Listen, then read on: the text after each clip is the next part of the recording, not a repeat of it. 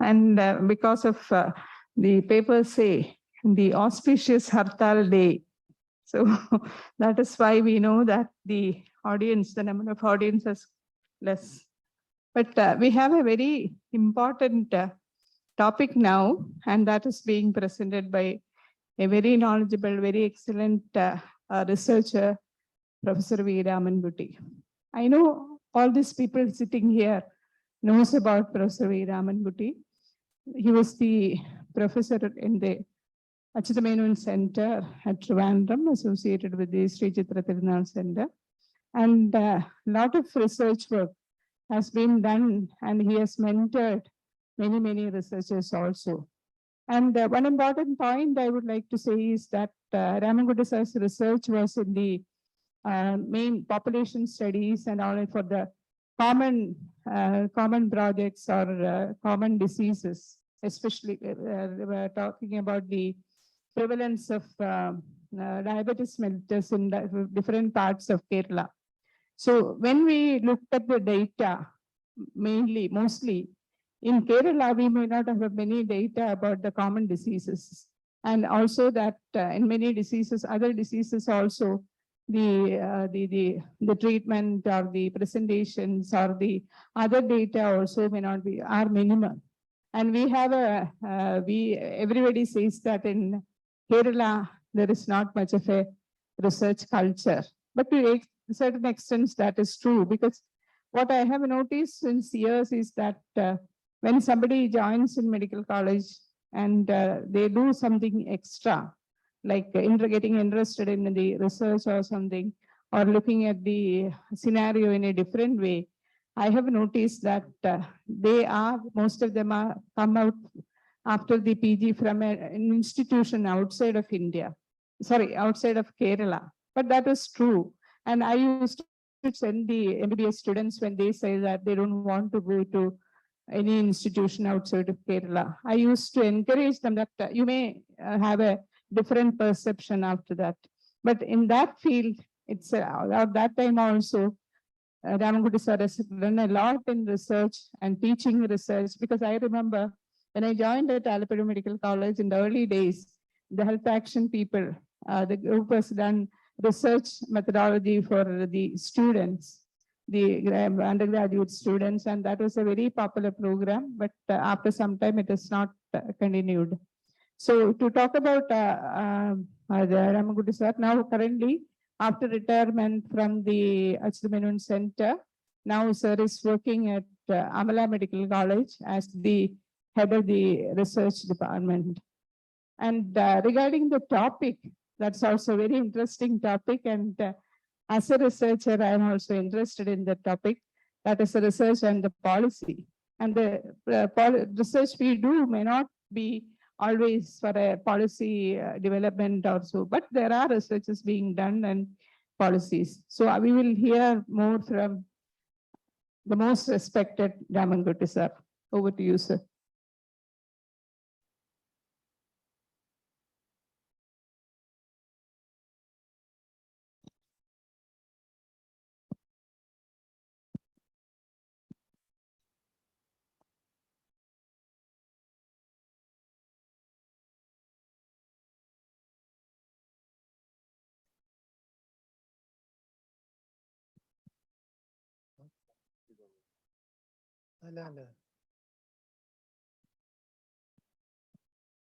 Morning.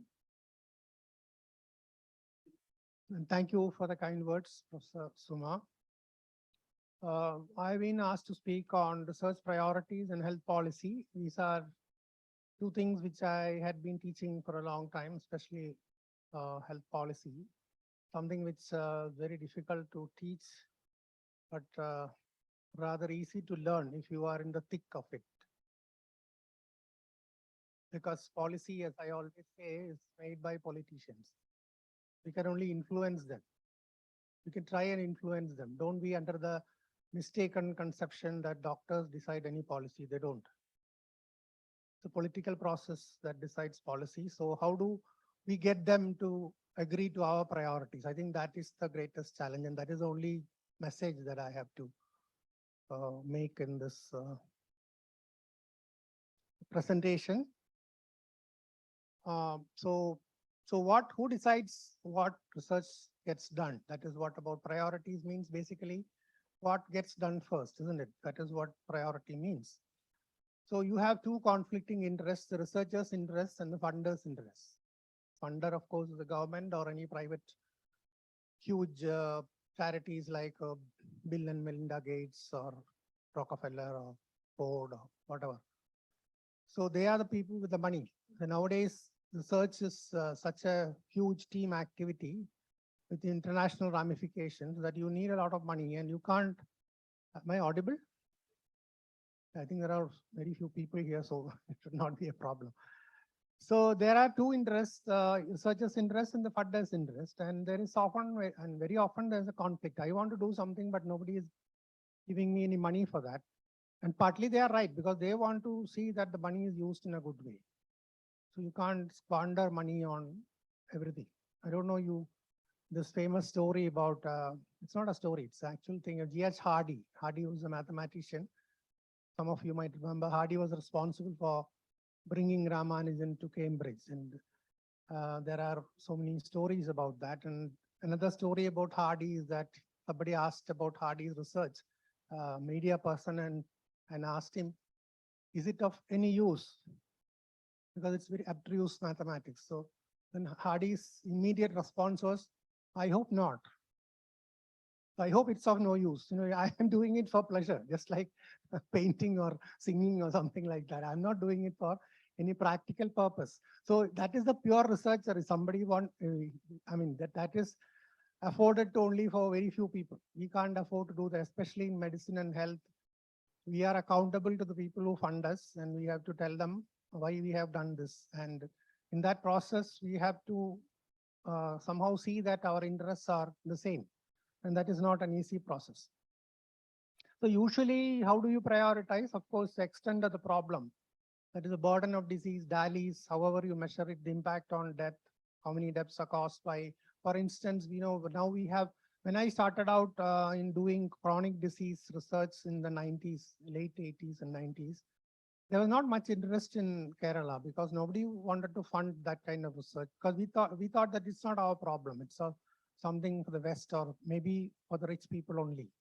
But later we found out that 40% of deaths in Kerala are caused by cardiovascular disease, which is a huge, so that is a very important thing. So we need to do, now of course it's not so difficult to, and you find a lot of projects being done on diabetes, heart disease and all the chronic diseases. So burden of disease is an important consideration for the policymaker. Impact of the problem in terms of mortality and morbidity. Now you have seen this in the time of COVID, which we had recently. That's the moment COVID broke out and it became such a widespread problem, because a lot of money flowed into research on COVID because that is the way it is, because that is the immediate problem, the immediacy of the problem, how urgent it is to solve it. And that is why we had so much of research on COVID. And I heard a podcast recently. I don't remember his name. The person who was, I think his name is Landry or something.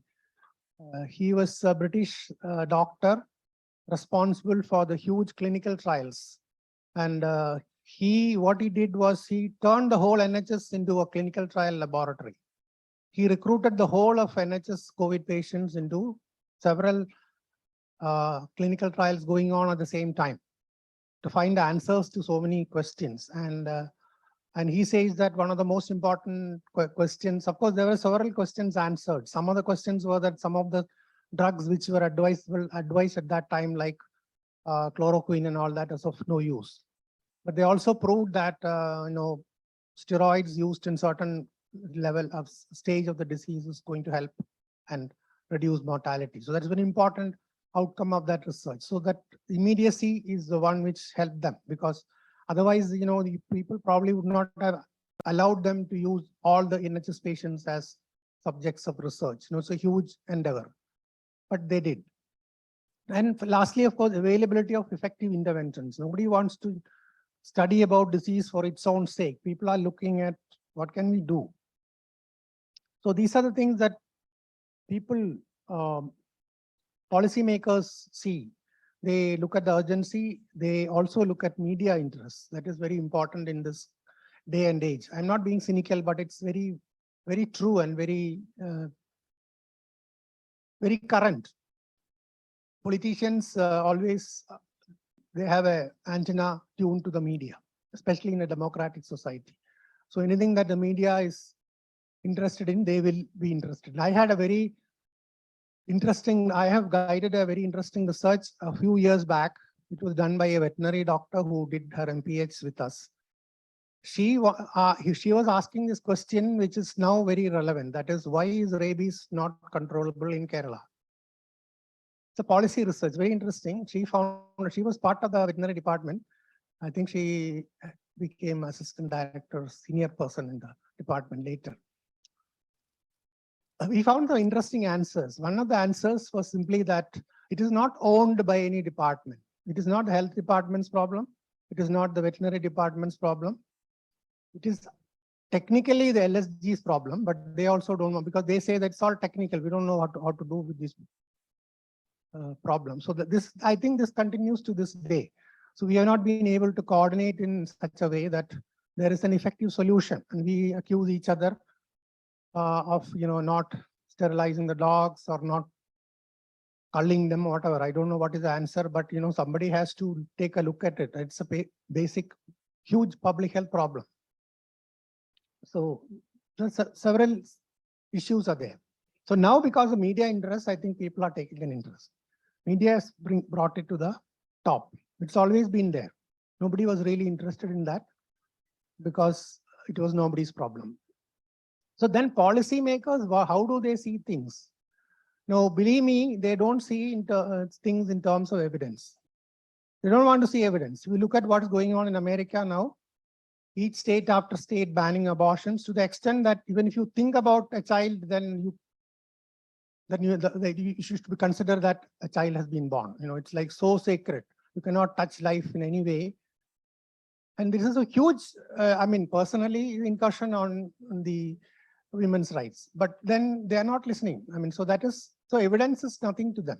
The evidence that even if you are raped and you are a result of rape or something, and then you have a child, you still cannot go for abortion. So that is a kind of laws that many American states are now putting in place. So it is ideology which is driving them, not evidence. So, and then values, ethics, all these are things, and the evidence comes only last. So what is our role? Our role is to try and inject evidence into these priority ideas. It is not an easy task. So ideology is a set of convictions which individuals hold and which guides their affiliations, actions, likes and dislikes. ദേവി ഇവിടെ parking വലിയ പ്രശ്നമാണ്. ഇപ്പൊ മന്ത്രിയുടെ വണ്ടി കൊണ്ടിടാനുള്ളിടത്ത് കൊണ്ട് ആരോ park ചെയ്തേക്കുന്നു. KL01 എന്ന് പറയുന്നത് നേരെ കോർച്ചില് KL01 BY 8245. ദേവി ഇതൊന്ന് പോയാൽ ഒന്ന് മാറ്റി തരണം.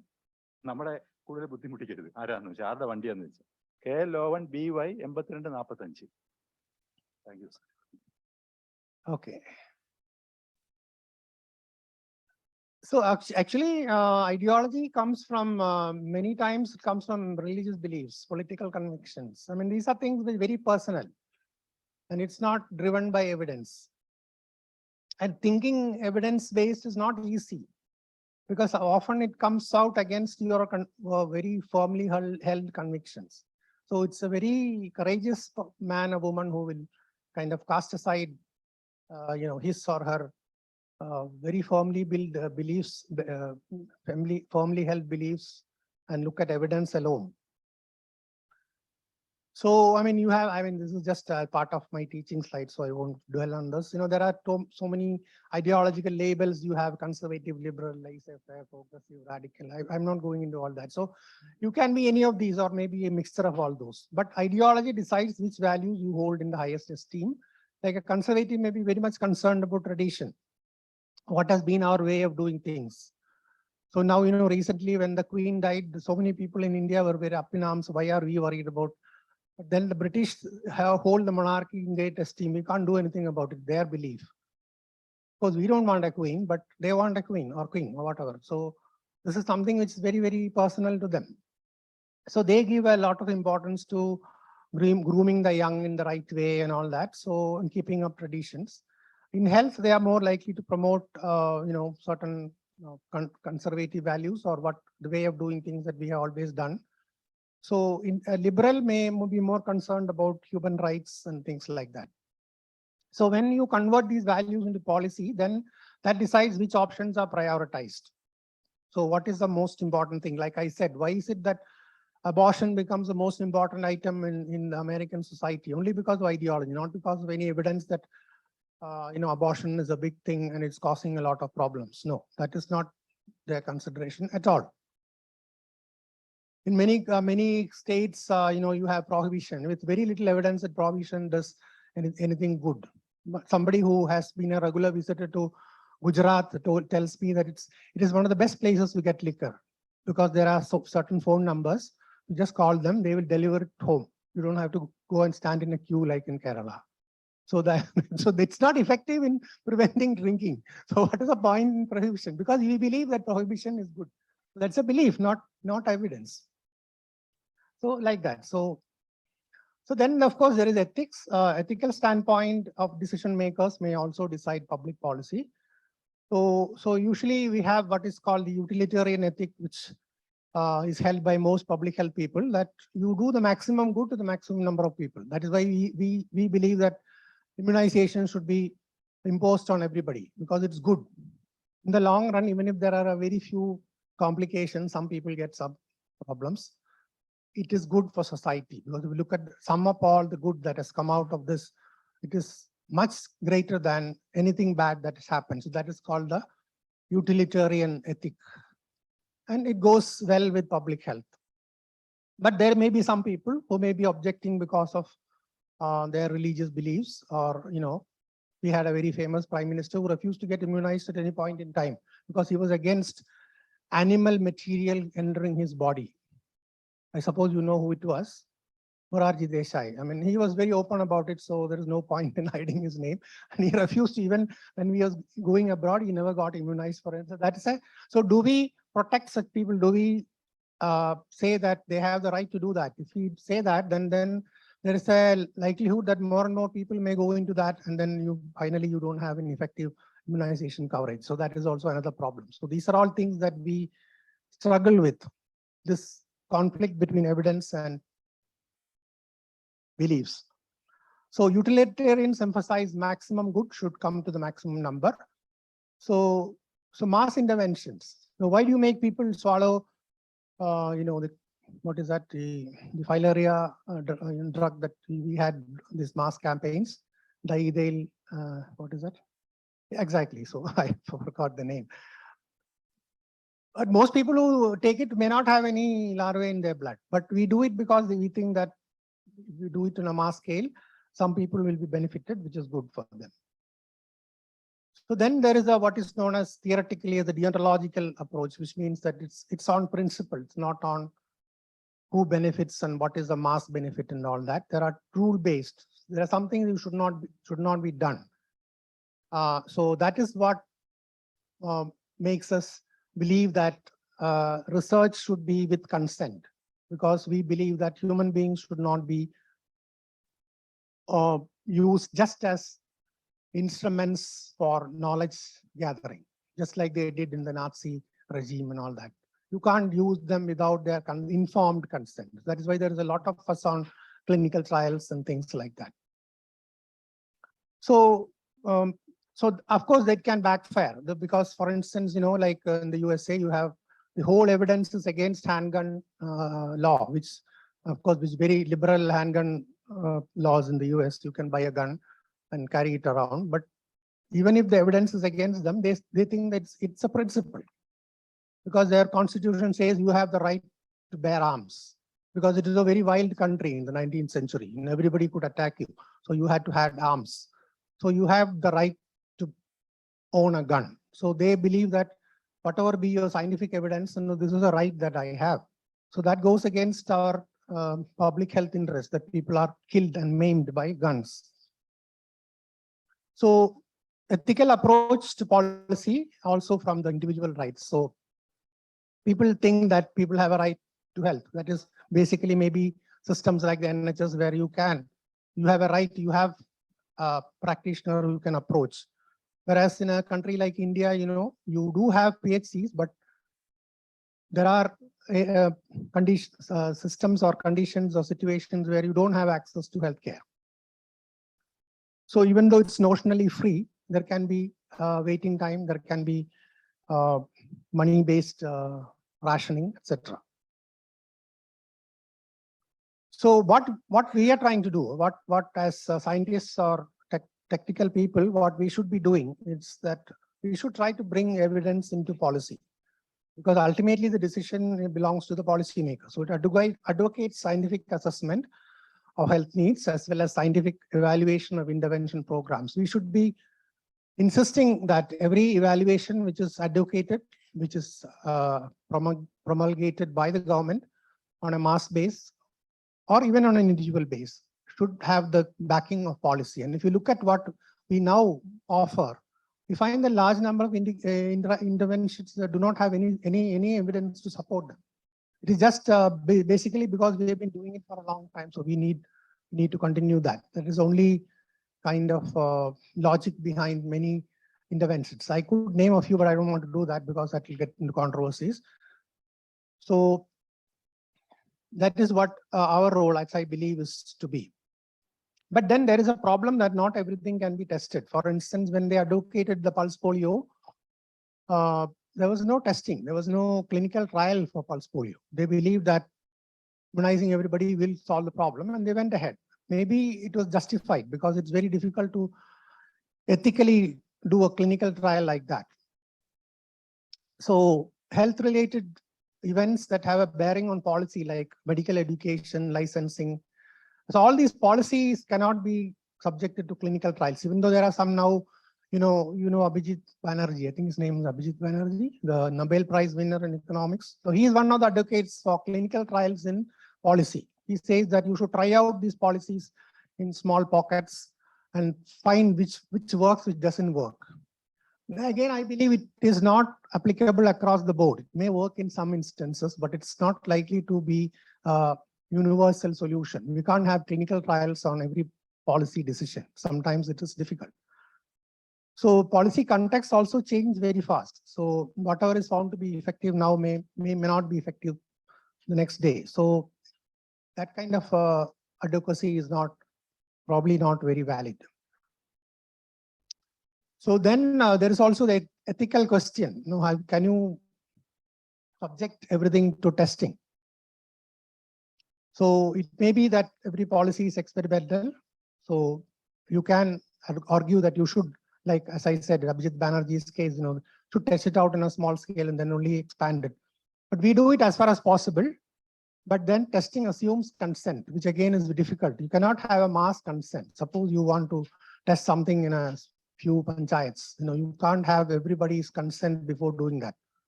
You can only have the panchayat's consent, which is probably not equivalent. So these are ethics issues which we struggle with, and there is no solution. I'm not saying that there is an answer. So evidence is usually evidence for efficacy, and most of our evidence generation is based around the clinical trial. And please remember, the clinical trial is designed in such a way that it is testing a very standardized intervention. A drug, when it is ready for testing, is very standardized. There is a dosage, there's a route of administration, and the people in whom you are going to. But many of the other mass scale interventions are not standardized like that. It cannot be. It's very difficult. So that may not be a good model for testing also. So equity impact also is something which we have to think about, because it may be available to only a few people. Like some of the vaccines, the more effective or more scientifically advanced types of vaccines were not available in India because of the cost. So the propagators of the policy always insist that the policy is evidence-based. Suppose, politicians will always argue that this is all evidence-based, we have some evidence, but it is our duty to really look at it and find whether it is really evidence-based or not. And we have to point out and tell them that these are the things which should be prioritized because there is very much a lot of evidence in favor. And these are the things probably you should be looking at with a lot of not a pinch of salt, but quite a lot of salt. And of course, public health or medicine, the health community, we all aim at harm reduction. So we are basically utilitarians. I remember the famous, an example, the case study, which we always teach in health policy. In Vancouver, there was during the height of the AIDS pandemic, there were a lot of drug users, intravenous drug users. And they started this needle sharing program because the thing was that if you use clean needles, your risk is lower. But then some politicians objected because you're promoting drug use. So can you do that? Is it ethical? But from the public health point of view, which is actually reducing more harm. Actually, if you give them clean needles, that is probably going to reduce more harm than preventing them, because they will use the needles anyway. So harm reduction becomes a very important consideration in any public health question. So ideology should be put aside, and we should force the policymakers to look at harm reduction. So this is the WHO diagram on research priorities. You plan, you implement, you publish, evaluate, and goes round and round like that. So you have to continuously evaluate what your interventions. So just to sum up, you always understand the political context of any policy and be flexible. So sometimes we may believe that something very strongly, but we may not be able to do that, or the research may have to be adapted to the politicians or the funders' interests, which is something that we have to live with. But when we do something, we should be transparent in why we have prioritized and how we have prioritized. I think that's all we can do. I think that is all we have. Thank you. Thank you, Professor Ramangutti, sir, for the excellent presentation. Sir has described on the priorities of research topic or subject, and also other factors like the ideology, ethics, evidence base, and he has explained in great detail. I think there will be a lot of questions. The topic is now open for questions and comments, please.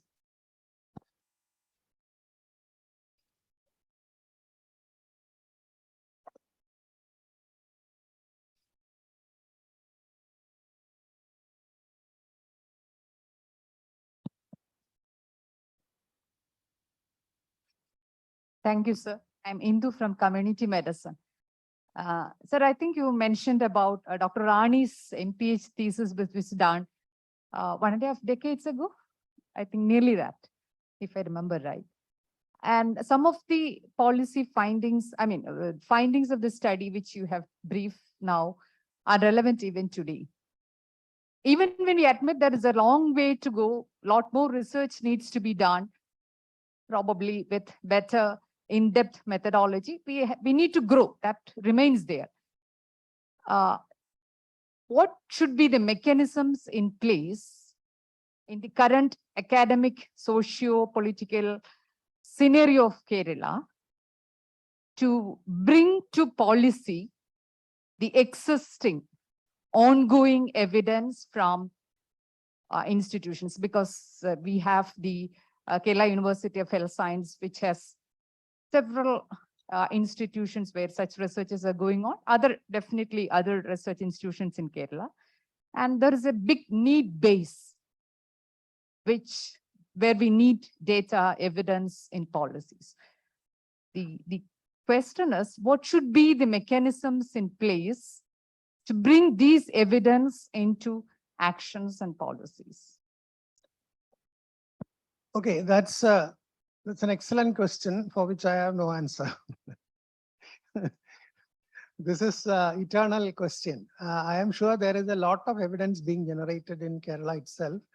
They're not a very research-oriented state, but still we do a lot of research, especially in the younger generation. A lot of people are doing a lot of things, but it is not being brought to the interest or the attention of policymakers, who should be able to fund more research on the same lines. I don't know what is the answer. Actually, the initiative should come from the policymakers side and they should. Yes, I think you should. She is asking me whether she, I mean, she has been a very passionate researcher for so many years and generated a lot of evidence on a very basic problem in Kerala, which it is all remaining in the publications. I don't think the government is even aware of what is happening there. So that is a usual state that we have.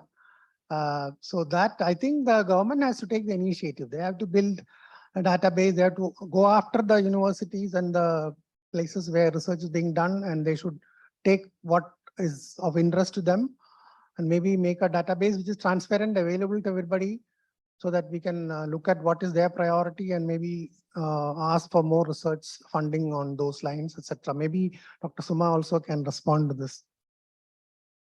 Thank you, sir. To say my experience, we have been doing research in lymphatic filariasis for the last 30 years. And initially, and even now, that is not the locally very much acceptable or appreciated. But we were lucky in that most of our research was by the WHO. The unit was also started by WHO. Through the normal process, like through health secretary, DME and all that, the research was started. So that was actually for several policy decision making. So I will just say that because you know that sir was telling about the LF prevention, the diethyl carbamazine and albendazole. That combination was studied in our center and also the pharmacokinetics. And so that led on to the combination being studied. Like currently we have a treatment for the patients with filariasis, which has been taken up world over, and we have become the main trainers for the endemic countries. So several things have happened.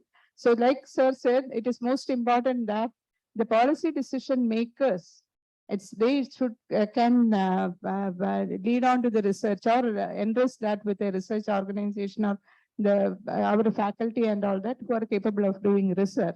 That should come from there also. And once we see tell the research and submit the report, it may not be that acceptable as it comes from the policymakers also. I am sure that many of us will be able to do it because it doesn't depend upon the medical college was considered to be a BPL medical college and lowest in stand.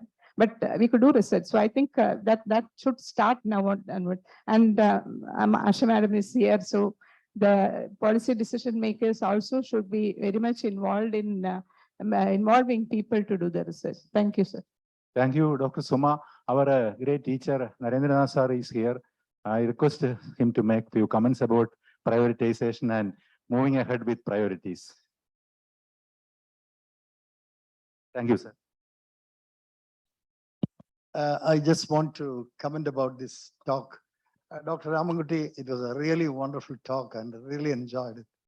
I would like I request Dr. Rajmohan to give a copy of this so that I can have it in my reference book. I think beautifully you presented the way different people look at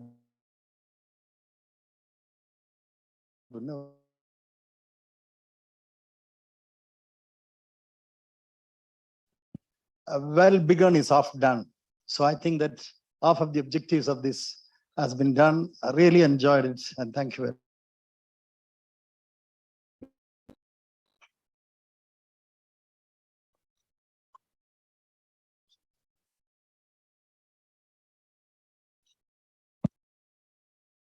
It's a comment. I think we need to include training to interact with policymakers. All researchers should be equipped to have an interface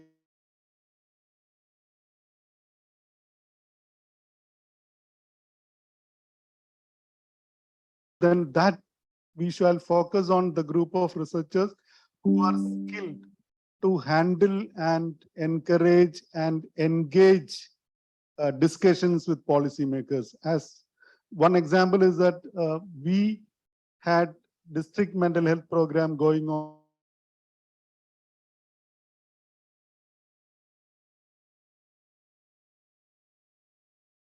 in districts. So that requires engagement with policymakers and administrators. I'm sure may not engaging with researchers. Researchers, on the other hand, may not be very skilled in engaging policymakers and political people's representatives. So there is a need to build that skill, and we propose that we might start this in a small way. The interface between administrators and researchers is a skill which any aspiring researcher should have. Thank you, sir. In response to that, Shaji, what I would like to say is this is something which is very well known in the policy literature.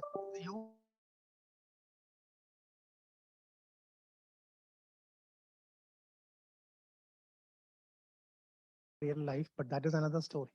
But I always used to show them, there is a very beautiful episode in the Yes Prime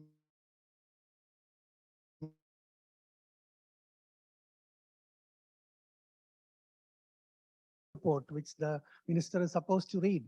And it's like this thick. And the scientist comes and says, have you read my report? And he says, yes, yes, I have read the report. He has not read one line of that report, but he's not going to read it also. So to put it in a nutshell, what we tell the students, and also all the literature emphasizes, is that so we go by, the problem statement, the methodology, data, the results, conclusions. Now, what people want, the policymaker wants, what is the conclusion? You should lead with that. So what have we found, and what is the intervention we are proposing? And then if they ask you, how did you reach this? Then only you go back to methodology, because they are not interested in the methodology. And they probably won't understand also. So tell them what is to be done. And many people, that way, many politicians may be ready to do. If they have a very good intervention, which they can kind of, project as their own idea, they'll be very happy. So your job is to give it to them. That's all we can do.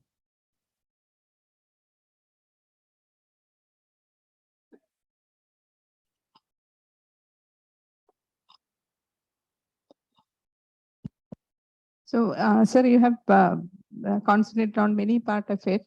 So would you like to say something in after this excellent presentation as an advice to the upcoming researchers? The central problem that I was asked to discuss, maybe we deviated a little from that, is how do we prioritize research? But I was not very clear whether the question is from the policymaker side or from the researcher's side. So from the researcher's side, unfortunately, especially as I mentioned, nowadays medicine, public health research is a team effort. And you need a lot of funds. So unless there is funding, you may have a wonderful idea, but nobody is going to support it. Then you probably will not be able to do that research. So you have to build your base. You have to kind of pick an area where you are likely to receive funds, and then build up that area, find the questions which are relevant there, and then slowly build up your reputation. And you might come to a stage where even if you're proposing nonsense, people will fund you. There are such people also, if you become so very important, anything you say will be accepted. So that is also human nature. And I always tell about, this is completely different because something of my interest, a very famous artist called Willem de Kooning. So de Kooning became demented in old age. He did not know anything about, but his caretaker was a very clever guy. So he used to dress him up in front of a canvas and put some paints in front of him. He will do something and it will sell for millions of rupees because he was able to sign de Kooning in the bottom. So that's all that is needed.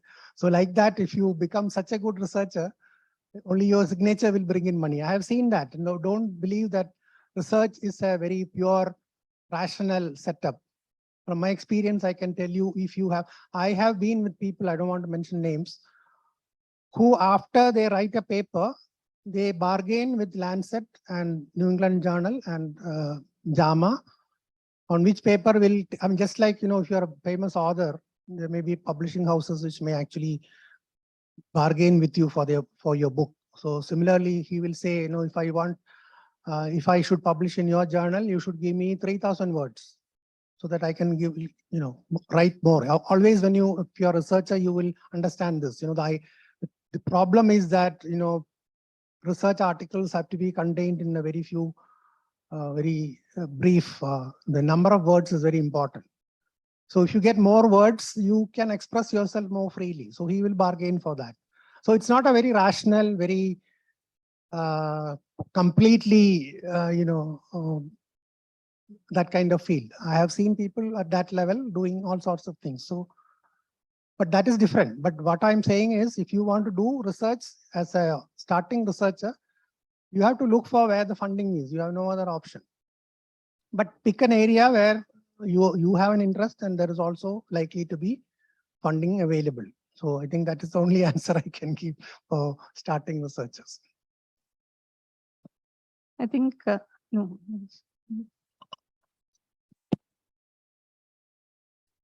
I'm Dr. Jagadishan, retired deputy DHS. Sir. So you elaborated in detail the multiple parameters deciding the priorities in research. In the current Indian scenario, in your opinion, what are the critical parameters, especially under the current government? One more question, sir.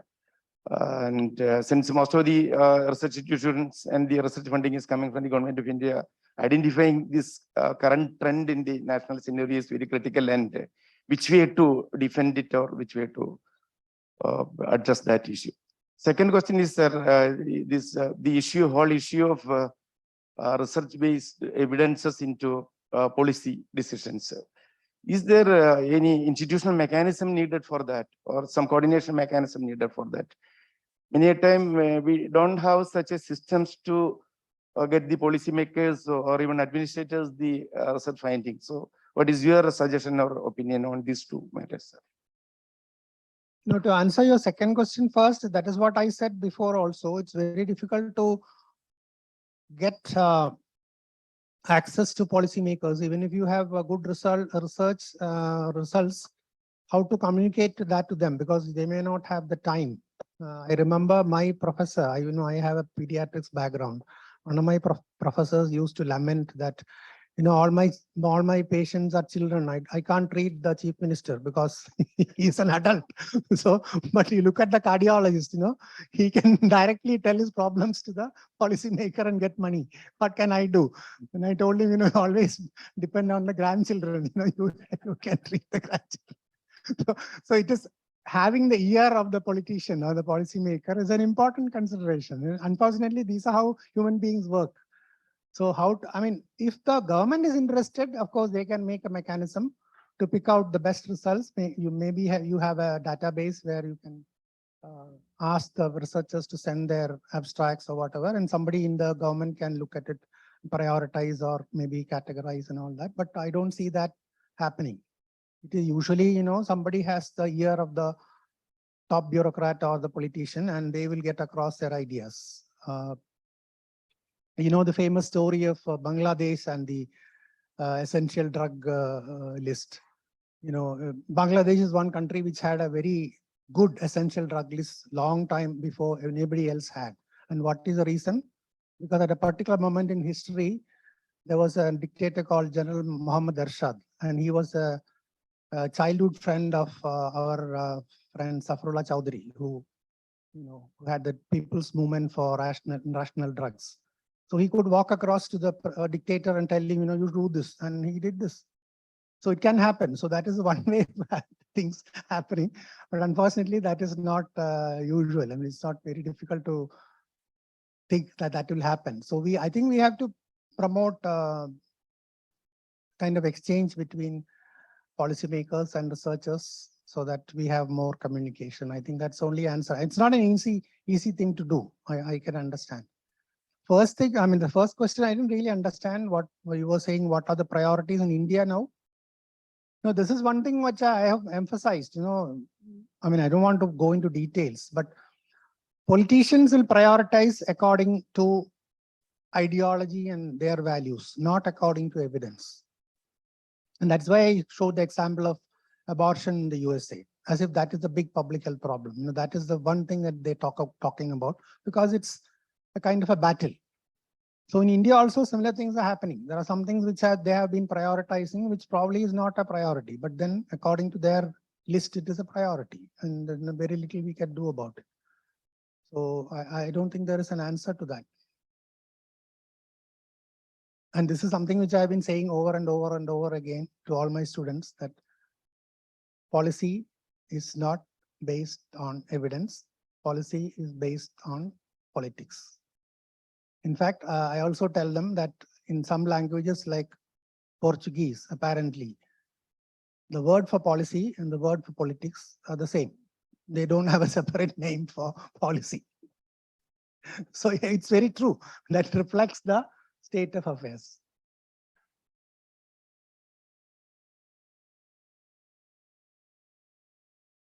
I think we can close. I think if there are no more questions or comments, we can wind up this session. Thank you, sir, for the excellent presentation that is being filled with a lot of practical points.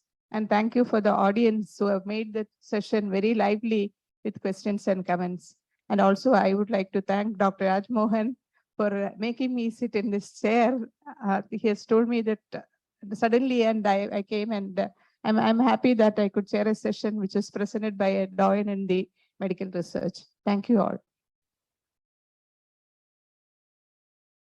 So that was the end of the first session. Thank you, Dr. Ramankuti and Dr. Sumamam for the presentations. Thank you. The next session is inaugural function. We are waiting for the Honorable Minister to come.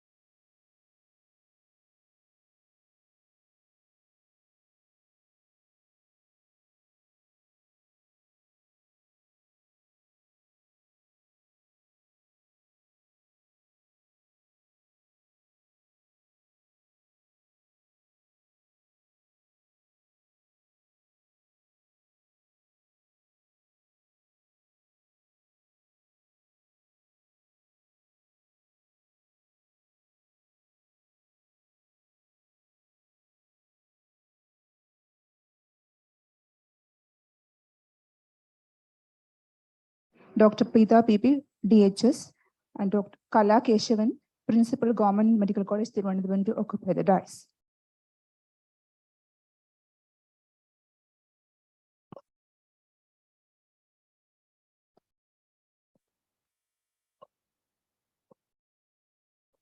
I request the audience to rise for the Coas anthem.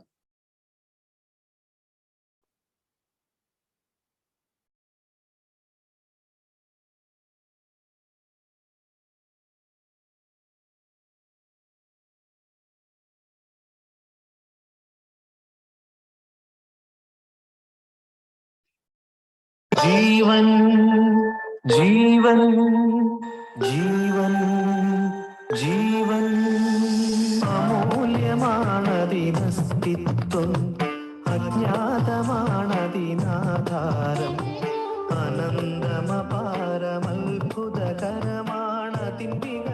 आनन्दमपारमल्पुदकरमाणतिम्बिकस्वरवैविध्यम् नाडी स्पन्दन ताळं ताळं हृदयमिडिप्पिन् स्वररागम् ഇരുട്ടകന്നൊരു ശാസ്ത്രയുഗത്തിൻ കരങ്ങൾ നീട്ടിയ സംഗീതം മനോജ്ഞ വിസ്മയമാകാണത്തിന് ശ്രുതി നീട്ടുന്നവരീനങ്ങൾ തിരിനീട്ടുന്നവരീനങ്ങൾ പ്രപഞ്ച ചേതന വസുന്ധരയ്ക്കായി കനിഞ്ഞു നൽകിയ സമ്മാനം ഓരോ പ്രാണതലങ്ങളിലെഴുതിയ നിഗൂഢമന്ത്രരഹസ്യങ്ങൾ തിരിച്ചറിഞ്ഞൊരു ശാസ്ത്രമിതെന്നും തലോടി മാറ്റും വേദനകൾ നിതാന്ത ജാഗ്രതയോടരികത്ത്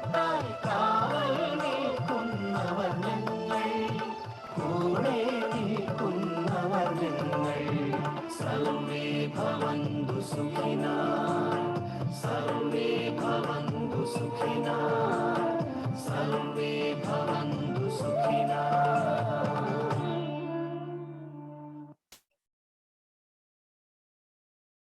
Now, I invite Dr. K. Rajamohanan, Professor in Charge, School of Public Health, for the welcome speech.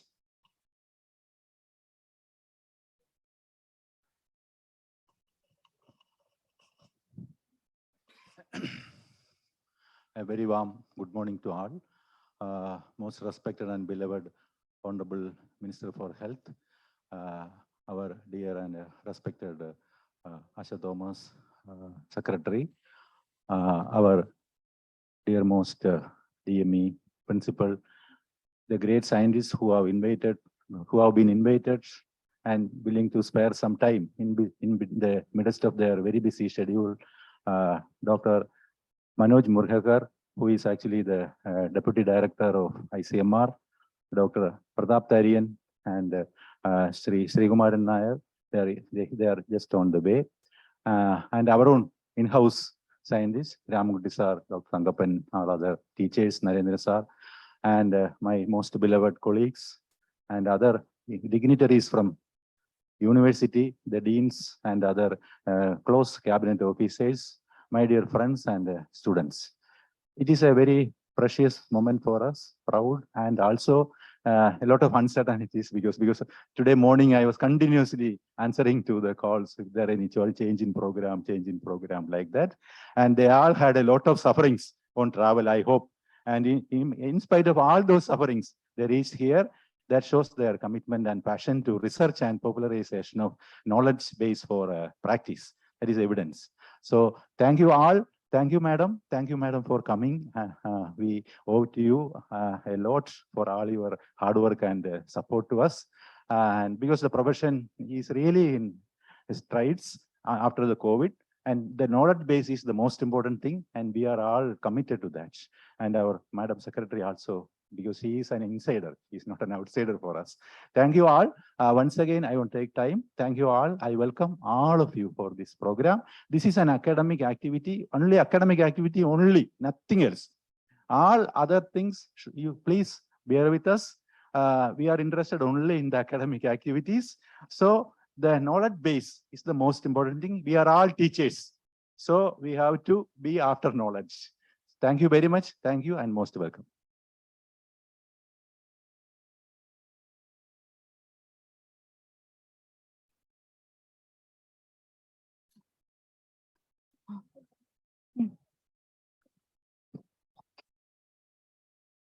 So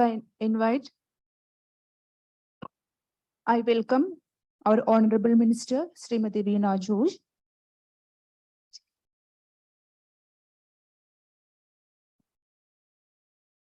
And Chair Dr. Mohanan Kundumal.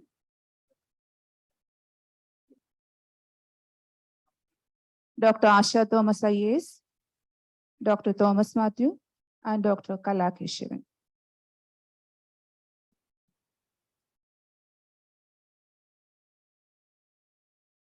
As a Japanese proverb says, better than 1,000 days of diligent study is one day with a great teacher. And he is a true leader who has the confidence to stand alone, courage to make decisions, and compassion to listen to the words of others. And we have Honorable VC, Dr. Professor Mohanan Kundumal with us, and I invite you, sir, for the presidential address.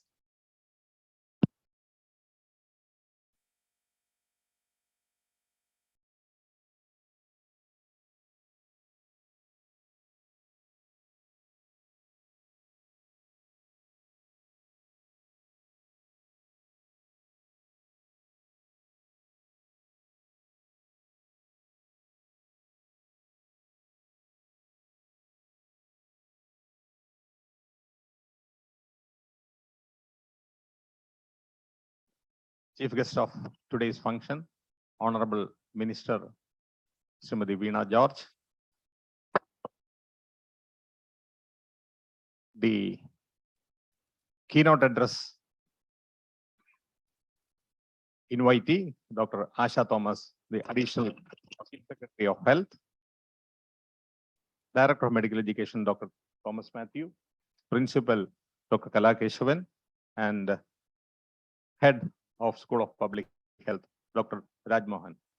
Kerala University of Health Sciences is extremely happy and proud to organize the National Clinical Epidemiologists Meet and Workshops in Trivandrum Medical College, which is celebrating its 70th anniversary. This is the first medical college of the state, and therefore we are extremely proud to have this program in this very hall where I also started my MBBS career. Kerala University of Health Sciences, of course, is a young university of 11-year age. But within that short period, we could establish a name as one of the better health universities in the country in terms of its academic program and the quality of the graduates. And the first medical college in Kerala, Trivandrum Medical College, has got an international repute. It has produced great doctors and great researchers who are doing research outside this medical college. But unfortunately, medical colleges in Kerala and the young university does not have a big name in the field of research. This is a reality. And therefore, we have been doing various attempts to encourage research. And this meeting is part of that endeavor. In fact, small interventions were made. Last governing council decided to encourage undergraduate research. We are going to give a small scholarship of 10,000 rupees to undergraduate students for 1,000 students in the university. We have got 3 lakh students, but this is a small intervention. Now, again, we are going to conduct research methodology classes for undergraduate students. Now with the COVID and now we know the online education system, it's extremely useful. Now we are going to introduce that, the course material and everything is ready. Now postgraduates in various institutions are publishing and the faculty are also publishing. In order to encourage them, in order to support them, publish articles by the university teachers, we will be giving them cash prize, which also has been decided. Now, the university has got a School of Public Health right in Trivandrum, which is organizing this program. And a standalone building is coming up, which will be inaugurated within a year. And Ayurveda, definitely Kerala has got a great name, but not big research is happening in Ayurveda.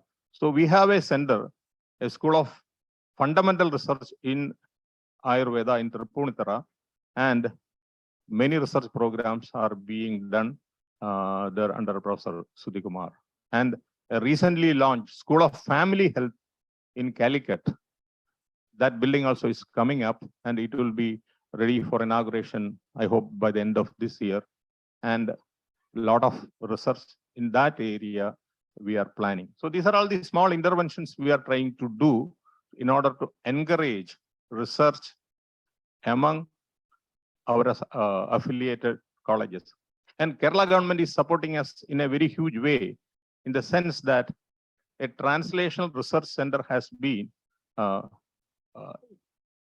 proposed, and we hope that it will be awarded soon in the Kerala University of Health Sciences. 20 crore has been earmarked in the last year's budget. And once that comes through, we will have a excellent translational research center within the university campus in Thrissur. We are collaborating with various other universities, including Veterinary University. Veterinary University is establishing a center of excellence in One Health. And there, the Kerala University is a partner. So together, veterinary, agriculture, forestry, and these universities, I hope we will be able to deal with the various zoonotic diseases which we are facing, including COVID. So this is one area university is going to focus in a big way. And the Translational Research Center, we propose to do research on non-communicable diseases, aging, And these are all the biggest problems, challenges the state is facing. So this meeting is really intended to improve the research and the attitude to do research among the undergraduates and postgraduates. In fact, there have been various opinions said by experts. Why India is behind in research when compared to rest of the world is that after independence, several standalone research institutions were created in India. And they are not connected with the universities. They are not connected with the colleges. We have extremely good standalone research centers where research is happening. And we have got educational institutions where there is no funding. There is no culture of research. And so the researchers are disconnected with the students in the colleges. This is a reality. And this disconnect can be solved if research is directly funded to the universities, and universities should become research centers.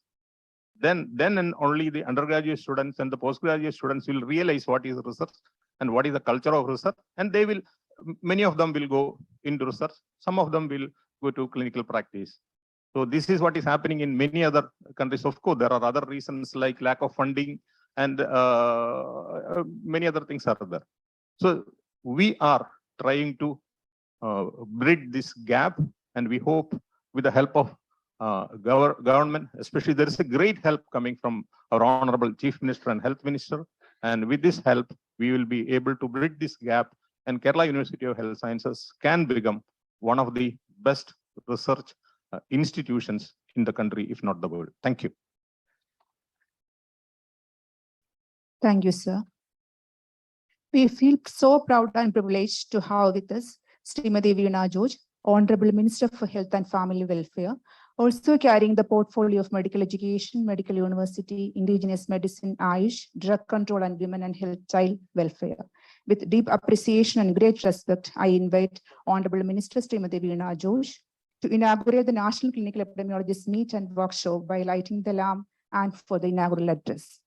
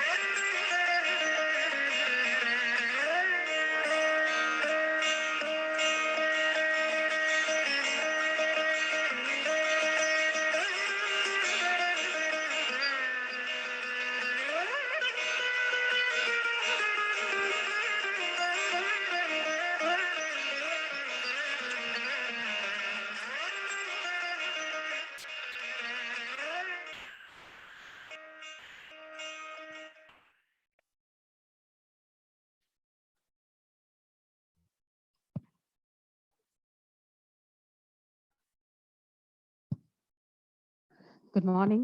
എല്ലാവർക്കും നമസ്കാരം. ബഹുമാന്യനായ യോഗാധ്യക്ഷൻ, കുഹാസിന്റെ vice chancellor doctor Mohanan Kunnummal, ഏറ്റവും ബഹുമാനിയായ additional chief secretary medical education doctor Asha Thomas IAS, ബഹുമാന്യനായിട്ടുള്ള DME doctor Thomas Mathew, ബഹുമാന്യനായിട്ടുള്ള doctor Rajmohan, Thiruvananthapuram government medical കോളേജിന്റെ പ്രിൻസിപ്പൽ ഡോക്ടർ കലാകേശവൻ, ബഹുമാന്യരായിട്ടുള്ള ഡോക്ടർ V.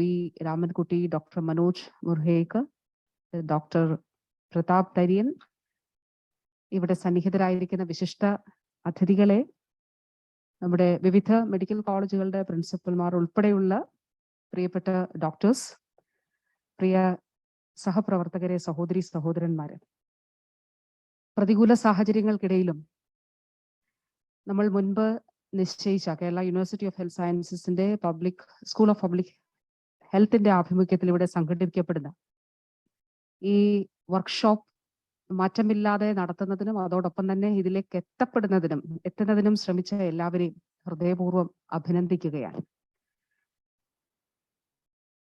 ഞാൻ നമ്മുടെ രാജ്യം കണ്ട അല്ലെങ്കിൽ കേരളം കണ്ട ഏറ്റവും പ്രഗത്ഭനായിട്ടുള്ള ഒരു പ്രഭാഷകനാണ് സുകുമാർ അഴീക്കോട് മാഷ്. അപ്പൊ അദ്ദേഹത്തോട് ഒരു ദിവസം ഒരാൾ ചോദിച്ചു, എന്താണ് മാഷെ ഇങ്ങനെ വളരെ ക്ഷീണിതനായിരിക്കുന്നല്ലോ എന്ന് ചോദിച്ചപ്പോൾ പറഞ്ഞു, ഈ സ്വാഗത പ്രസംഗങ്ങൾ എന്നെ ക്ഷീണിപ്പിച്ചിരിക്കുകയാണ് എന്ന് പറഞ്ഞു. ഞാൻ ഈ അടുത്ത കാലത്ത് കേട്ട വളരെ കാര്യമാത്ര പ്രസക്തമായ മനോഹരമായിട്ടുള്ളൊരു സ്വാഗത പ്രസംഗമായിരുന്നു ഡോക്ടർ രാജ്മോഹൻ. കാരണം നമ്മൾ ഈ വിശേഷണങ്ങൾ കേൾക്കുമ്പോൾ എന്നെ സംബന്ധിച്ചൊരു ജാള്യമാണ്. ഈ വേദിയിൽ ഇരിക്കുമ്പോൾ അത് ഏത് ഈ അഡ്ജക്റ്റീവ്സ് ചേർത്ത് പറഞ്ഞുകൊണ്ടിരിക്കുമ്പോൾ അതൊരു അസ്വസ്ഥതയാണ്. പക്ഷെ വളരെ മനോഹരമായി അങ്ങ് പറഞ്ഞ എല്ലാ സ്വാഗത പ്രസംഗങ്ങൾ ഒറ്റ വാക്കിൽ മതി, പേരുപോലും പറയേണ്ടതില്ലെന്നാണ് എൻ്റെ പക്ഷം. നന്ദിയും അതുപോലെയാണ്. അപ്പോ ഞാനത് പറഞ്ഞു പോയതാണ്. ഏത് ശാഖയെ സംബന്ധിച്ചിടത്തോളം ആ ശാഖയുടെ പുരോഗതിക്ക് ഗവേഷണം അനിവാര്യമാണ്. അല്ലെങ്കിൽ കെട്ടിക്കിടക്കുന്ന ഒരു വെള്ളം പോലെയാണ്, ഒഴുക്കില്ലാത്ത, അകത്തേക്കും പുറത്തേക്കും നീരൊഴുക്കില്ലാത്ത കെട്ടിക്കിടക്കുന്ന, സ്വാഭാവികമായി ആകുന്ന അല്ലെങ്കിൽ അങ്ങനെയുള്ള ഒരു ജലാശയം പോലെയാണ് ഗവേഷണം ഇല്ലാത്ത ഏത് ശാസ്ത്രശാഖയും. അങ്ങനെ എക്സിസ്റ്റ് ചെയ്യാൻ ഒരു ശാസ്ത്രശാഖയ്ക്കും കഴിയുകയില്ല. അപ്പോൾ ചികിത്സാ രംഗത്തെ സംബന്ധിച്ചിടത്തോളം, വൈദ്യശാസ്ത്രത്തെ സംബന്ധിച്ചിടത്തോളം ഏറ്റവും പ്രധാനപ്പെട്ട കാര്യമാണ് ഗവേഷണം.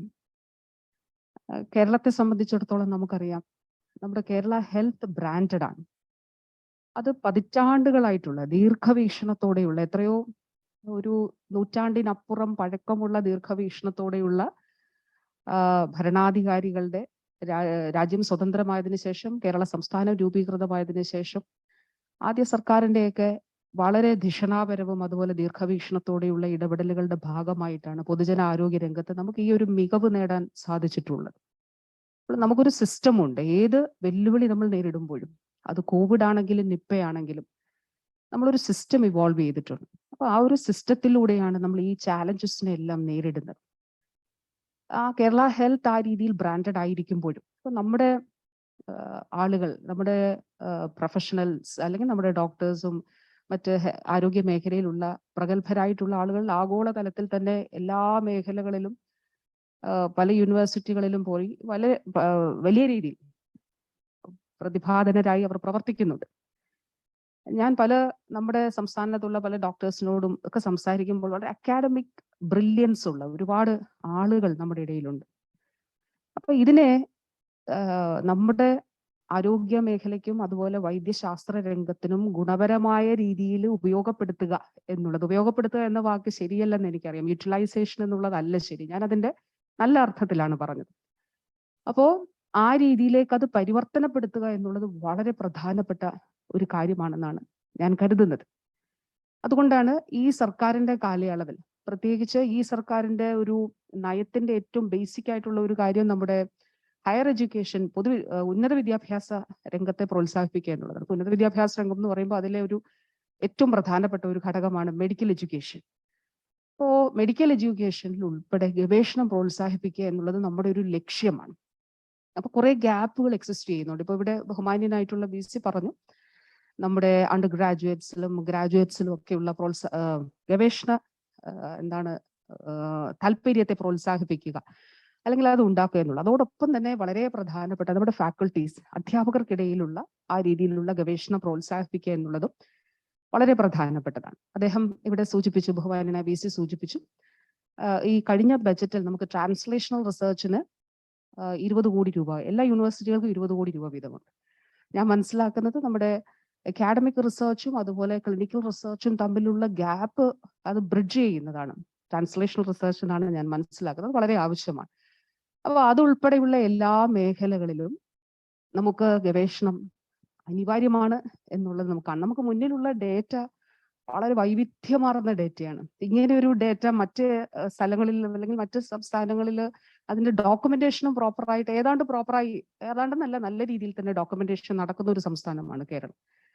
അപ്പൊ ഇത് വ്യക്തിപരമായി അവരവരുടെ ഒരു അക്കാഡമിക് പ്രതിഭയെ മുന്നോട്ട് കൊണ്ടുപോകുന്നതിനും അതോടൊപ്പം തന്നെ നമ്മുടെ ആരോഗ്യ മേഖലയെ മുന്നോട്ട് കൊണ്ടുപോകുന്നതിനും രാജ്യത്തിനും സംസ്ഥാനത്തിന് മാത്രമല്ല രാജ്യത്തിനും ആ കോൺട്രിബ്യൂഷൻസ് നൽകുന്നതിന് വേണ്ടി അത് അനിവാര്യമാണ് എന്നുള്ളത് കാണുകയാണ്.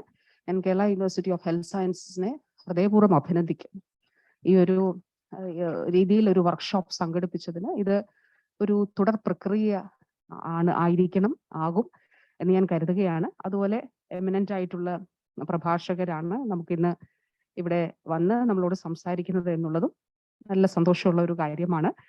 ഇതിനിടയിൽ നമ്മുടെ ഒരു കോവിഡ് കാലത്തെ എക്സ്പീരിയൻസസിന്റെയും അനുഭവങ്ങളുടെ ഒരു നേർസാക്ഷ്യം അതും ഡോക്യുമെന്റ് ചെയ്യപ്പെട്ടിട്ടുണ്ടെന്ന് കരുതുന്നില്ല. അത് നമ്മളിവിടെ എക്സിബിറ്റ് ചെയ്യുന്നുണ്ട്. ഓക്കെ, അപ്പൊ അതിലും എല്ലാവിധമായിട്ടുള്ള അഭിനന്ദനങ്ങളും. നമുക്കൊരു സർക്കാർ തലത്തിലൊരു ഡോക്യുമെന്റേഷൻ കോവിഡിന് നമ്മൾ ആരംഭിച്ചിട്ടുണ്ട്. അത് നമുക്ക് മാത്രമല്ല വരും തലമുറകൾക്കും അത് പ്രയോജനകരമാണ്. ഡോക്യുമെന്റേഷൻ ഇൻ ദ സെൻസ് അതിന്റെ ചർച്ച ആരംഭിച്ചിട്ടുണ്ട്. അത് പൂർണ്ണതോതിൽ നമുക്കുണ്ട്. അതിനെ ഒരു ഡോക്യുമെന്റ് ആക്കുന്നതിന് വേണ്ടിയിട്ടുള്ള പ്രവർത്തനങ്ങൾ ആ രീതിയിലേക്ക് നമുക്ക് ആലോചിച്ചിട്ടുണ്ട് എന്നുള്ളതാണ്. ഞാൻ വാക്കുകൾ ദീർഘിപ്പിക്കുന്നില്ല. എല്ലാ ആശംസകളും. നിങ്ങളുടെ ഓരോരുത്തരുടെയും ഉള്ളിലുള്ള ഗവേഷണ ത്വരയെ ആണ് നിങ്ങളെ ഈ ദിവസം ഇവിടെ എത്തിച്ചിരിക്കുന്നത് എന്നുള്ളതാണ് ഞാൻ മനസ്സിലാക്കുന്നത്. അതിനെ ഞാൻ ഏറ്റവും ആദരവോടുകൂടി കാണുന്നു. അത് നിശ്ചയമായിട്ട് നമ്മുടെ ആരോഗ്യ മേഖലയിലെ ഗവേഷണ രംഗത്തെ മുന്നോട്ട് നയിക്കും എന്നാണ് ഞാൻ പൂർണ്ണമായി വിശ്വസിക്കുന്നത്. ഗവൺമെന്റിന്റെയും ആരോഗ്യ വകുപ്പിന്റെയും എല്ലാവിധമായിട്ടുള്ള പിന്തുണയും. ഞാൻ ഇവിടെ വെച്ച് തന്നെ നമ്മുടെ അലംനായി പൂർവ്വ വിദ്യാർത്ഥികളുടെയൊക്കെ നേതൃത്വത്തിൽ ഒരു ഗവേഷണം സംബന്ധിച്ചിട്ടുള്ള ഒരു സെമിനാർ വർക്ക്ഷോപ്പ് നടന്നപ്പോൾ യങ് റിസർച്ചേഴ്സിന് നമ്മൾ സപ്പോർട്ട് ചെയ്യാം എന്ന് പറഞ്ഞിരുന്നു. അതോടൊപ്പം തന്നെ നമുക്ക് എന്തൊക്കെ കാര്യങ്ങൾ ഗവൺമെന്റിന് ചെയ്യാൻ കഴിയും എന്നുള്ളതിൽ അതിൽ പൂർണ്ണമായ പിന്തുണ നിശ്ചയമായിട്ടും ഉണ്ടാകുമെന്ന് മാത്രം പറഞ്ഞുകൊണ്ട് ഔപചാരികമായി എല്ലാവരോടും ഉള്ള ആദരവും അറിയിച്ചുകൊണ്ട് ഔപചാരികമായി ഉദ്ഘാടനം നിർവഹിക്കുന്നതായി അറിയിച്ചുകൊള്ളുന്നു. നന്ദി, നമസ്കാരം. Thank you very much for your words of wisdom. School of Public Health has prepared a document on COVID experience of Kerala. I request the Honorable Minister to release the document. I also request Honorable VC to hand over the document to the Minister.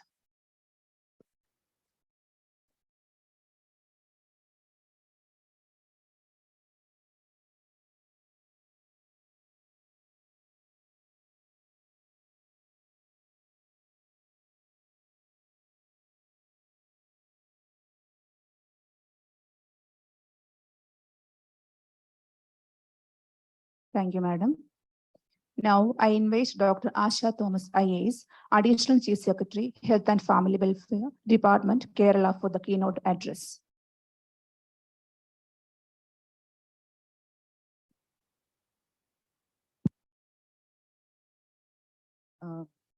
Good morning.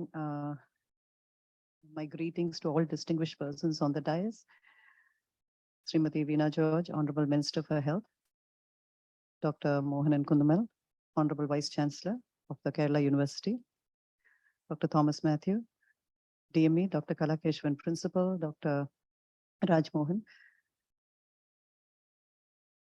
Even though I'm not naming everybody by name, my greetings to all the people in the audience, especially the people who have come here as speakers on the occasion.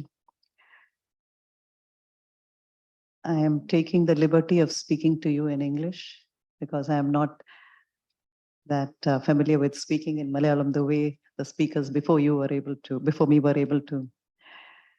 I commend the VC, Dr. Mohanan, for organizing this seminar around a very important topic. As the Honorable Minister just mentioned, we have been discussing the need of encouraging research in medical colleges for a while now. Though we haven't gone ahead with operationalizing those suggestions as fast as we should have done. There has been some mention about the fact that we don't have a research culture in our colleges. That is absolutely true, and we know it. We see research as a niche activity, something that a very few people who might be interested in it, but most of us do it as a activity we have to do for the sake of our promotions or for a certain career move. We don't even understand research as part of our daily life. Yet we always deal with research. Suppose you want to buy a new car, what do? You go out, you ask your friends, you ask for recommendations, you read up about the latest models in a car magazine, you check out the local showroom, you ask the guy there for recommendations and advice. And finally, you collate all the information you got, you make a cost benefit analysis. Does the happiness involved in showing off this car at the next get together of your colleagues, does it outweigh your seriously reduced bank balance? And finally, you come to a conclusion. And if you ultimately go out and buy the car, well, you have done translational research. So, but this is obviously not scientific research. And obviously we cannot use this sort of anecdotal evidence to make decisions for other people in society. We who are in positions of influence over other people's lives, we have to be careful with what data we use for our decision making and how we translate that into practice. So why is it that we are still talking about research? Why do we doctors still have to be educated about research? India does not have a broad research base. Just now, I think Dr. Rajmohan was speaking about the fact that Dr. Kundamal was talking about the fact that we do have a few institutions which do research, standalone institutions, and they are among the best in the world. But as a broad base, we have not valued research. In our schools, in fact, even before that, when we raise our children, we do not encourage them to find out anything on their own. We feed them information. In our schools, we don't expect students to learn anything on their own. We encourage them for memorizing and spitting it out. In fact, if a student writes an answer in an exam which is different from what is in the textbook or in the notes, he's penalized for it. So in a culture like this, we don't really encourage independent thinking, let alone research. And suddenly, in fact, this goes on all the way up to college level. And suddenly they come to a medical college or they get to a PG course and we expect them to do research. There was a perspective paper of the planning board, which mentioned that most of what we do as research is just a glorified audit. I have seen many of the papers which are published by faculty here in the name of published papers. Do you know how many of them are just case reviews? In fact, you can now publish a paper on a single case, descriptive case study, single case. And even that is considered acceptable.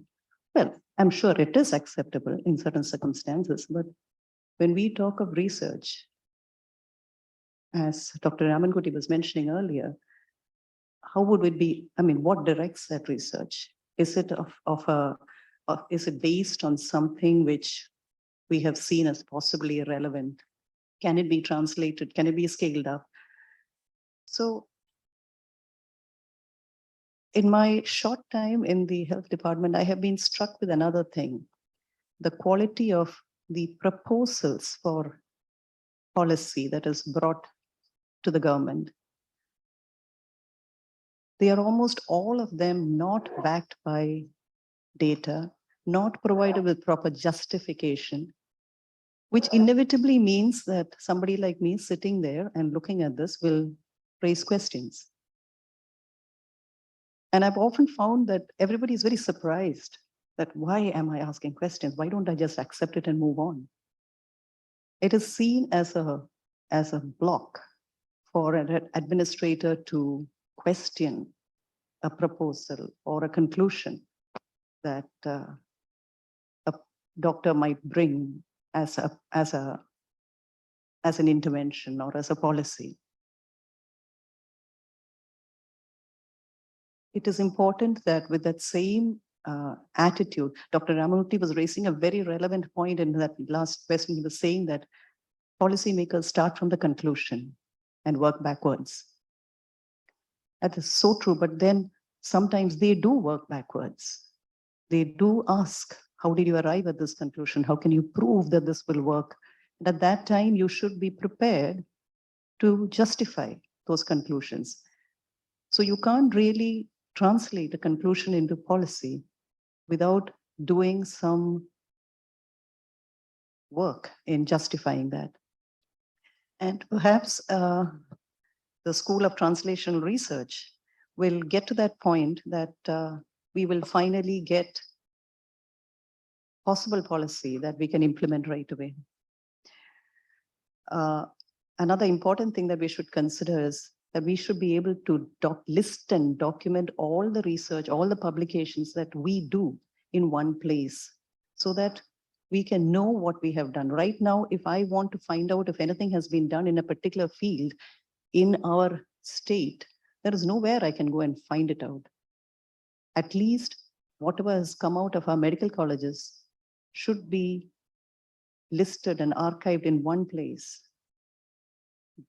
And with, so that you can search by topic and get it.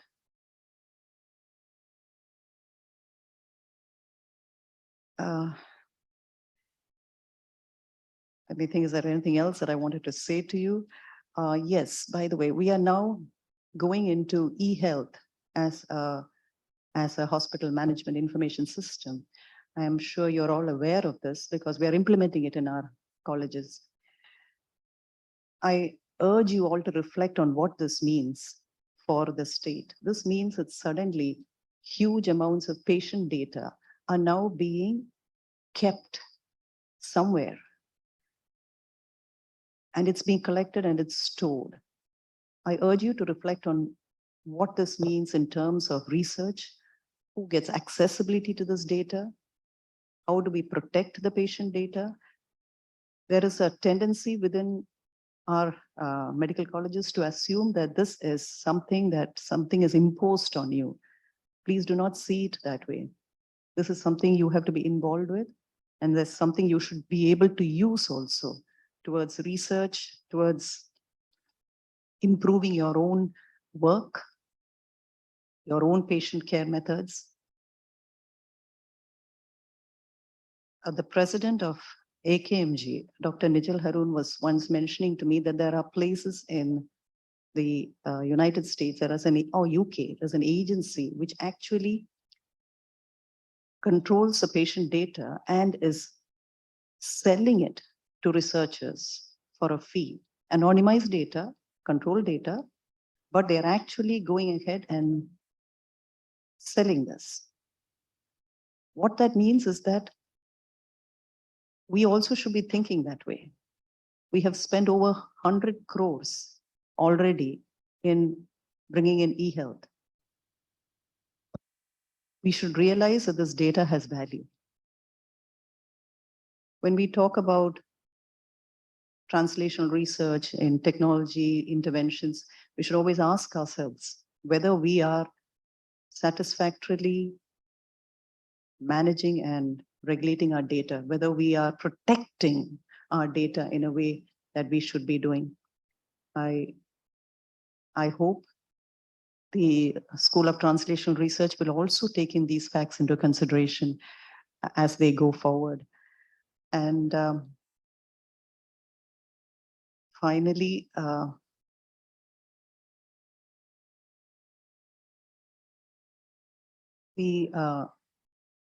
the only other thing that I wish to say is that, once again, going back to the reasons we do research, there was mentioned earlier about the fact that internationally they build up a research culture. One of the reasons that I flatly know in practice is that in a university in the US, if you do not publish, you will perish. You will be fired if you do not come up with a certain amount of research of certain quality. We are not asked to do that. So really, we do not, incentive to research is built into that system. We do not have that sort of incentive for research. Of course, it is not that I'm advocating that we should get around to, punishing people for not having turned out a certain level of quality. But it is important that we realize that that is the way it is working in other places. We have not emphasized that in our culture, but I just wanted to leave you with these things to talk about. I am hoping that the School of Translational Research, when it does happen in the university, will take in all these aspects into consideration and help to build up research focus and quality research focus in our state.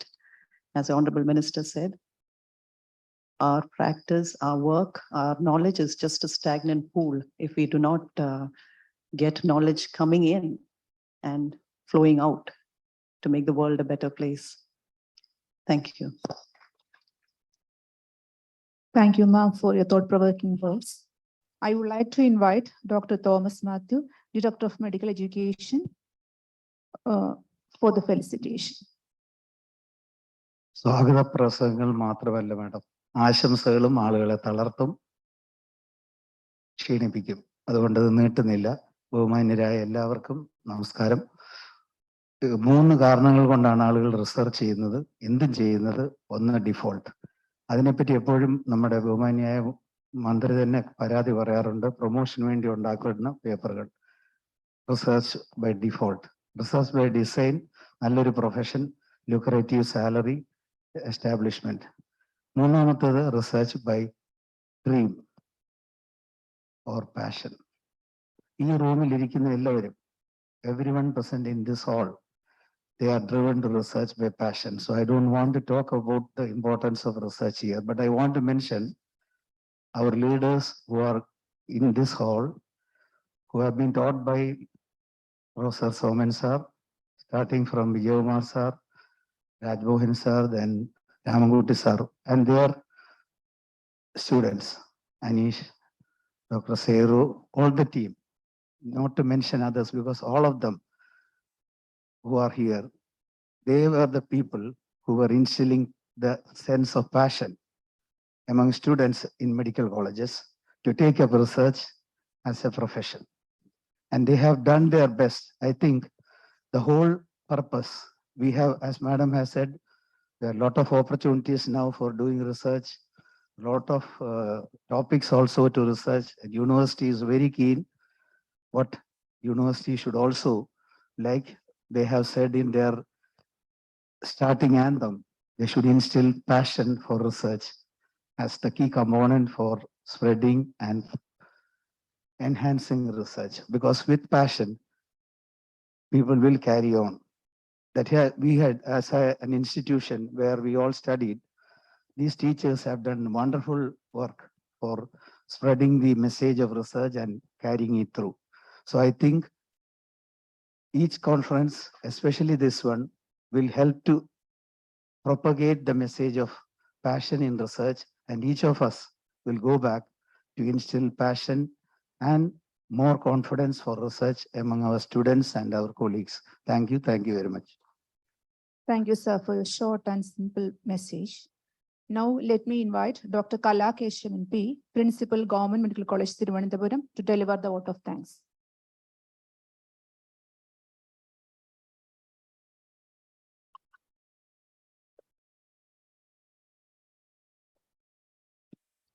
Honorable Minister for Health, Srimati Veena George, our keynote addressee, Dr. Asha Thomas, IAS, Chairperson of the session, Dr. Mohanan Kundamal, School of Public Health, Chairman, Dr. Raj Mohan, Director of Medical Education, Dr. Thomas Matthew, distinguished speakers, my teachers, colleagues, and delegates. Now, as has been said here, there is actually no dearth of research occurring in the institution, but somehow it doesn't get translated into, some are lost in the way. They're not getting published and they don't make it to policy making level as well. So I pray that this 2-day workshop will address these issues, and has been said by the earlier speakers, instill passion in all present here, both physically and virtually. Now, the duty endowed upon me is to propose a vote of thanks. Now, first of all, let me thank our Honorable Minister Srimati Veena George for her presence and her valuable message in spite of her busy schedule. Then I thank Dr. Asha Thomas again for thought-provoking message. The chairman of the session, Dr. Mohan Kundamal, he also has raised some valid points, which I hope will be addressed. Then our director, Dr. Thomas Matthew, for his felicitations. And then we have distinguished speakers from across the country, from within the state, and then the delegates. Without good delegates, no session will become meaningful. So I thank each and every one of you for your presence and for the encouragement provided. Thank you. Thank you, ma'am. And now I request all the audience to rise for the national anthem.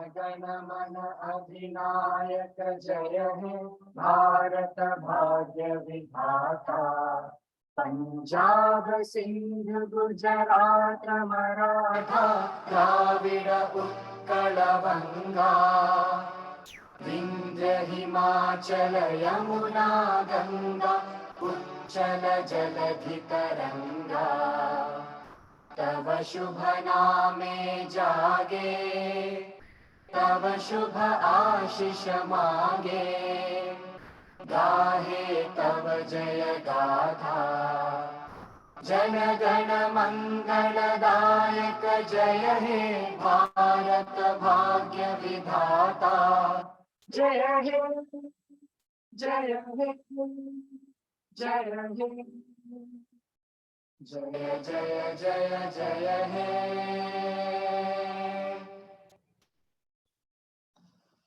Thank you all.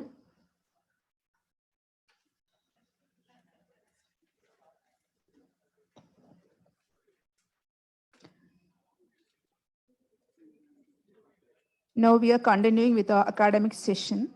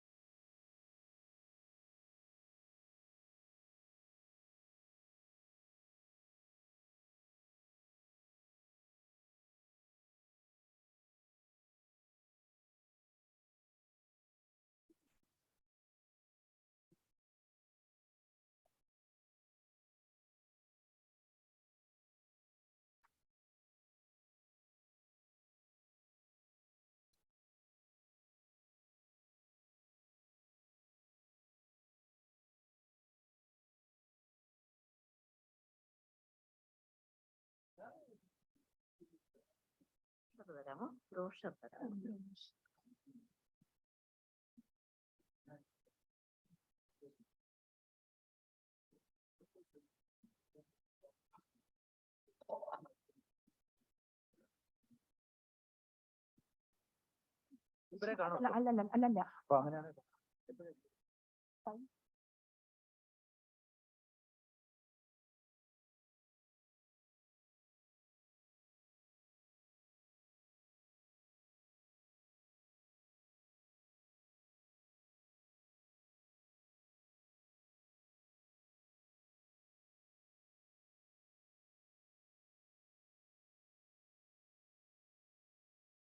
Session. The next speech is on lesson from COVID experience, national scenario. The speaker for the session is Dr. Manoj Murekha, scientist and director, NIE ICMR Chennai. And the session will be chaired by Dr. H. Abdul Rashid, special officer, DME, Kerala. I request both the speaker and the chair to occupy the dais.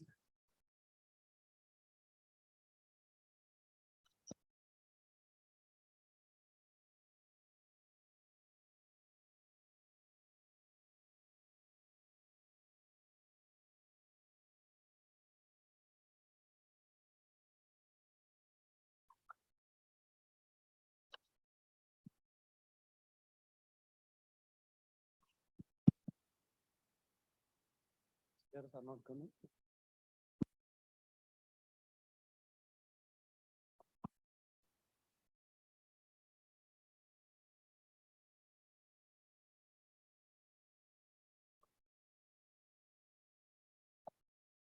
I request Abdul Rashid Saad.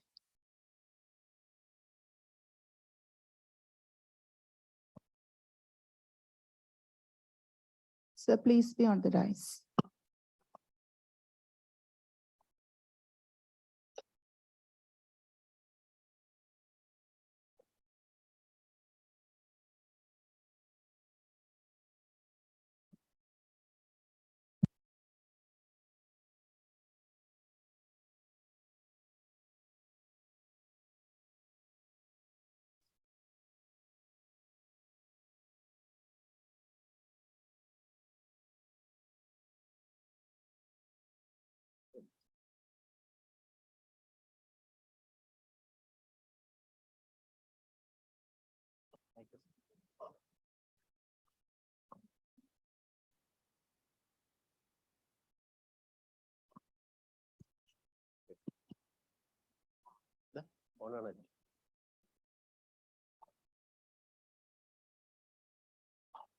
Good morning to all.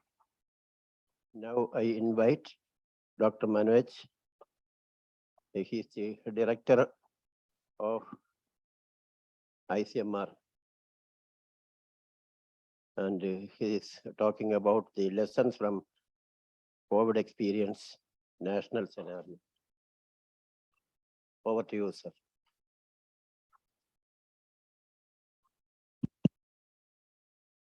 Thank you very much. And at the outset, I want to thank Professor Rajmohan sir, my elder brother, for inviting me to talk in this symposium. Well, as you all know, COVID has been described as one of the lifetime pandemics. And although about 10 days back, WHO chief mentioned that the end is in sight, the emergencies, public health emergencies like COVID are going to strike us in coming days. And therefore, I'm going to talk about some of the lessons that can be learned from COVID experience. I'll primarily focusing on the experience at a national level. And I'll be talking on these three major topics. One is briefly talk about COVID scenario in the last 2.5 years. Briefly touch upon the response activities for COVID pandemic, and then talk about the key lessons. Well, this slide describes the number of COVID cases and deaths in India. And the left-hand side graph shows India had 3 waves of COVID-19 with more than 4.45 crore cases. The first wave was primarily due to the ancestral Wuhan strain. And at the peak of the first wave, we had nearly 100,000 cases per day reported from the country. The second wave was mainly because of highly infectious Delta variant. The second wave was much taller than the first wave, and also had a large mortality because of COVID during the second wave. The third wave was very short wave, but the number of cases were much higher than the first wave, which was mainly driven by Omicron and its lineages. As per the official records, about 528,000 deaths have been reported from India. And again, like the curve for cases, there were 3 peaks. But there are several reports, several studies which have reported that the deaths in India were much more underreported. And this is one study which got recently published in Lancet from the IHME group, which talks about excess mortality because of COVID in India. So as you can see here in this graph, based on the reported number of COVID deaths, the reported COVID mortality rate in India was 18 per 100,000 population, whereas the model estimated excess mortality was 152 per 100,000 population. And these red dots basically reflects the ratio between these two rates, the reported rates as well as the model estimated excess mortality rate. And at national level, this ratio was 8. It basically reflects the undercounting of true mortality due to COVID. And it also, this graph also shows the variation of this ratio between states. This ratio was as low as 2 in Kerala and as high as 27 in Bihar. Again, mainly indicating that the deaths were highly undercounted in India. Coming to the infections, SARS-CoV-2 infections, there have been at least 4 national level sero surveys conducted by ICMR, which documented the extent of SARS-CoV-2 infection in the country. At the beginning of pandemic, that is in May 2020, less than 1% of population was infected. At the peak of second wave, first wave, about 7% of population was infected because of SARS-CoV-2. This proportion increased to about 25% at the end of first wave. And at the end of second wave, about 69% of the population had antibodies. There were several other studies conducted in states as well as in major cities, which documented the seroprevalence. And a meta-analysis of these studies indicated that at the end of first wave, about 20% of population was infected because of COVID, whereas at the end of second wave, the proportion was 69%. Coming to the vaccination, as we all know, Government of India introduced COVID-19 vaccination in January 2021. And till yesterday, more than 200 crore individuals were vaccinated, or vaccine doses were given. And the right-hand side graph describes the coverage of vaccination, again indicating a very good job done by India in terms of vaccination. Coming now to the national response. On 14th of March 2020, Government of India declared COVID-19 as a notified disaster. And this allowed states to use the State Disaster Relief Fund. Then on 24th of March 2020, India imposed a national lockdown, as we all know. And the strategy for COVID response and COVID control was primarily based on these 3 principles, that is test, track, and treat. There were several expert committees and expert groups which guided and coordinated COVID-19 response. And that included 11 empowered groups, which was constituted by Government of India about 5 days after the lockdown was imposed. And these groups covered several major areas of response, including emergency management, hospital availability, surveillance, medical equipment, and PPE supplies, and so on. ICMR on 18th of March had established a national task force. And this task force had performed several activities, including calibration of testing strategy, advised government on lockdown as well as containment strategy, developed advisories, provided oversight for ongoing research activities, including clinical trials. And in August 2020, Government of India also established one more expert group called NEGVAC, primarily to advise and guide on COVID vaccination, and also decide about priority groups for vaccination. So as I mentioned, India had imposed a national lockdown when we had less than 500 confirmed cases of COVID-19. And these cases were mainly in big cities like Mumbai, like Chennai, like Delhi. And this lockdown initially was declared for 3 weeks, which was then extended till 31st of May 2020. And as you can see, the primary objective of this lockdown was to reduce the transmission in the community and thereby reduce the mortality. And more importantly, it was also expected to provide an opportunity to prepare health systems for managing the cases.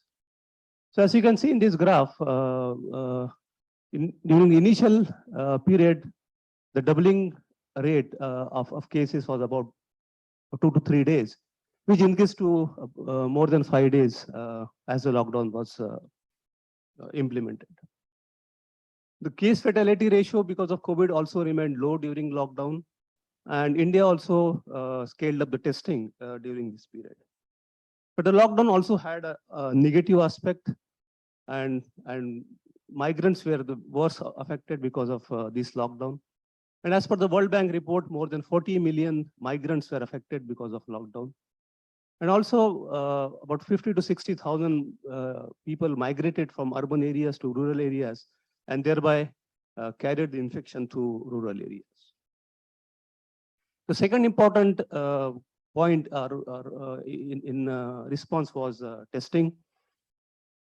When the first case of COVID-19 was diagnosed, we had only one lab in the country which provided diagnosis for COVID-19.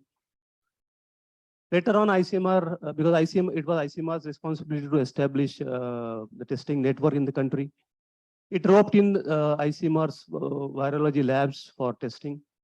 Subsequently, medical colleges as well as S&T labs in the country were roped in for PCR testing.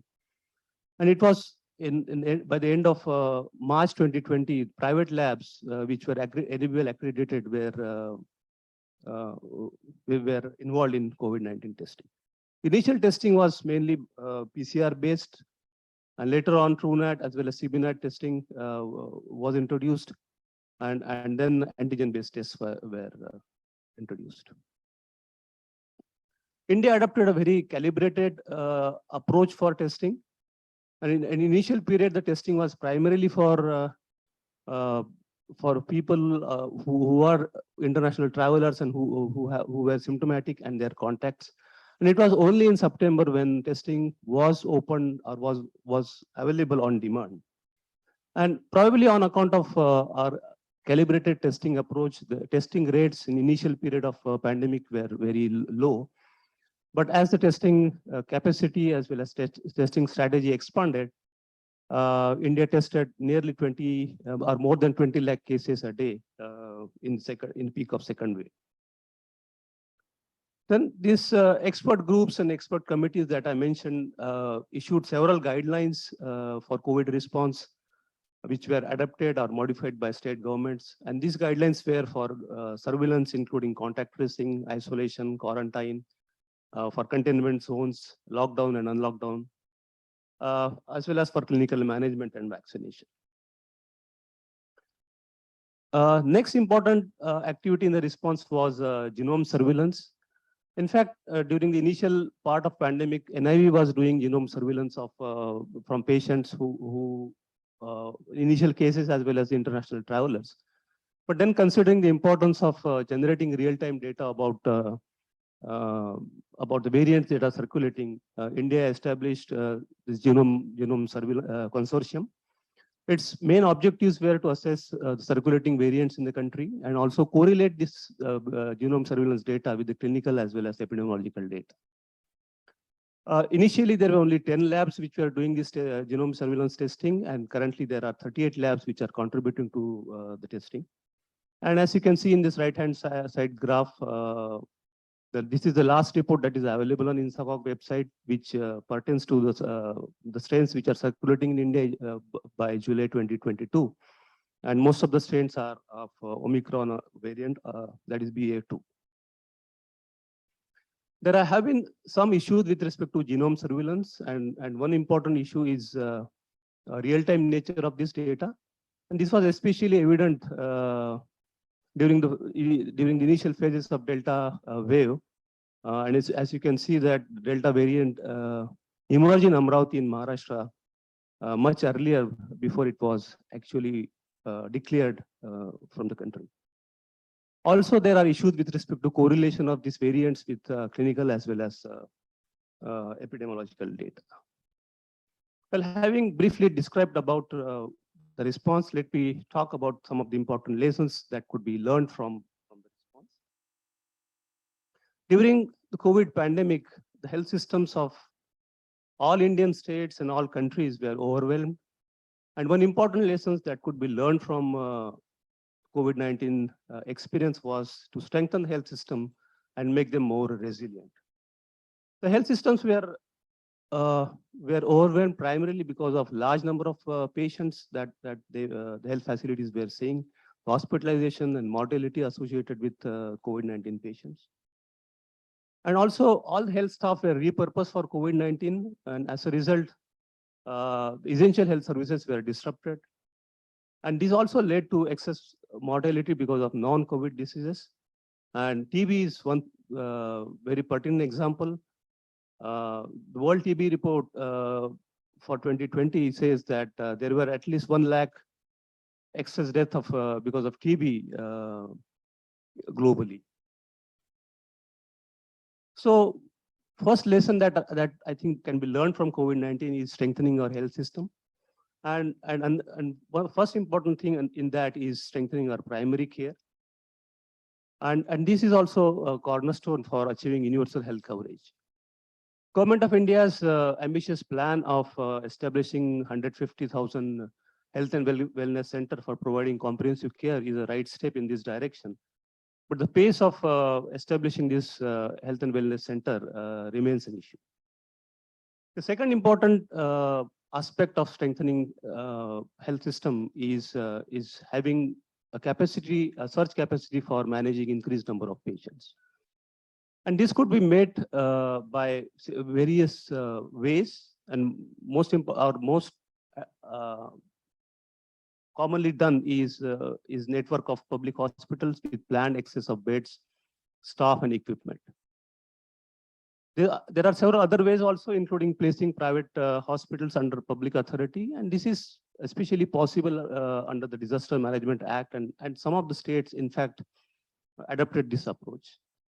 And third option for managing the surge capacity could be meeting this additional capacity through insurance. In fact, at the end of second wave of several states prepared plans for the surge capacity. Although these plans were never executed because the hospitalization due to COVID-19 due to third wave was very low.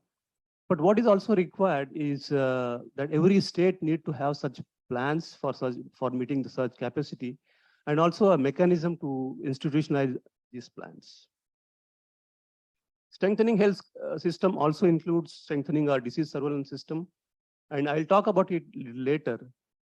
But one important thing that India needs to concentrate is strengthening our mortality surveillance. And as I showed earlier, COVID deaths in India were highly undercounted, underreported, and that is one area we need to strengthen. The lab systems that have been established now for COVID-19 diagnosis need to be sustained, and we need to find out ways for sustaining this network. And for doing all these things, we need human resource capacity. And for all these activities, we need funding and financing mechanism. There has to be increased funding to health. WHO also recommends after action reviews, especially when large outbreaks have happened.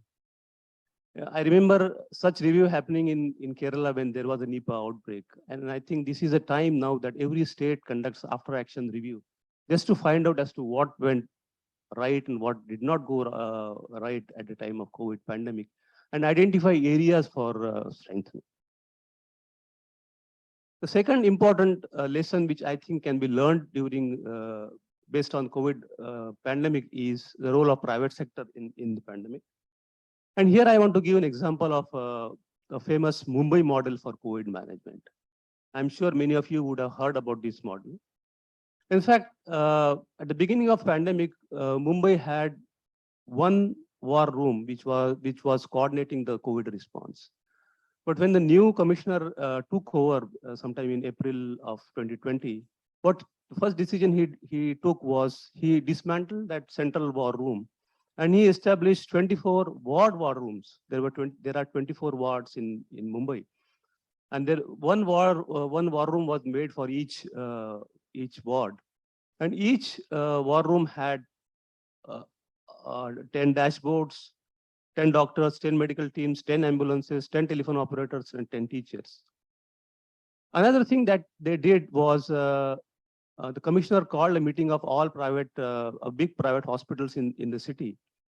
And they told that he basically requested these hospitals to hand over their beds, including ICU beds, to the BMC, and they will be charging a fixed rate for managing these patients. Several jumbo facilities were established in the city. So what happened in Mumbai, like all the COVID testing reports, they were sent first to the corporation. The patient did not receive reports directly from the labs, but they they received, the lab sent the report to BMC. BMC then sorted the reports and sent it to the respective war rooms. In war rooms contacted the patient, and depending on the condition of the patient, they directed the patient to a particular hospital where there was a vacancy. If required, ambulances were provided for transport of patient. And with this model, Mumbai could manage more than 15,000 patients a day during first as well as second.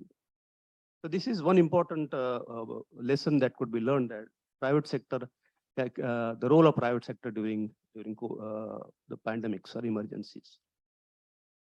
The third important lesson what I feel can be learned is need for having strong data system, and also need for sharing this data for effectively making use of this data. In fact, during COVID-19, during initial stages, ICMR established a testing database for all individuals who underwent COVID-19 testing. And that was a separate data portal that ICMR still maintains. It had some information about demographics as well as clinical data. Later on, Ministry of Health developed another portal.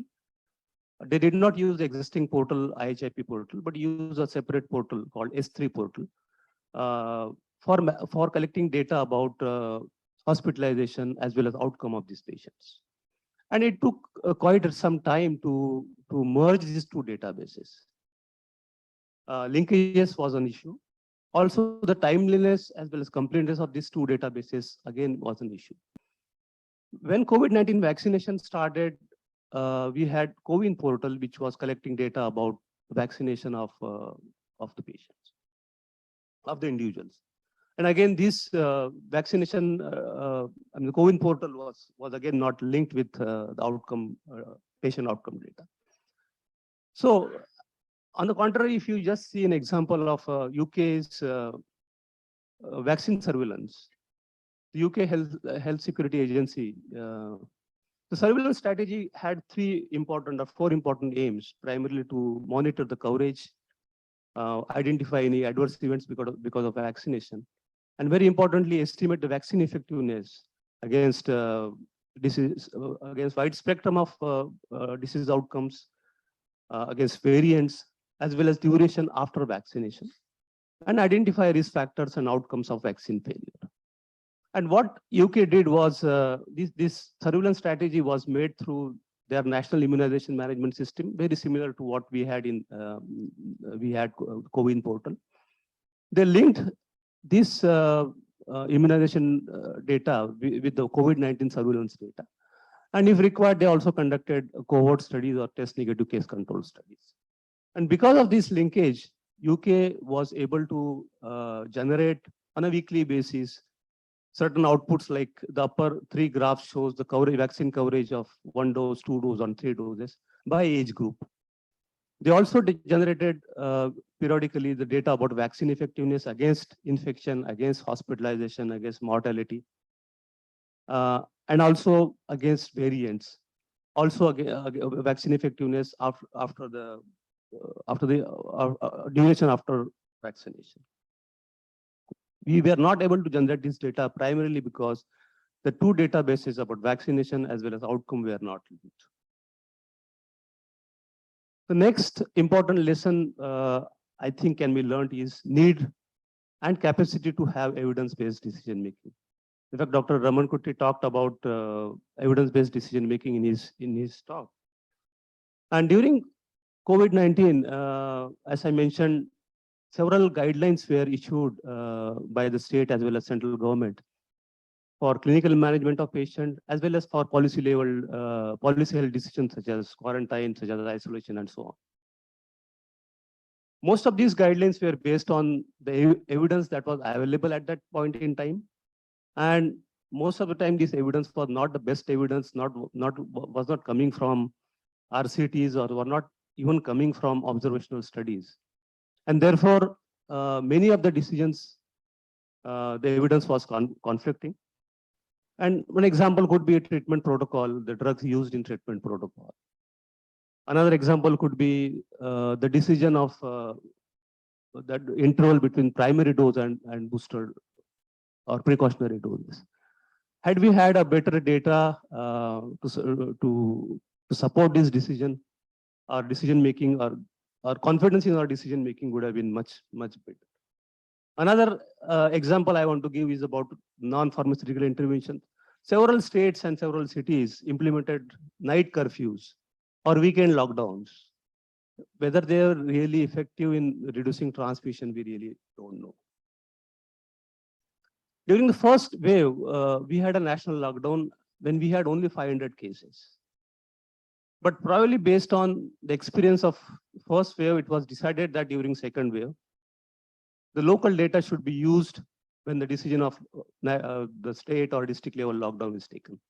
And the criteria that were decided for implementing such measures were test positivity as well as bed occupancy.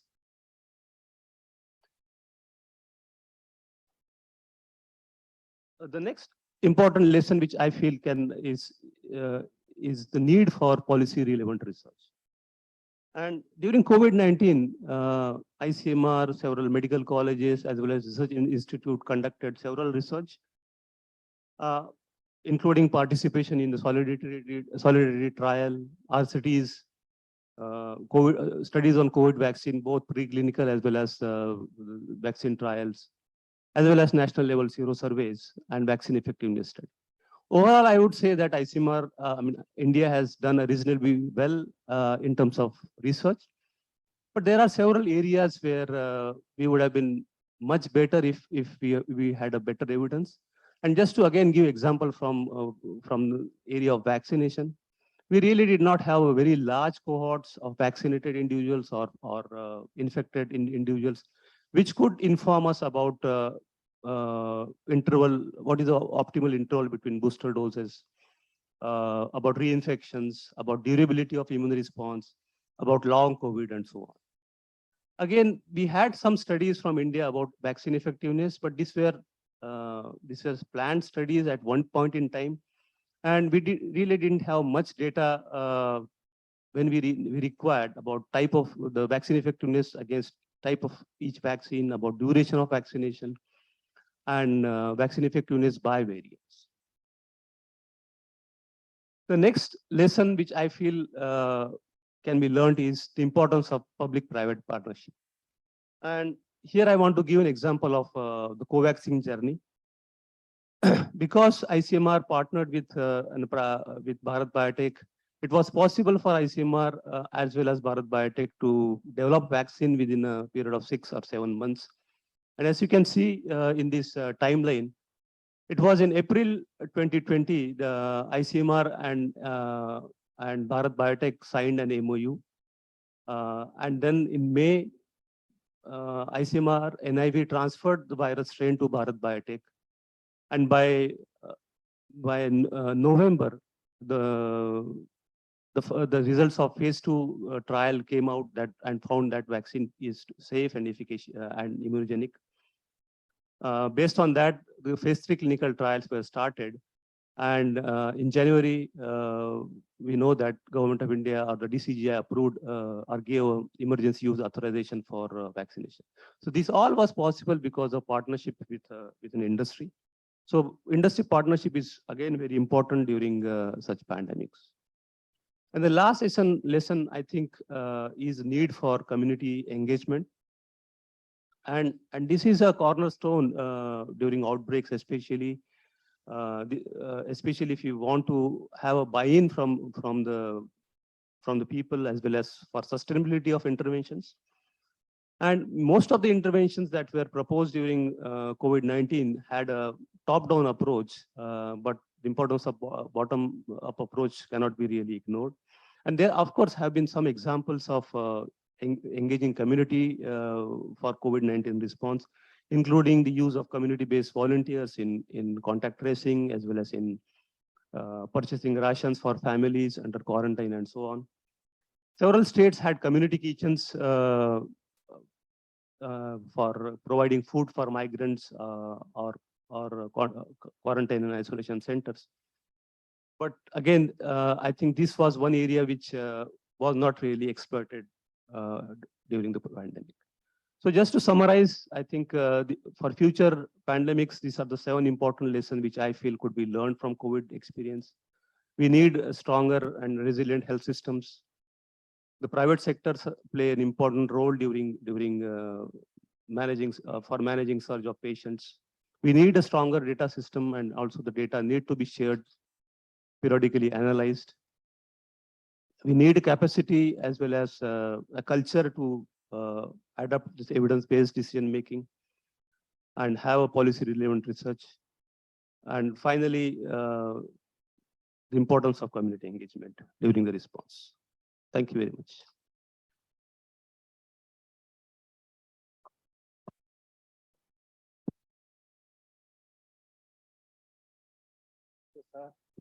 Thank you, sir, for your vivid presentation. And now we understood the importance of the partnership between the private as well as the government sector for controlling of these epidemics, as well as what is the importance of participation of the community members. Thank you, sir, once again.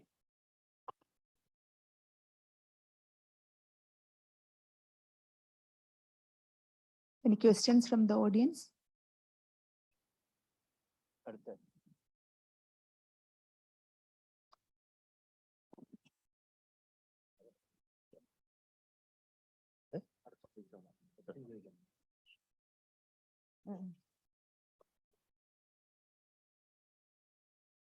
Thank you, sir, for the very good presentation. And as a person in the other side, clinician, primarily we were seeing patients and managing. The most frustrating thing, everything was frustrating and disturbing, but the most frustrating thing was the data capturing. Every day, data, new forms will come, new things will come, you upload in this sort of format. And this was most difficult even for the field staff. And they were working continuously during the daytime, and night they were having sleepless, especially the grassroots workers. They were entering data, and next day morning the format will change. And different type of platforms, as you have rightly pointed out. And most unfortunate that those who are sitting at the other side, I would like to know what is happening in my ICU. I would like to know how many patients are increasing, but I will never get it, though we are continuously entering the data. So I think from ICMR side, and as National Institute of Epidemiology, if a similar outbreak or pandemic comes again, how we can be empowered in a similar situation, how to make it more friendly, because each institution, for medical colleges, in our center, we were not having that e-health platform, but most of the institutions has their own platform. So they are doing their own data entry, but being a pandemic, we have to do it. So I think that was the most challenging thing. Everything was challenging, but this was more difficult for us, and we were never getting the report. That is natural because we don't have that test labs, but even after getting the test lab, this, I thought, what we can do for that part, if something similar happens in our place as a national perspective. Thank you, sir. I mean, I do agree with you fully that there were issues with respect to different formats.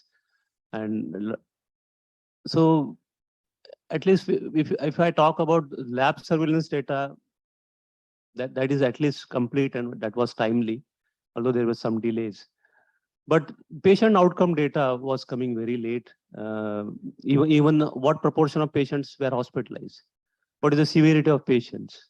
Even at medical, I mean, at the state level, this data was not available. So what I think need to be done is, like in IDSP has this IHIP portal, which most of the states are using now. I mean, if such portal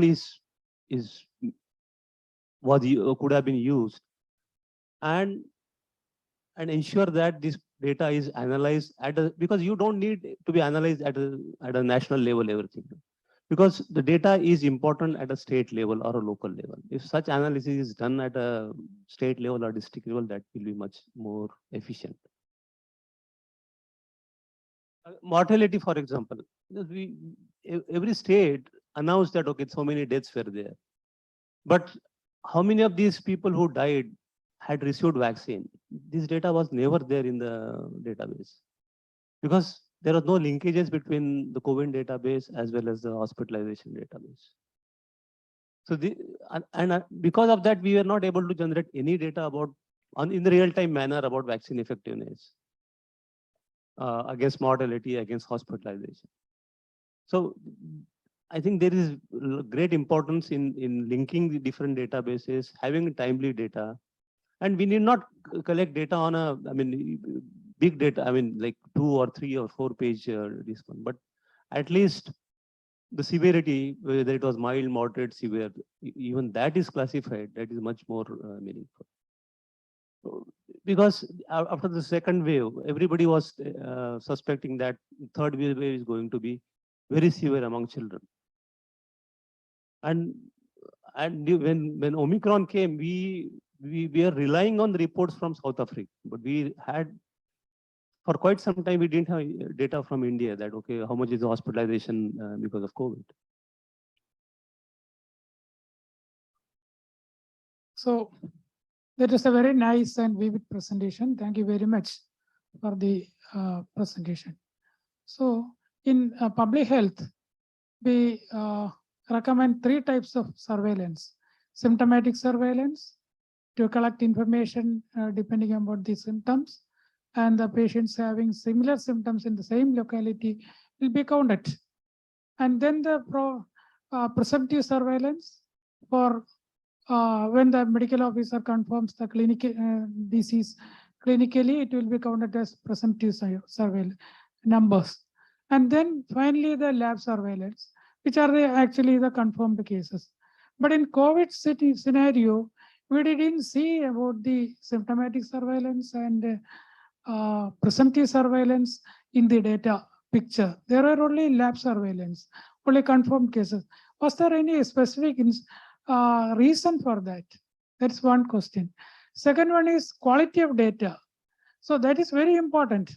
Without a quality of data, it is difficult to make analysis properly and to come out with interventions to control the disease, either in the clinics or in the field. But in the case of IDSP surveillance system, we suffered a lot, and we were because of the lack of coordination or cooperation from the clinics. As the madam mentioned earlier, there were a lot of incorporation from the clinical wards to give the proper data. When there are 1,000 fever cases, they will report only 50 or 100, etc., etc. So that also might have affected the COVID data also. What about your comments?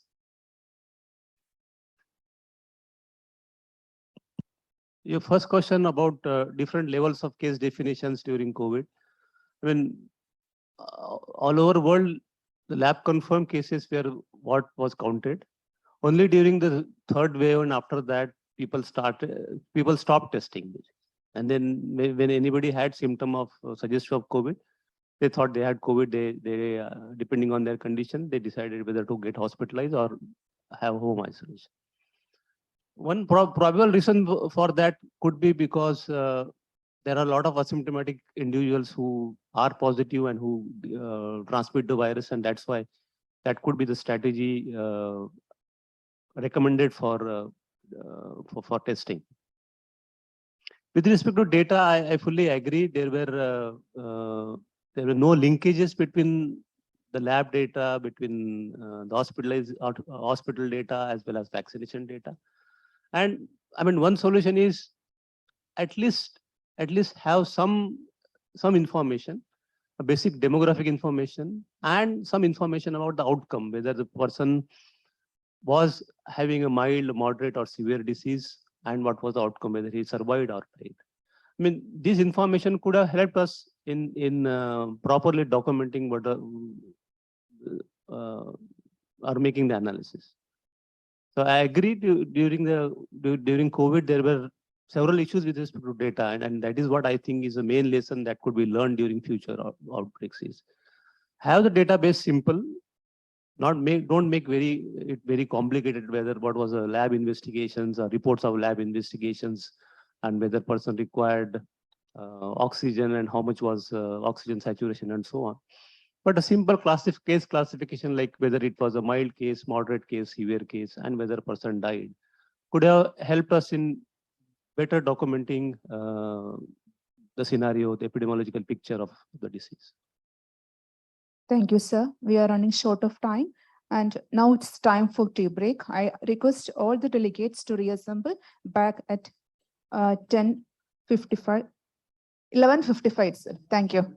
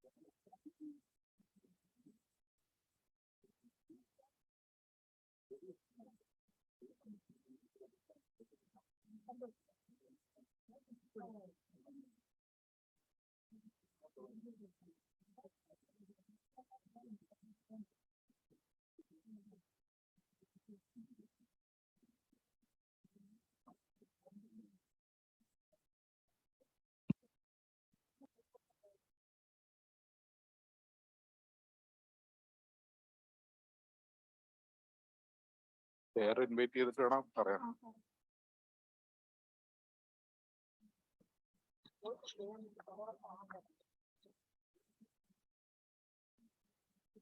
Dr. Jain B, Dean Faculty of Ayurveda, Siddha Unani, and Dr. Krishnan B, Dean Faculty of Homeopathy, KUHS, kindly requested to occupy the seats.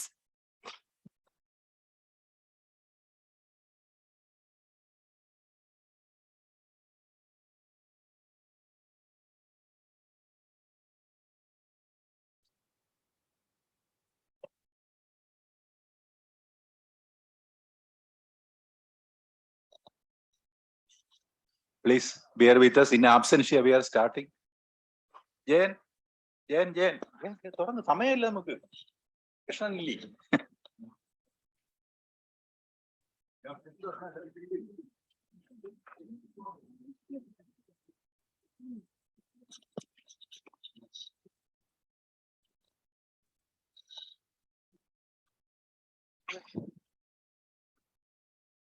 Over to you, Dr. Jain and Dr. Krishnan B.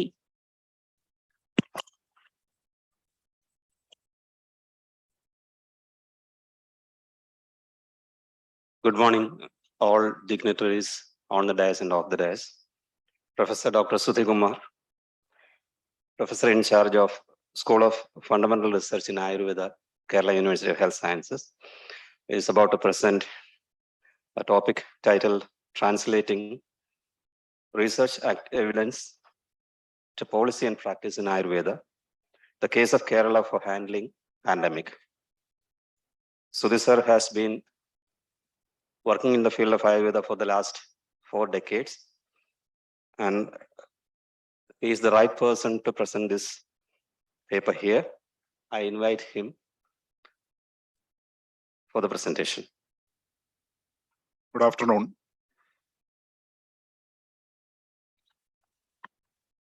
Respected Dr. Jain and Dr. Krishnan. First of all, I thank Dr. Rajmohan sir for giving me an opportunity to address you people. Translating research evidence to policy and practice in Ayurveda. This, I will explain this through some research, COVID research recently conducted.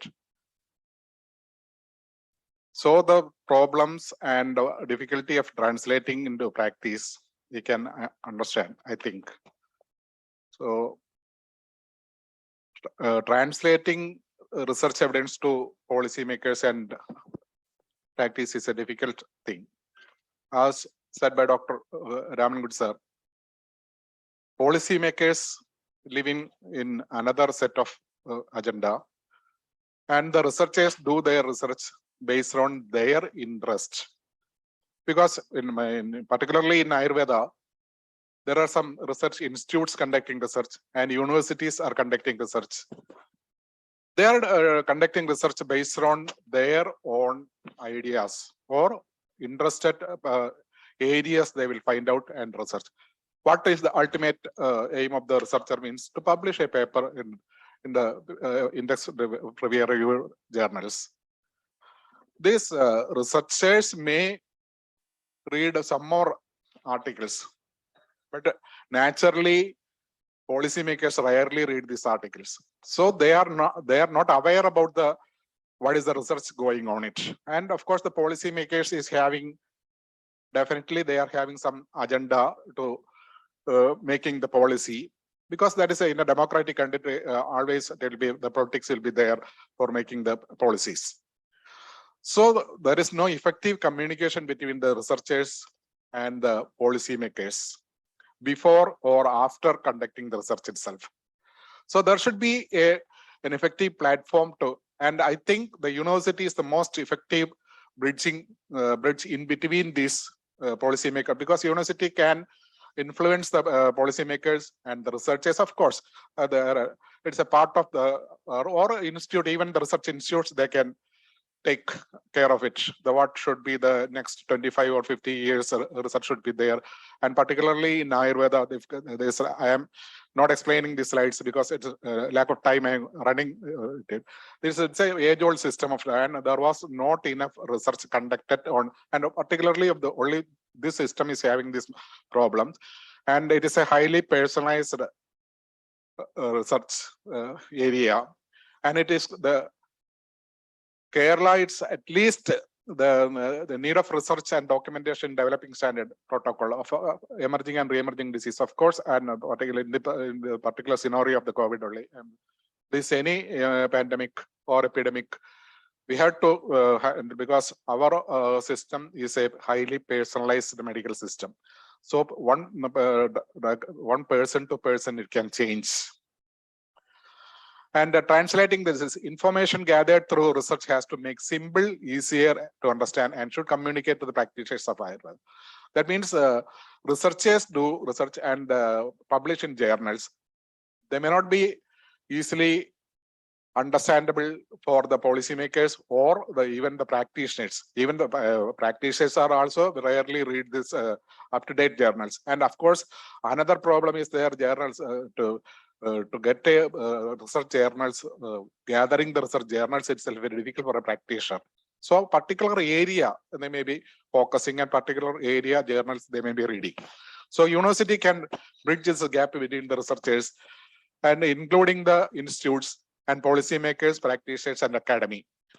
Academy could do more communication with the policymakers and practitioners. That means the university have to do the more communication between the policymakers and researchers. And of course, this dissemination, before dissemination, the credibility has to be assessed. That also is part of the university. A very research outing, because even based on single research paper, nobody can predict this may be beneficial or not, or particularly in clinical research field. In Ayurveda, of course, there is a clinical research field, and we have in need of tool development and all. So that's particularly to our system only. There's inadequate link between policymakers, as I said earlier, and even Ramakut sir said same thing only. Policymakers don't know what the research areas. Researchers are as an allied community. They are doing research, and they think they are well learned everything and all. Same thing policymakers will think. They are knowing all the things. Why should we read all these research fellows? That is there. That has to be faced. Inadequate policy-based researchers, because why there is no priority area. We are not knowing, the researcher is not knowing the priority areas of the policymakers. So that gap also has to be filled. That gap also can be filled by the universities only, because translation research, that's why the university is trying to do it, the translating part. Because Ayurveda treatment is based on many variables, and even person to person, it can change, the drug can be changed, or even multiple pathogenic conditions, a same drug can be effective, or a polyherbal formula can be. These problems I will explain through the CTRI registered trials. See this, there are single drug-based trials are in totally 145 trials registered during this April 2022, June 21. So that is single drug trials are even so many single drug studies are there. That means more than 21 single drugs studies are there. Polyherbal drugs are a combination of 29 are then multi-drug formula. Even this can be same seen in the published in PubMed also. The 40 relevant, of course, 143, 243 articles relating to Ayurveda and research is there, but 40 are relevant, and that also our only 7 clinical trials that are also based on single drugs or polyherbal formulation, different formulations. This is one study that is initiated by CCRAS. So this part is a translation of this research into practice is well done in here. But what is the dilution of the research methodology is happened. Of course, there is self-explanatory, the slides is explanatory, the research dilution is there, and the evidence-based grade, it is very low. That means it is 87 centers and in of the 27 states and 5 union territories, this study was going on. And because of so many compromise occurs that we can visualize in the slide itself. And because some RT-PCR only 32% included person only done, some vaccinated and some non-vaccinated are like that. But results say 98% gave negative RT-PCR after 21 days. And analyzing of 50,000 people, it's like that. And here the Kerala government, that policy maker, researcher, and practitioners are all are part of this one. Only because it's a community trial. So that also the grading also will be just like a case report only, this grading comes. So and based on the several program, Sasthyam, Sukhayishyam, Amardam, that is a government, that is a policy making, they decided into it, and it is well conducted, this one. But that also, this grading level research is grading. But translation level, it is good because all over Kerala, this came to know, and all the districts are still completing it. See, this is a Kozhikode district that has till dates 19,000 they are ended. Then there's another study was that in Kannur. That is one of the collaborative, Government Medical College and Government Ayurveda College collaborated as a center for this one. And that is another part, that collaboration was there. So translation part was very effective in this one, because almost all the students or those who are the doctors who came to know about these research, what is going on and all that. But again, see, the research evidence is grading is less. And of course, this is our center that among the practitioners, we had a cross-sectional study. What are the day? Again, we came to know that many are using many drugs for attaining the goal. Of course, the goal attained within the 21 days. But that as a sense of research, it is very, very qualitatively very poor. And then single drugs and formulations studied most are this only for this 29, this Gudiji, Tinospora cordifoliae are done because of the adaptogenic and anti-inflammatory, antipyretic, antioxidant, immunomodulatory, antiviral activity. It may be done. Another and single formulations is I-64 and Chavanaprasa is well done. And to conclude this, for better translation of research into practice, a guideline for management based on the research findings has to be prepared by the university and communicated periodically with the policymaker, academy, and practitioners.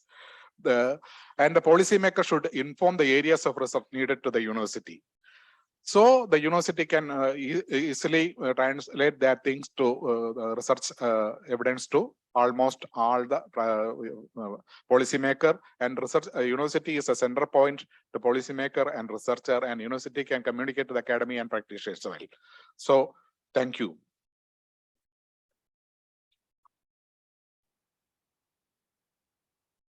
Thank you, sir.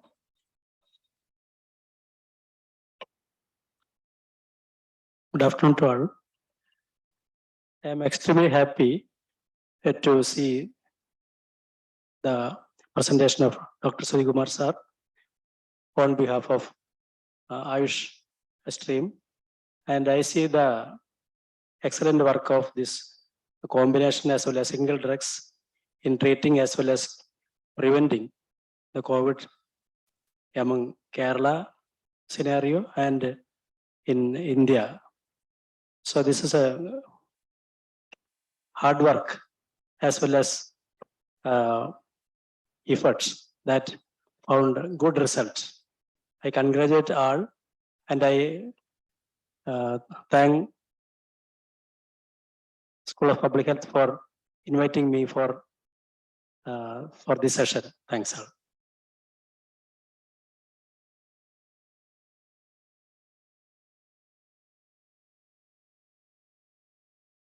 Thank you, Sudhigumar sir, Dr. Jain and Dr. Krishnan P. Now we can move on to the next session, knowledge synthesis and interpretation. We have with us Professor Dr. Srikumaran Nair, Professor and Head, Department of Biostatistics, JIPMER, Pondicherry. He will talk on the session, Craft of Evidence Synthesis from a Quantitative Data Analysis Perspective, Handling Bias, Confounders, and Power Consideration. I also request Professor Dr. Shankar Sharma, Professor, Achyuthamenon Center for Health Science Studies, SCTIMST Thiruvananthapuram, to chair the session.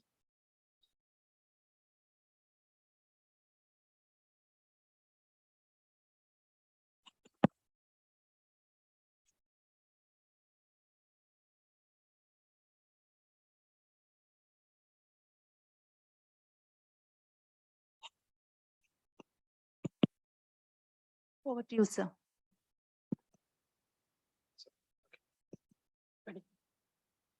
So good morning, esteemed participants. This session, Dr. Srikumaran Nair is going to present various principles behind synthesizing evidences that are generated.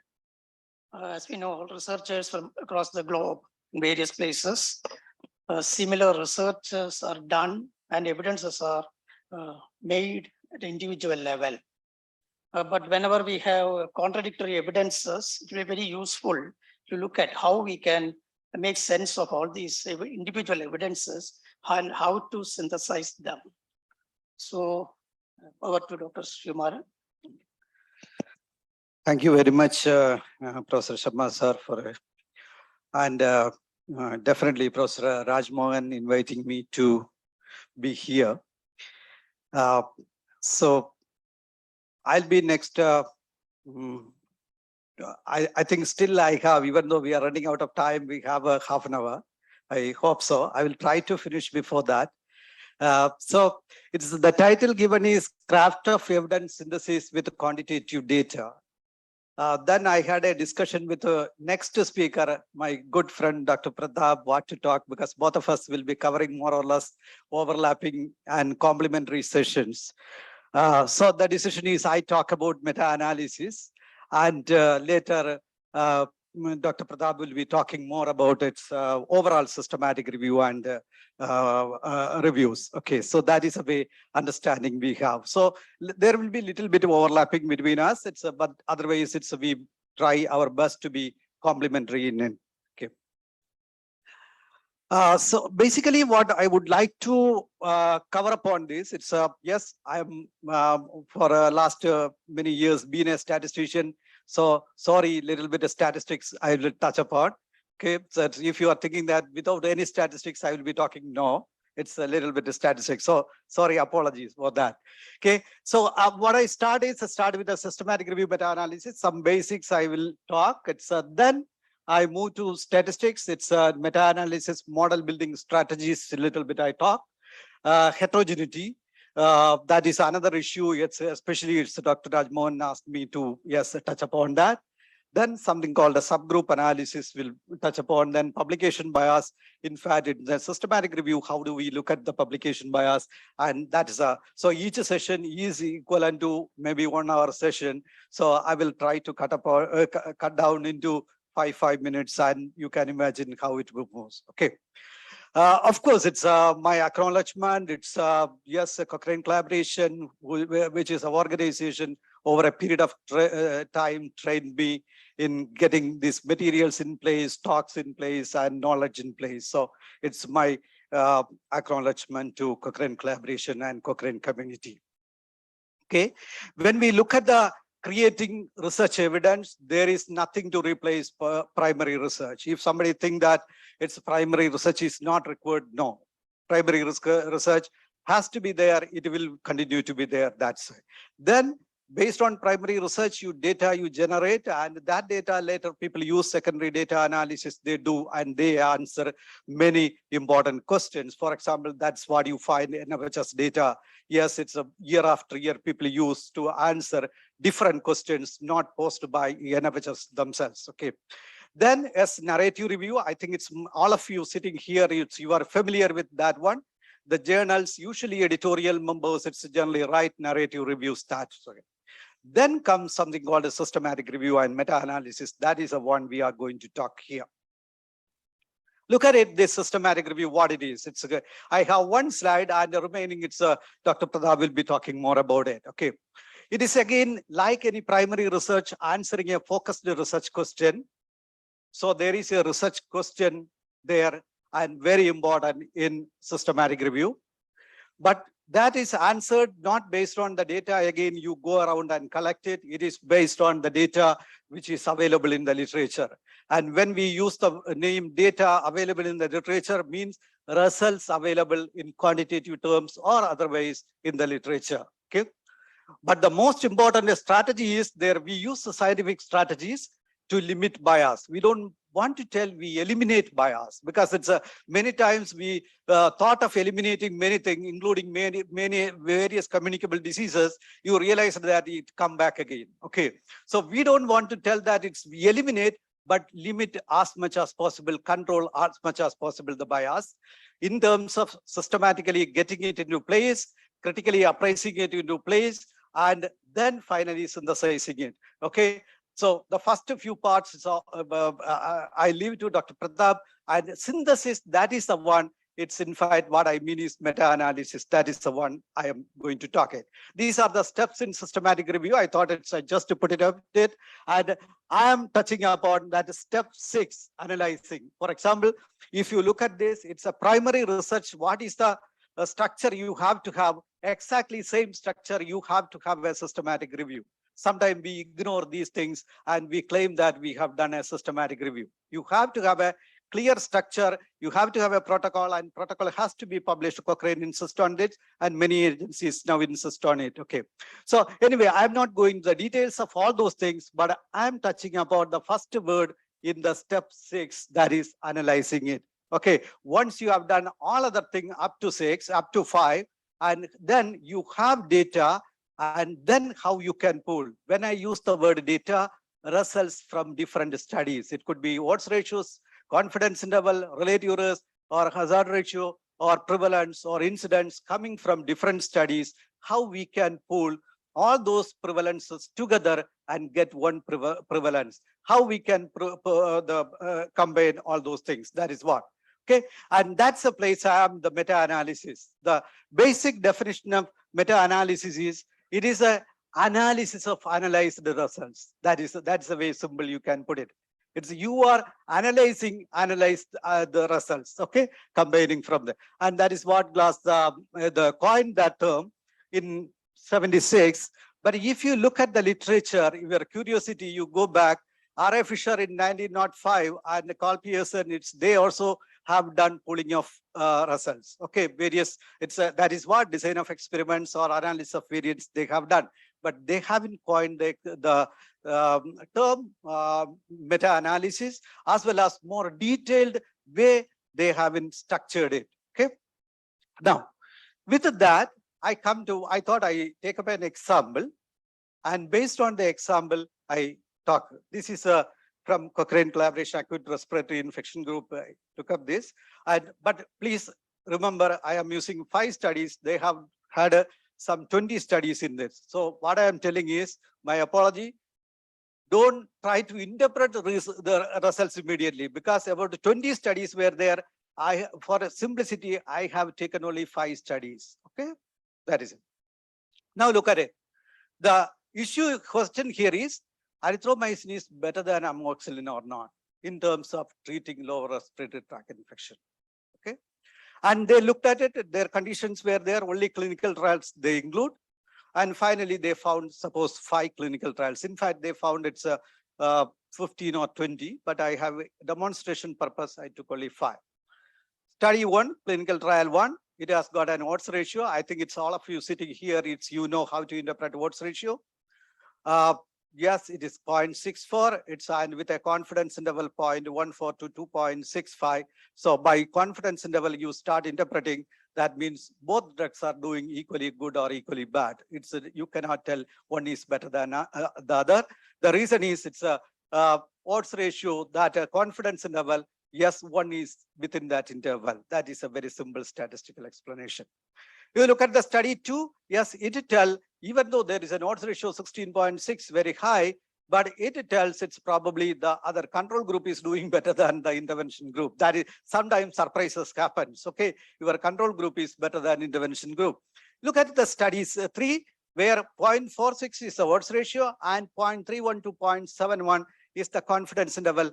Pretty well it says, okay, it is an important study and it tells azithromycin is doing better than amoxicillin. Okay, like that, you can keep on Now the question is, yes, you are getting confusing results. The problem is you read more and more. If you read only one article, you are very clear. But when you read more and more, you get that is what it's earlier people were talking about reading more and more. When you read more and more, you get more and more confused. Okay. Now you have confused odds ratio point moving from 0.64 to 16.4. That's so many things. Can we combine these together, pull together and get one odds ratio for interpretation? Not only that, can you pull all these confidence interval and can get one together? Yes, it is possible, and that is what meta-analysis. I'll be talking a little more about that. Okay, 0.66 and 0.46 to 0.96. So evidence is, if suppose you would have had only these 5 studies, evidence is very clear. Azithromycin is doing better than amoxicillin, and probably it can go to the policy recommendation. Okay. Now, how do you get this 0.66 and 0.46 to 0.96, and what are the assumptions it's under that? Those are the things we are going to talk another 5 to 10 minutes. Okay, how we arrive this, and that is what it is called meta-analysis. Okay, the way of representing this, it's usually people call it as the forest plot. It's exactly earlier table, but it's more in a graphical way it is put. It's okay. That's all. The center point, it's that particular effect measure, point effect measure, and the width of the horizontal line you are finding, it is the width of the confidence interval, and it's when you look at the more details about this graph, we come back again and again, and we will see that. Okay. Now, there is another confusion. It's people think it's many times the used word is meta-analysis and abused word is again meta-analysis. It's the thing you find even journals, you find a meta-analysis being published. But please remember, a systematic review, it's a first and foremost important one. Okay, you have to have a systematic review in place if you are looking for evidence-based policy. And when a systematic review generate quantitative data, effect measures, probably you can do a meta-analysis. If it won't generate quantitative effect measures, still that systematic review is valid. And I think it's Pratap will touch upon that also. But that light blue one, it is very dangerous zone. A meta-analysis without systematic review, it is so dangerous. It gives very biased results. And if you go ahead by hearing the name of meta-analysis and take that without a systematic review meta-analysis done for your policy, probably you are doing something wrong. If without any knowledge you formulate policy, that would be better. Okay.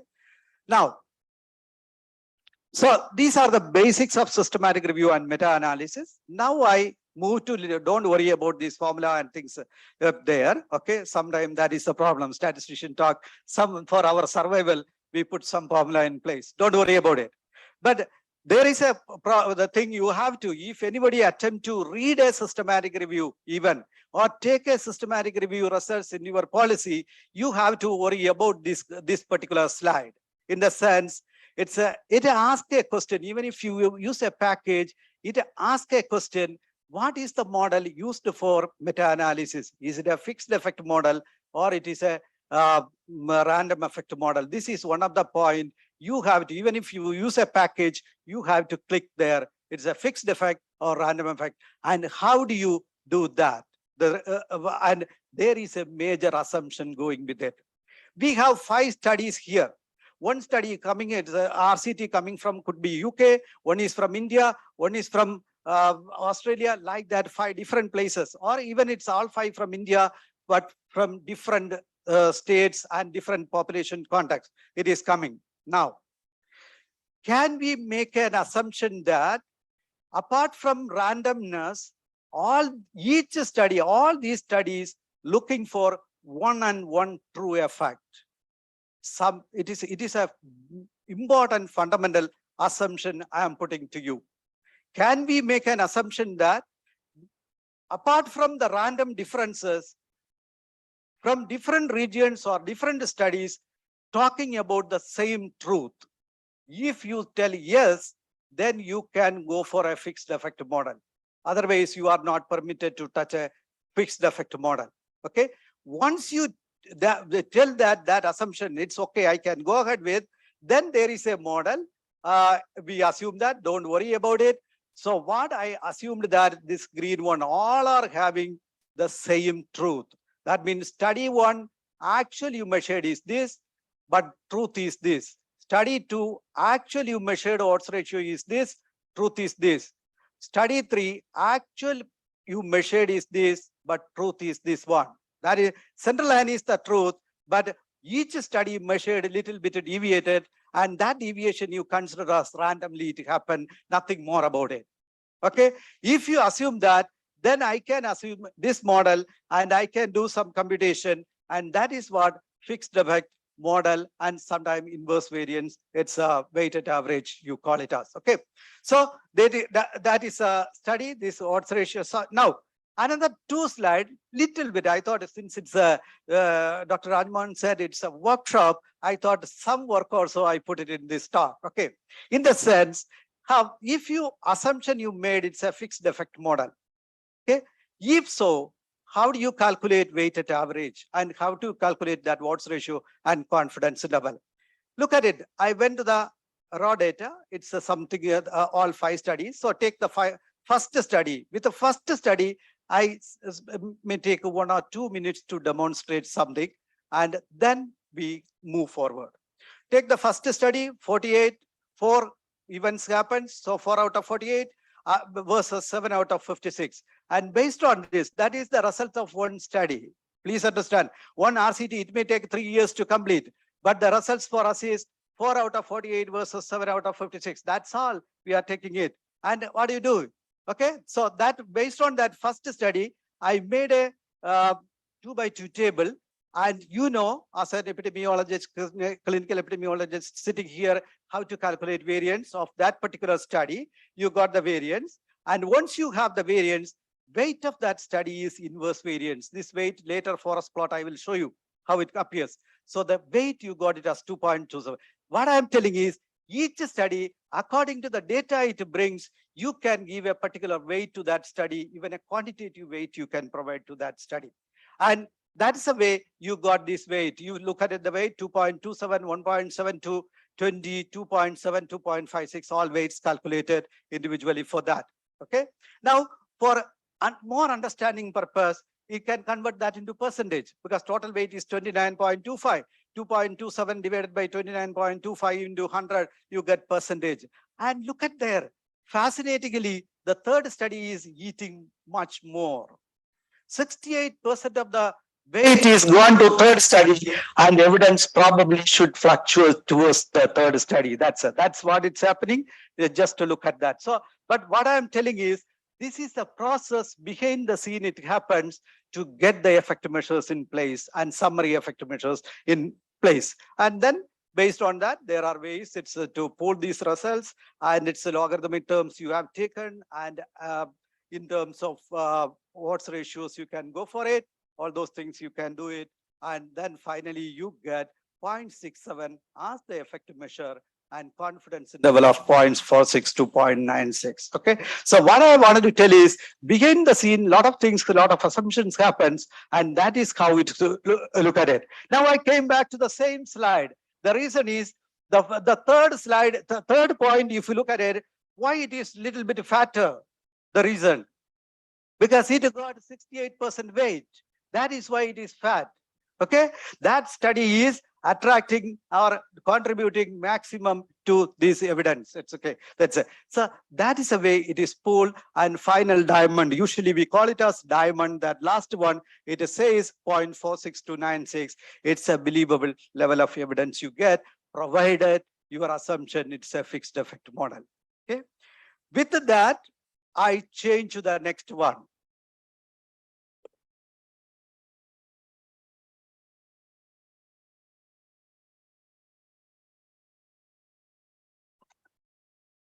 Look at it. Now, I bring something called a random effect model.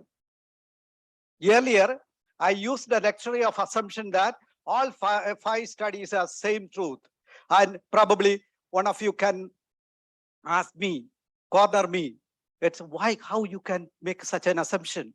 One study from UK population, another study come from Australian population, another from northern part of India, another from southern part of India. How you tell it can, each one, why don't you assume that each one has got its own truth? Now the question is, can we make such an assumption, then move forward? That is what basically random effect model allow you to do it. Okay, each study has its own truth. Still, with that assumption, can we get a summary effect again? Pool one and pooled confidence interval, and we can get it. And that is what down, if you look at that model, it is not two terms there, three terms are there. What we are telling is between study variation and within this, there are two components we built up in the model, and that is how the calculation is done. And once you make your assumption change that you are making, please take ownership of that. Don't think statistician is making that assumption or someone else is making the assumption. Whoever is taking ownership of the systematic review, that's the person making that assumption. But once you change that assumption, the way you calculate weight changes, everything changes, and the way you get weight and its standard error, confidence level, all those things get changed. Okay, and then you get something different for the same data. Please understand, you changed the assumption, and now look at the evidence where it has gone. The fat one has come down. The fat one has gone for some exercise probably. Okay, third study.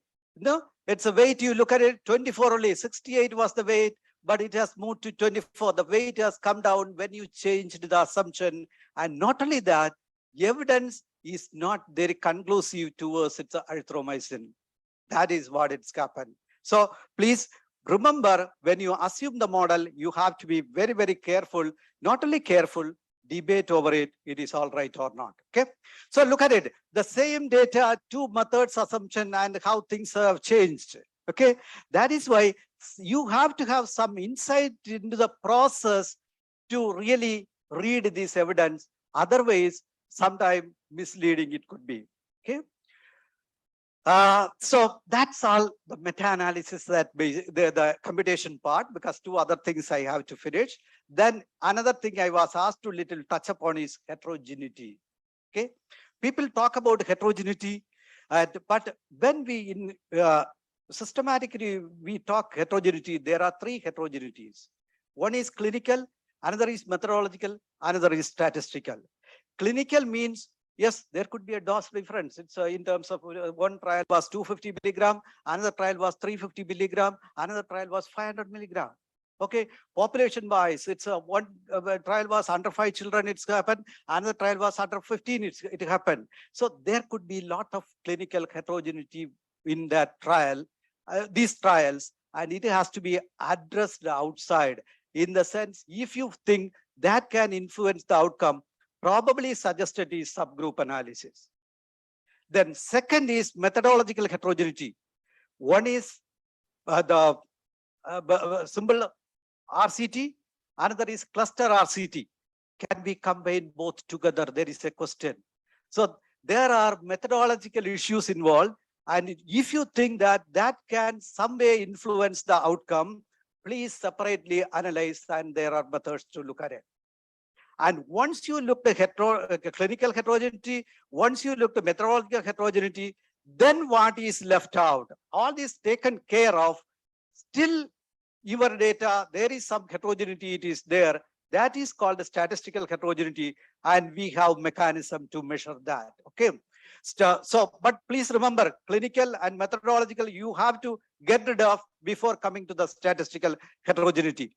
And statistical heterogeneity, there are measures. Q statistics is the one I-square statistics or t-square it's used, and even in a chi-square test, it's been applied for testing heterogeneity significant. It is there. There is a test of significant to test significant heterogeneity is there, as well as there is a magnitude measurement I-square. So there are two things. One gives how much is the heterogeneity, another tell that heterogeneity is significant or not. So these things are available, and that is all done. Again, I came back to the same slide. Look at it, that this corner, because I talked about all these points. Now you look at it here, test for heterogeneity. That is what? Okay, test of heterogeneity, and it's this is statistical heterogeneity. Okay, and found to be significant. I-square is 82%, and then probably it suggests for a random effect model. Okay, that's the time it give a clue. Yes, it is better to go for a random effect model because the model accommodate all these variation, capture all these variation, and fixed effect model. Probably it is not right for this situation. Okay, so that is what test of heterogeneity. Now, I know that 2 minutes, I am rushing from one topic to another. Okay, but that's okay. I consider it as a little bit of sensitization. Now that my last point, it came something called, okay, you have done everything, and you are giving it to the policy maker. As did you capture everything? That means your search was complete, captured everything or not. Okay, quite number of years we debated on this issue. Okay, and now we have some level of clarity. I'm not telling 100% clarity that during the process of systematic review, important thing or something unimportant we thought we missed or not to look at it.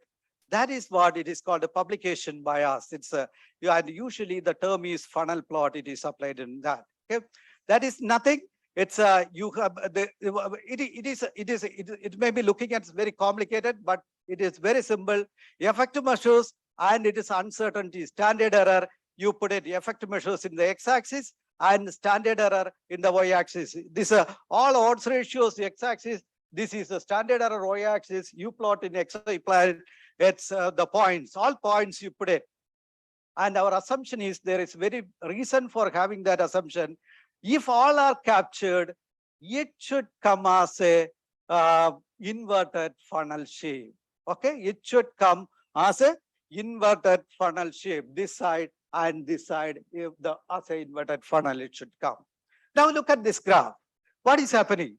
It is not so fortunate to have a inverted funnel. There are some vacuum here. You are finding this vacuum here. Okay, this clearly gives a suspicion that yes, something is missing. During the process of our systematic review, probably we missed many studies. And look at what are those studies. It is small sized studies. It could be, it won't get published. It won't, I mean, so there are a lot of ways. It is not, I don't want to publish it. Journal won't accept it or reviewer won't permit to do it. So many reasons, but however, that vacuum is there and that has to be looked at it before the finalizing everything. Okay, so and this there is again a test of significance. Eagers test, it is called, to test the funnel. I mean, it's the significance of that missing one. Okay, so this give an idea about it. Won't tell confirmatively yes there are many missing. It give a suspicion. Yes, there is a possibility of missing. There is a probability of missing. Okay, and that is this all I talked. And then meta-analysis. Now there are a lot of areas: network meta-analysis, meta-regression, Bayesian and multivariated, complex public health interventions, meta-analysis. Those are all areas are there. It's the last 20 years. It's really have been developed a lot. It's okay. And with that, I come to the last slide. Okay, it is. Before you go to meta-analysis, please make sure that search is complete, unbiased, selected using robust inclusion-exclusion criteria. probably get the same effective measures. And if you don't get it, for example, some studies reported odds ratio, some studies reported relative risk, we can go back and redo the calculation. That's all right. It's can do it. And then get rid of methodological and the clinical heterogeneity. You cannot get rid of, but you have to do the subgroup and things like that. Okay. Once that all done, then if you have a quantitative enough numbers, then do a meta-analysis, go for a meta-analysis. Otherwise, please stop there. Do that systematic review, report that and write it. We cannot do a meta-analysis because of this reason. The reason is, it's other ways it goes to a GIGO principle, garbage in, garbage out. Okay, you know, unbiased, all you combine together, what you get is more dangerous thing. So please don't do it. And that's a place I stop it. Thank you. Thank you, Dr. Srikumar Nair, for giving a nice overview of meta-analysis, contextualizing in the general method of systematic review, and explaining the essential jargons that goes with meta-analysis. Thank you, sir. Thank you. So we can have the question session after the next session. So we have with us Dr. Pratap Tarian, former professor and head, Department of Psychiatry, CMC Vellore, Adjunct Professor, Clinical Epidemiology Unit, Professor B.V. Moses Center for Evidence-Informed Healthcare and Health Policy, CMC Vellore. And he will enlighten us on the craft of evidence synthesis and overview. And I request Dr. K.S. Shaji, Dean Research, KUHS, to chair the session.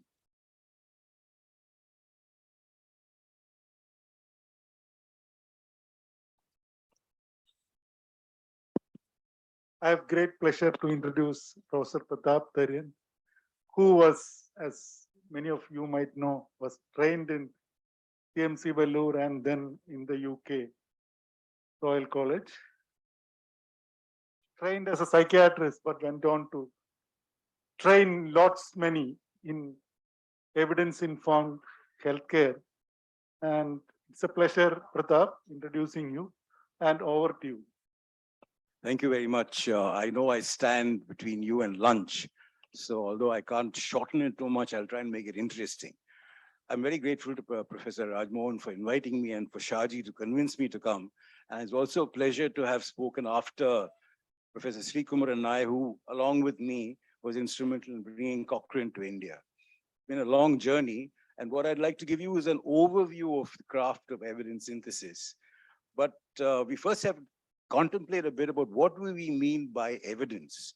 And by evidence, we are actually talking about the truth, verifiable facts and data that support a belief or a practice. But the problem is that people differ on what they consider the truth. One man's truth is another man's poison. And there are very wide sources which we look for to find truth. And over the past decade or so, the term alternative news, this is something unheard of until some people made it very, very popular and mainstream. And now we have fake news. So the whole concept of truth has come under a lot of siege.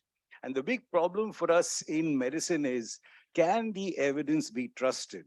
And there are a lot of publications, very well written publications, which show you that it can be proved that many claimed research publications give you false results. And the reason for it largely is because there are a lot of vested interests in trying to propagate a particular belief system, either for commercial reasons or for academic reasons.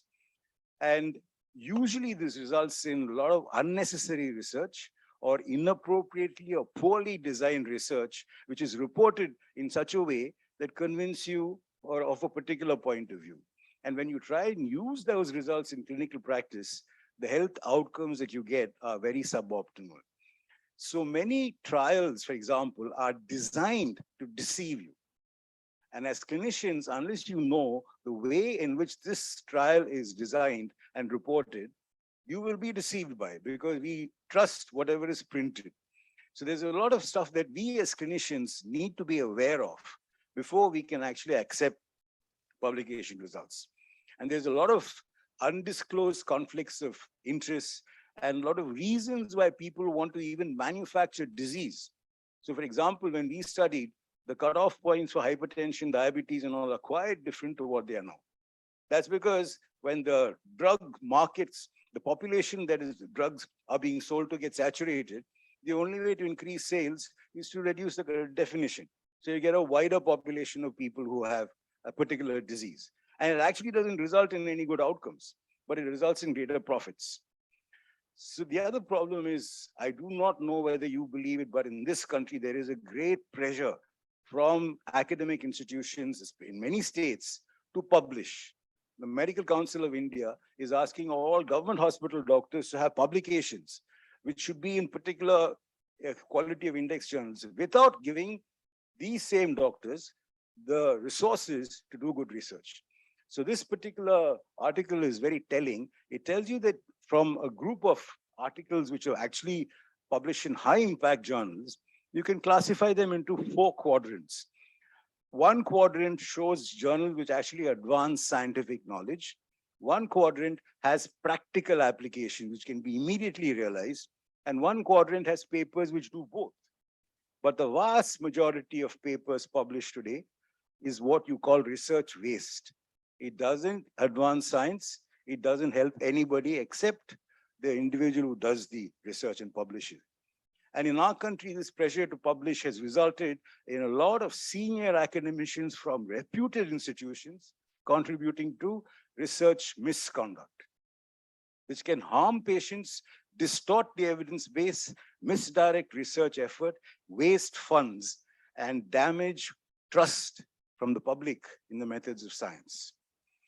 And we also know that we actually need reliable evidence, as was evidenced during the pandemic, when you found single studies, opinion pieces, all getting rushed into policy to make people better with this. So what we need is reliable evidence which can actually improve health outcomes. For that, we need relevant evidence which is focused on a particular question where you've clearly defined the population, the intervention, or the exposure, the comparisons, and outcomes. And then you need to find studies addressing that particular question. And these studies should have used study designs which are appropriate to answer that question and which actually have reported the methods of how they did it so you can know whether you can trust it.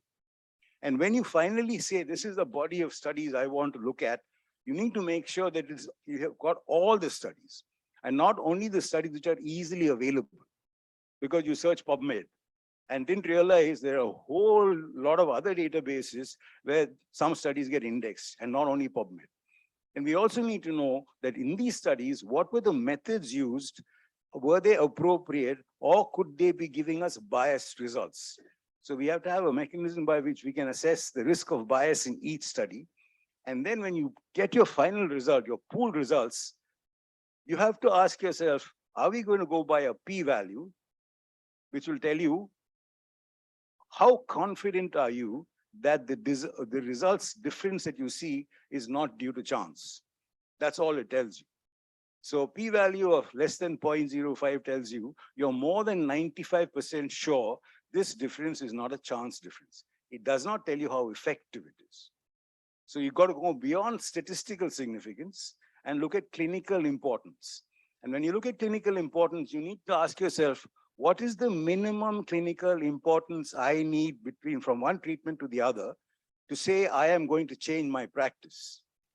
So you can get a minimum difference of 2% in some rating scale or some headache symptom questionnaire, but that 2% difference from a randomized control trial where you control everything, when you translate it into the real world where you control nothing, is not going to be 2%. It's going to be even less than that. So the way we have to change our mindset is to think in terms of patient outcomes, clinically important for the patient. Will it make a difference? And then when you are looking at the meta-analysis, what Sri Kumaran pointed out was, what is a pooled effect estimate with a confidence interval, right? The lower limit of the confidence interval is very important. It should not cross over to the other side. Then it tells you that this is not a chance difference. This is a true difference. And if it does not cross to the other side, how close to no difference is the lower limit, the least estimate? So if your least estimate is 0.99, it tells you this is statistically significant because it doesn't include 1, but clinically is only 1% benefit. It could be only 1% benefit. Then I'm confused because if the upper end of the confidence interval is 0.7, that is a 30% reduction in the risk of a bad outcome. And the lower limit is 1%. Now, if it is death, even a 1% reduction may be good for me. But if it is something subjective, which could be a small problem, that 1% may not be important. So we really have to define all these things in advance. Then as Sri Kumaran pointed out, okay, this is the pooled effect estimate, but do all the studies show the same thing? If one is showing the opposite effect, then I can't be sure that the average, the pooled effect, is representative of all the studies. So that's why we have to look at the consistency or heterogeneity among the studies. And finally, whatever you've done, you have to contextualize it to your setting. Can I take the results from these studies and say it'll work in my situation? So this is the kind of thinking we need to have when we're looking at evidence. So what we're looking at is addressing two gaps. First is the gap between what goes as research and is published and what you consider as reliable evidence you want to use. That is one step. And the next step is, should I then use this evidence? I may find studies which tell me something, but then can I use it? Can I afford it? Do we want to use it? What are our priorities? So that's what the whole field of research synthesis is about. Research or evidence synthesis is the process of finding and combining the results of multiple primary studies which are addressing the same question in order to generate new knowledge. So that's why it really becomes part of research, because we're getting new knowledge which can actually refute some accepted treatment, saying that this is the treatment. You'll say, no, this is not the treatment, doesn't work, or causes harm. Or it can confirm what you know. And the tools are systematic reviews and meta-analysis. This is just a tool in the whole process of research synthesis, which can be both quantitative as well as qualitative. And systematic reviews basically are a scientific approach to reviewing published literature in an attempt to provide unbiased answers, which may be quantifiable if you can do a meta-analysis. But even if you can't quantify it, you can still glean from what you've done what information is available and what needs to be done. The key characteristic of a systematic review, as opposed to a review article or a traditional review, is a methodology section. Systematic reviews start with a methodology section called a protocol, where you have written everything that you plan to do. So that's really what differentiates a systematic review from a traditional review article. A very clear methodology section and a very explicit way in which you're going to search for the studies, the terms that you're going to use, the databases you're going to select, and what are the criteria by which you will say, I will include this study and not include the other study, and a way in which you can assess the validity of the studies based on the methods they've done, and also when you cumulatively pool all the data, how confident am I that the pooled data can be trusted? And then the way you present the results and the characteristics of the included and excluded studies. So as Dr. Sri Kumaran pointed out, what we are trying to do in a meta-analysis is say, from all the studies I have here, on average, what is the effect of treatment A versus treatment B? So we're trying to get an average result. It's a pooled average result. But before we pool, we are giving more weight to some studies. Because in a traditional way of synthesizing information, you would say, I've got 10 studies, 6 say the drug works, and 4 say it doesn't work. The problem is the 6 that say the drug works could have 2 problems. One is it really does work in that study because it's a very large study. It's got a very narrow confidence interval, right? Then some of those studies say we don't know, they cross over. In a vote counting approach, the small studies and the large studies cancel each other out. 1 for, 1 against. So that's not a very sensible way of pooling data. So when you weight the studies, what you're doing is you're saying, any study which has a narrow confidence interval automatically has lower variance, because the standard error is used to calculate the confidence interval, right? And the standard error is a measure of how much difference there were between the results of individual patients within that study. So single study variance within study variance, that translates into a confidence interval. So if you got lots of patients and many people had the event in question, especially the control group. So there's something called a baseline risk. If I use a drug in a population where the risk of dying from a particular disease is very low because that disease is not there in the population, right? My variance is going to be very wide. Nobody is having the event. I can't be sure. But if you use a drug in a population, which is an effective drug, where the risk of dying without the drug is very high, automatically your variance becomes narrow, your confidence intervals become low. So when you have narrow confidence intervals, reciprocal of that is the way to get. Inverse of the confidence interval is the way to get to a study. So if we go back and look at Sri Kumaran's study, the third FAT study he referred to very often, that got the maximum weight because it had the narrowest confidence interval, which means it had low variance, right? So that's why we need to have this pooled weighted average. So the main advantage is many studies have very small sample sizes, but in a meta-analysis, because you're pooling the results, you get a lot of power and therefore some precision. And then you can then quantify precisely what the overall effects are. And finally, as he again stressed, if you do a meta-analysis outside a systematic review, it's quite possible that you will find only results of studies which have got positive, what they call positive, it favors the intervention. That's why they get published, right? So if you just pool the results of positive studies, you'll get a positive results. So unless you find there are other studies as well, which may not have got published because they are negative, they don't show these positive results, or they are published, but they're published in some journal which is not indexed in PubMed. So unless you search for those, you won't find them.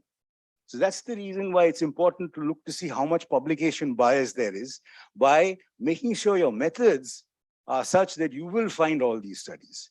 Then the second thing is you can do a meta-analysis, as Sri Kumaran pointed out, get the pool result of 0.68 with a confidence interval which doesn't include 1. Next question is, can I trust that? How well were the studies that contributed to this 0.6? How were they done? Is there a risk of bias in those? If there is, I can't trust this result. And the next thing is that 0.68, was there inconsistency? So unless you have a methodology to say, I have to look for all these things, you're going to get a meta-analysis which is unreliable. And finally, we have to look at the contextual issues.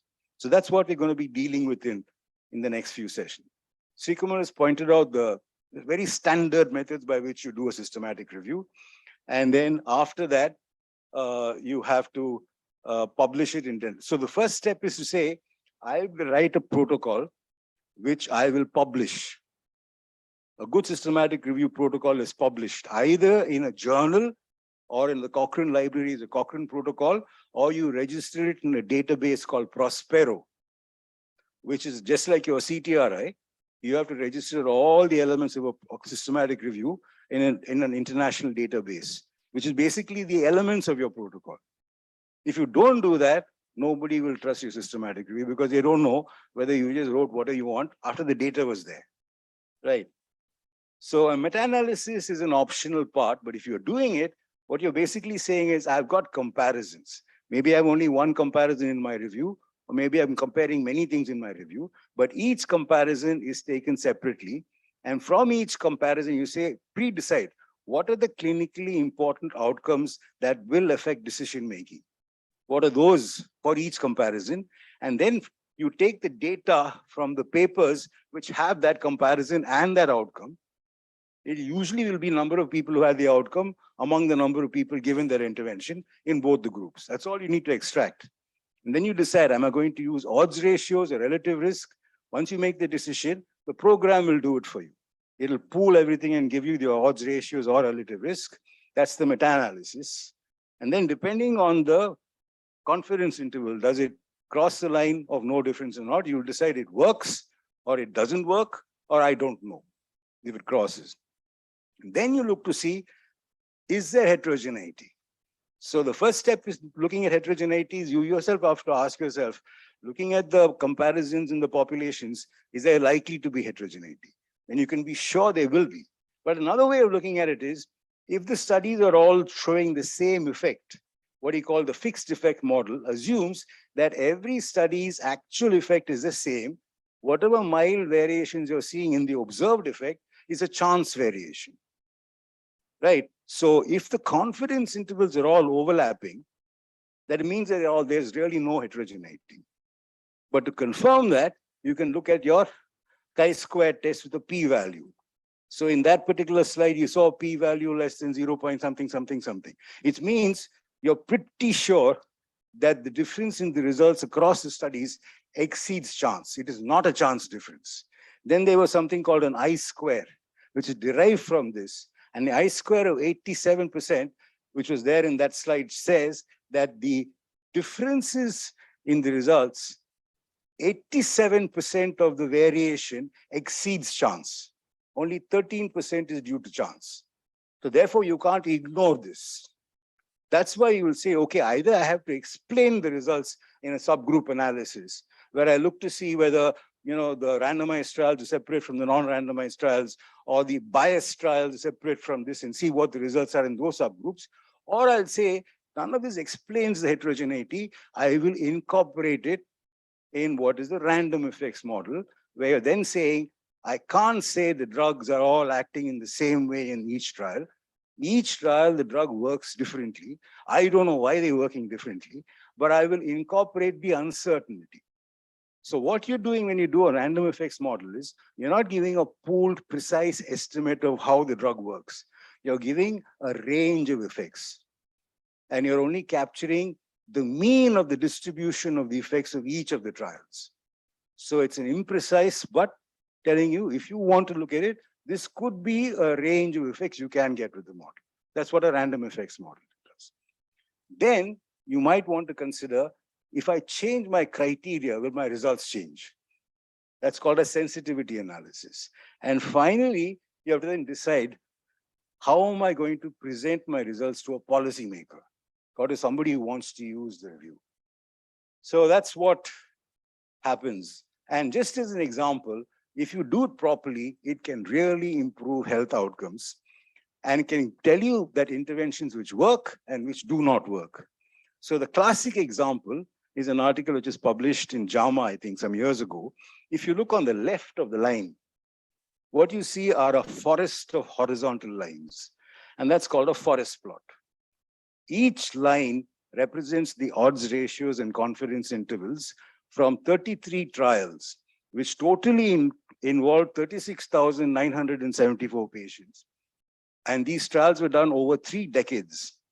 And they all studied, if you give IV streptokinase or don't give streptokinase after a myocardial infarction to prevent death, what will happen?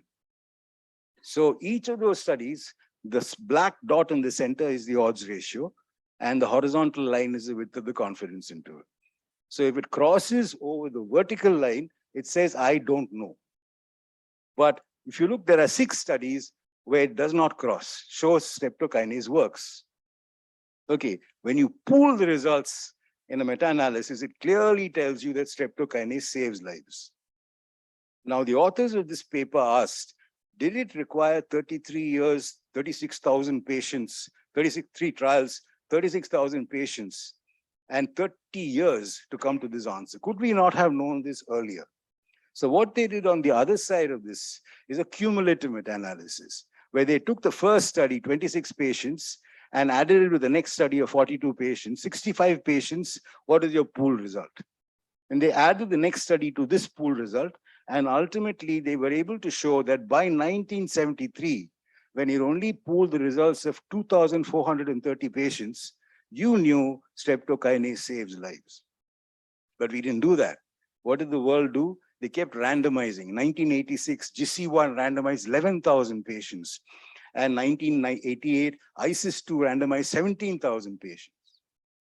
Expensive trials, but more damagingly, If you had been in an ethics committee in 1973 and you had already pooled those results, you probably would not allow these people to be trialed when half of them had a higher risk of dying. So while we were in the world of research, unethically killing people, what were you doing in the clinical sphere? Pretty much the same, because if you look at the cumulative evidence of benefit and the textbook recommendations and the guidelines, including the Oxford textbook of medicine and stuff, it's only in 1980 that they started realizing, yes, we should be using streptokinase. In fact, the Oxford textbook of medicine, David Weatherall, wrote an apology saying, we are sorry, we didn't know these methods. And what were they doing instead? Recommending treatments which were cumulatively showing no benefit, potentially increasing harm, right up to the 1990s, lidocaine. So this is the reason why it is important to have a method by which you synthesize evidence in a transparent and reliable way. But there are now hierarchies of evidence, and not all evidence is considered the same. So if you look at the traditional hierarchy of evidence pyramid, all of you would have seen this. It says systematic reviews and meta-analysis of RCTs are right on top, then RCTs, then cohort studies, case control studies. Assumption here is that the top of the pyramid has least biased evidence because the quality of synthesis is better. That's the traditional pyramid. That's changed. People now say, okay, what we're looking at is filtered information and unfiltered information. The primary studies are the unfiltered information, and ways in which you critically appraise or you write a textbook called DARE or any evidence, what is it, up to date. These are all critically appraised ways in which you can present the evidence. And systematic review is again part of this. Or you can look at the 5S pyramid, which takes it one step further, where it says there are studies, and depending on the kind of question, there are a lot of primary research, then there's synthesis, there's synopsis of these, summaries which policymakers can use. And as I think you were pointing out, you're getting health systems, electronic systems. Now, if you go to Scandinavia, a doctor types in the symptoms, a differential diagnosis comes up, you put in your investigations and also gives you treatment. So the evidence is in the back end of your electronic systems. So that's what is considered to be the top of the hierarchy, which requires a lot of money and effort and updating. But that's the way systems evolve, where evidence becomes part of your everyday clinical decision-making, backed by updated systematic reviews. There are some variations. But the problem with all of this is, if you look at another way of looking at it, they'll say 1A, 1B, 2A, 2B, also looking at the same studies, but classifying it in a different way. And then if you look at it, then they start talking about various things. All of these have the same problem. They're referring to evidence about treatment, therapy, which is why RCTs are right on the top of the pyramid. But in the clinical practice, you also need evidence from surveys, epidemiology, prognosis, diagnosis. That doesn't come anywhere in this evidence pyramid. That is one problem. Second is, what we have to realize is that every question has a specific research design to answer it. So how can you say RCTs is right on top of everything? Makes no sense. And not all the studies on the same design. You can have two RCTs. One is badly done, gives you a different estimate. So how can you say RCTs are the top? There are different kinds of quality as far as RCTs are concerned. And you may not have evidence from the best design for that study, right? All of these are already addressing internal validity from the paper. Can I trust the results of the study? It does not talk about, can I use it? So that's the other lacunae in these hierarchies. So what we are talking about in our traditional hierarchies is a hierarchy of methodology, not hierarchy of evidence required for clinical practice. So if you look at the Oxford Center for Evidence-Based Medicine, they give you these levels of evidence based from most biased, usually case series at the bottom, to the least biased, and it differs according to the question you're asking. So for an etiology question, for a diagnostic question, for a prognostic question or treatment question, there are different primary studies, which will give you the best evidence. And a systematic review of those studies are considered to be the top for that particular question. And they've modified it into levels of evidence statement here in the form of simple questions. For example, how common is the problem? And it gives you studies which start from the most biased to the least biased. But what's very interesting is at the top, step one, level one, is not a systematic review. It is local evidence, which I thought is a very good way of going. Your level two evidence is systematic reviews of surveys that allow matching to local circumstances. But the best evidence you can get for Kerala is surveys and data from Kerala. That is a good way of realizing the contextualization of the evidence. And also, if you look at the modification here for interventions, the top evidence can come from a systematic review or N of one trial, including one patient being randomized to get different treatments. Acknowledging the fact that when you do a systematic review and meta-analysis, you're going from a generalization of large populations, but when you're using it for patients, you've got to bring it down to one person, saying there is a big problem in that. You lose a lot in that. So this is a modification of that. Then the other thing you're talking about, people are talking about strength of the recommendation and the evidence. They're differentiating the two.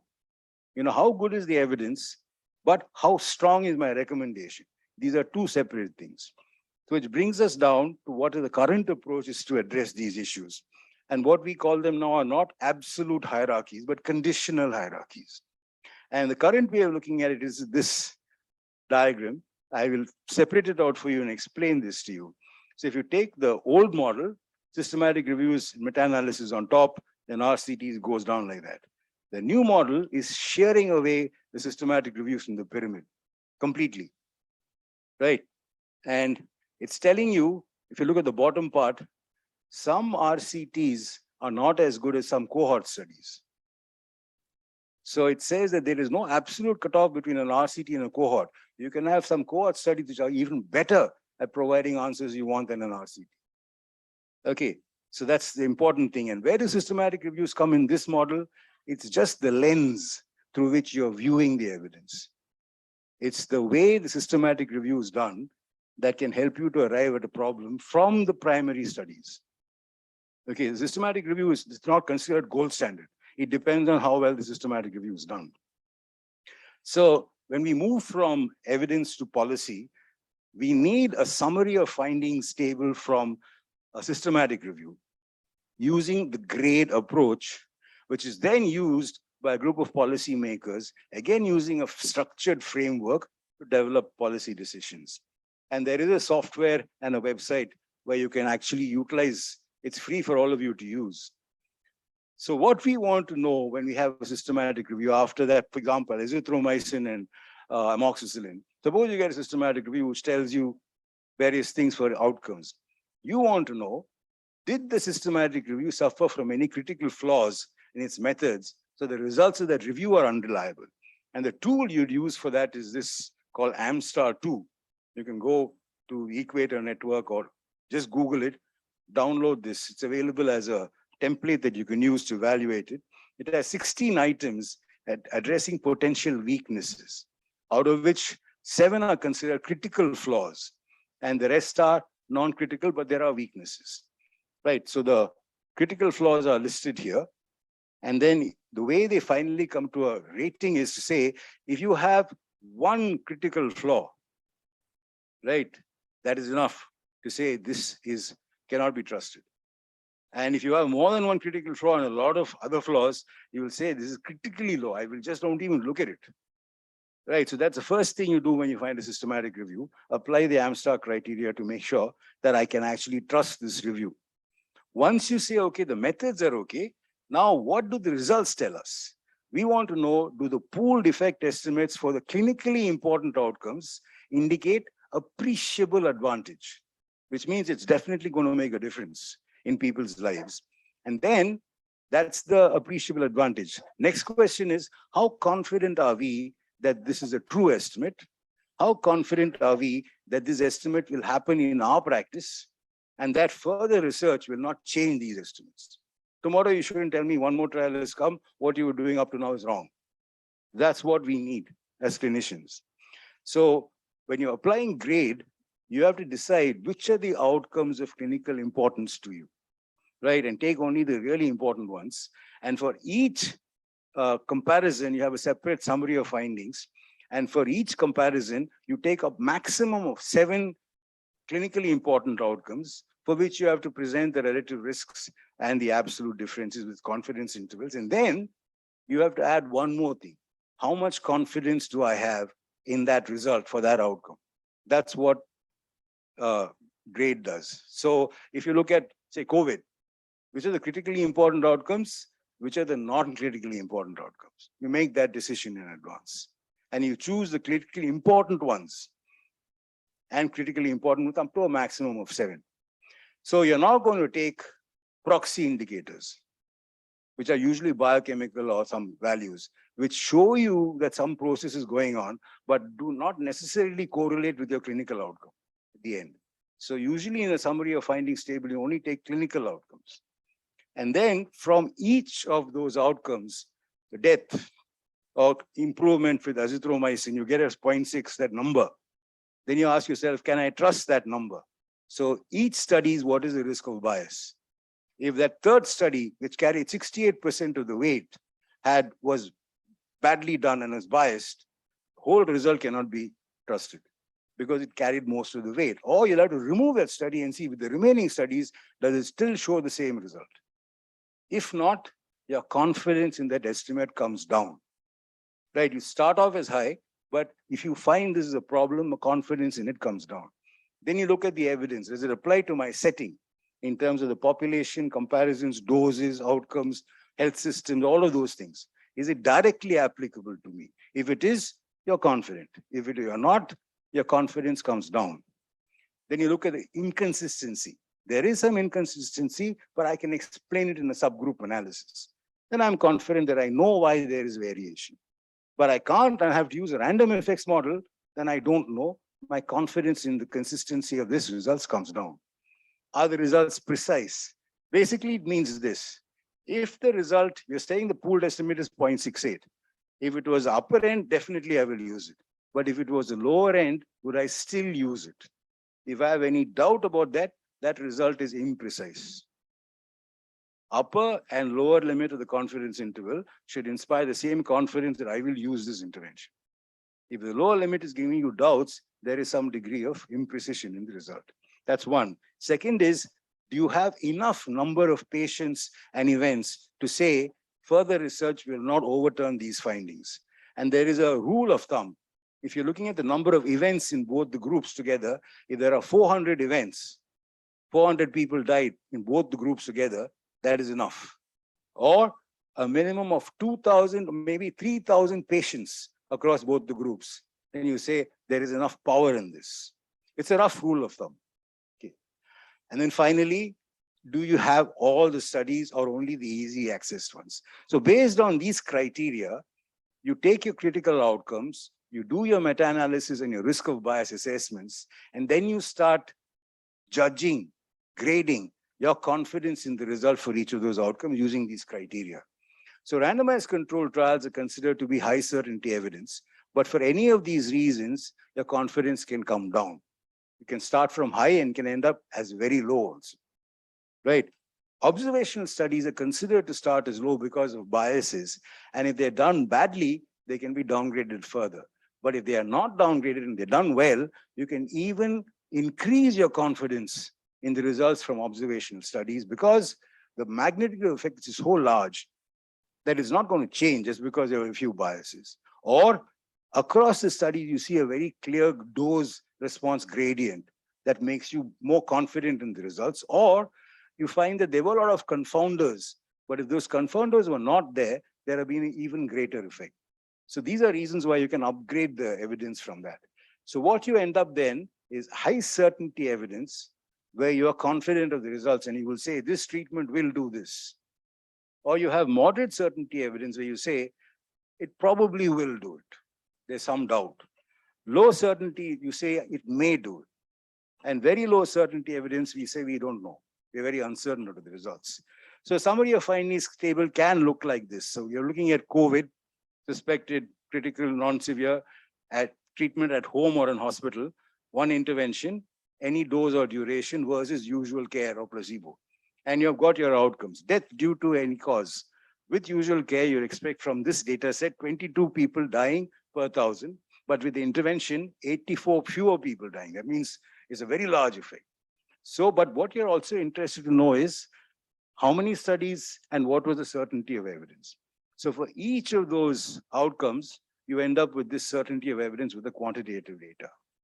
That is what is used by decision makers who will then look at all of this evidence through the prism of the balance of harms, benefits, costs, burdens, and preferences, and come up with a recommendation, which could be a strong recommendation or a conditional recommendation for its use or against its use. And this is based on overall quality or certainty in the result. So any WHO guideline or any good guideline which has used this process will say, use this in this condition. Strong recommendation, high certainty evidence, or conditional recommendation, moderate certainty evidence. So that's the way guideline development and evidence synthesis goes. But one more caveat, if a WHO says you should be doing this, I don't think that any state should take it at face value, because there is local evidence which must be incorporated with all this global evidence to make judgments and the trade-offs required for you to make a good health policy decision in the country. There are many examples I could give you on how governments have actually rejected the results of a systematic review because they could either afford the treatment or it would take away money from their health budget into something else and cause other opportunistic harms in the treatment. So that's my caveat. There are no fixed hierarchies in evidence. It's a conditional process where you look at the certainty for clinically important outcomes and the context in which you're using it. But evidence is cumulative. And the certainty of evidence applies to the populations in the studies. And it certainly does not account for individual variations and, of course, the unknown unknowns. I've tried to give you a vast overview of this topic. It's fascinating. And if you have any questions, you can ask or email Sri or I this. Thank you. Thank you very much.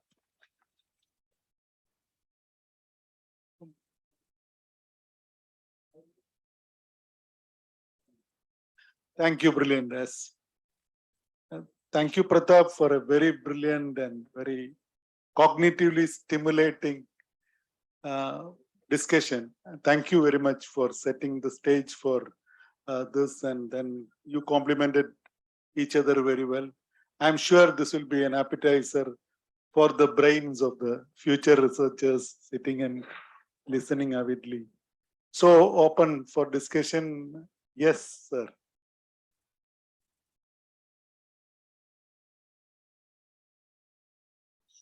Okay, I'm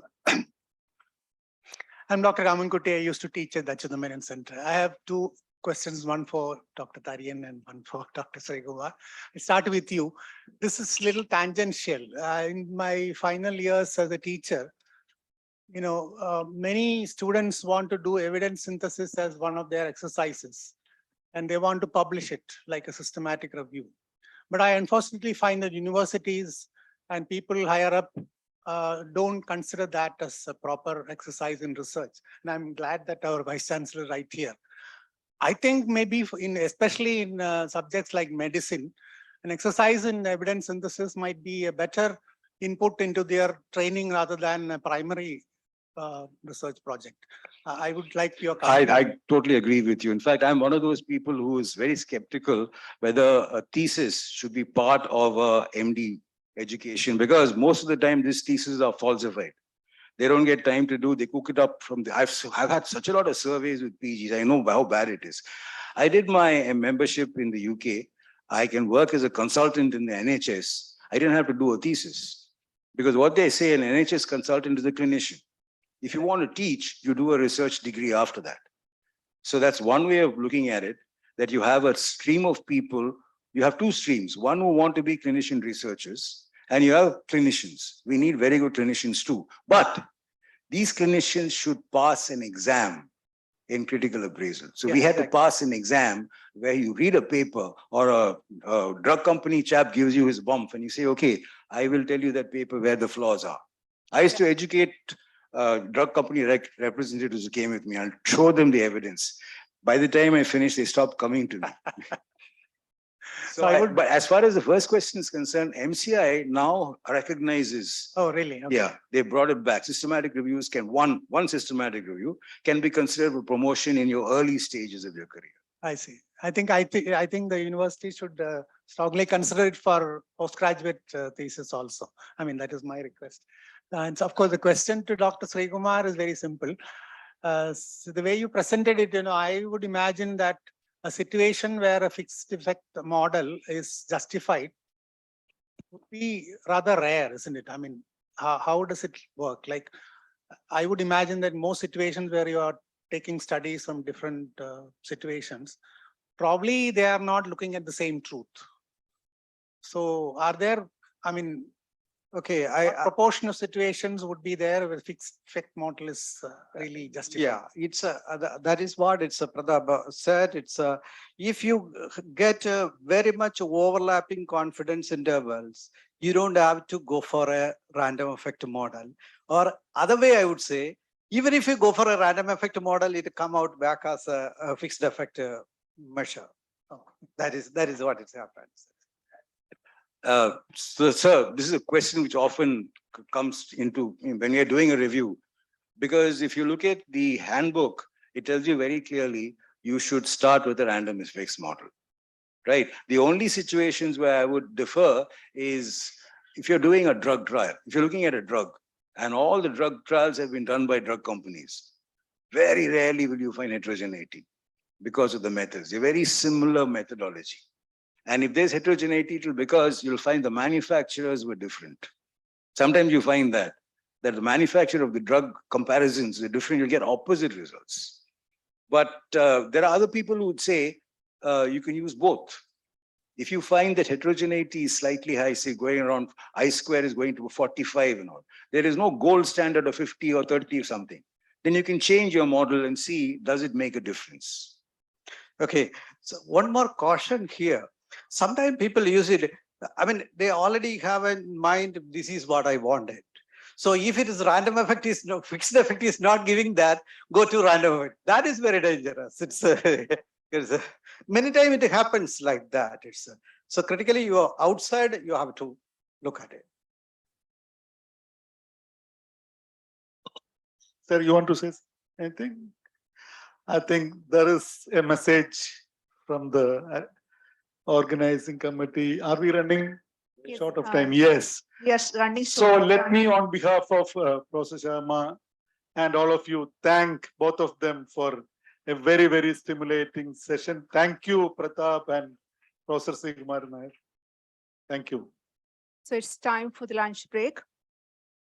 We have all are requested to reassemble by 2 o'clock itself, because Dr. N.K. Arora will join us online to share the experience of COVID vaccine delivery platform in India, challenges and way forward at 2 p.m. itself.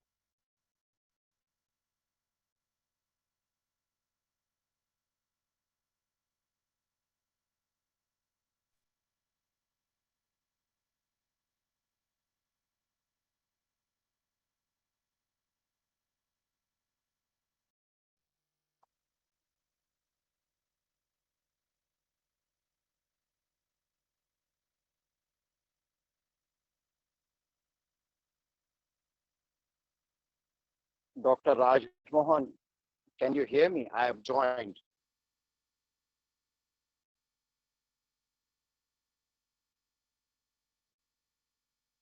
Dr. Raj Mohan.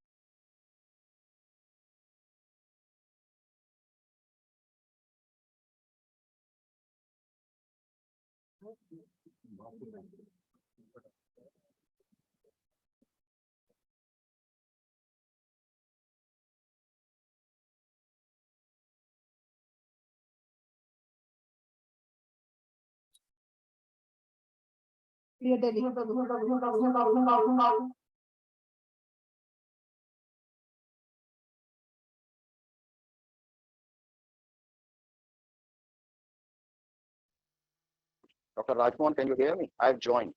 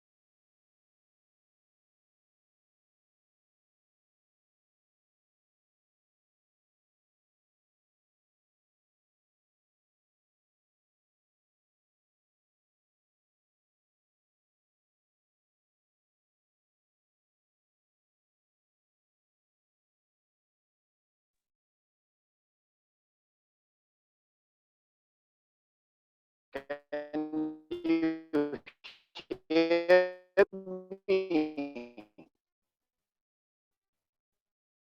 Rajmohan, can you hear me? Rajmohan, can you hear me? Yes, sir, I can hear you. I'm connected now. Rajmohan, can Video also. hello? Can you connect? Can you hear me? Yes, Rajmohan? yes, we can hear. Yes. Please put on the video. I have switched on the video. I think you should be able to see me. Okay, sir. Okay, okay. Now it is everything perfect. Please go ahead.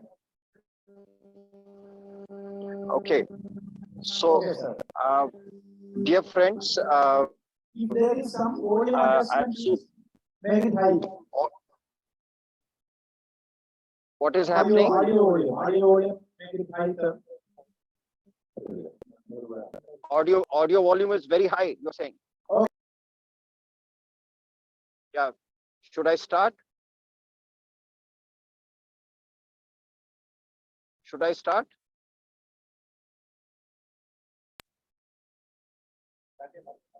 Please start, sir. Okay. Yes. Okay. So, dear friends, thank you very much for inviting me. And basically, I thought I will share briefly the COVID vaccination story with you in very brief. So, right in February 2020, it became very clear that the pandemic we are facing is something which it's a viral disease, and virus will be, the vaccine will be the key to save us from the catastrophe. And right in March, first week itself, the government of India and at the highest political level issued directions that we should immediately start working the development of vaccine. And a RFA was sent out. The last date was 31st March. And on 1st April and 2nd April, the RFAs were reviewed. And by the end of first week, the decision on whom to fund also had started. So that just shows that when the highest political will is there, the money was made available. And at this time, one of the key things which we did was that arranged collaboration or encouraged or catalyzed collaboration between academics and industry. And in fact, I called it like arranged marriage. So academics, whether Indian or international, and local industry partner of a range of vaccines, which I'll come a little later. So this process was started, and it was said that it is a time-bound program. The second thing was that in March, April, the regulatory system was modified so that we should have a mechanism of emergency authorization for vaccine use for public health. And that was taken care.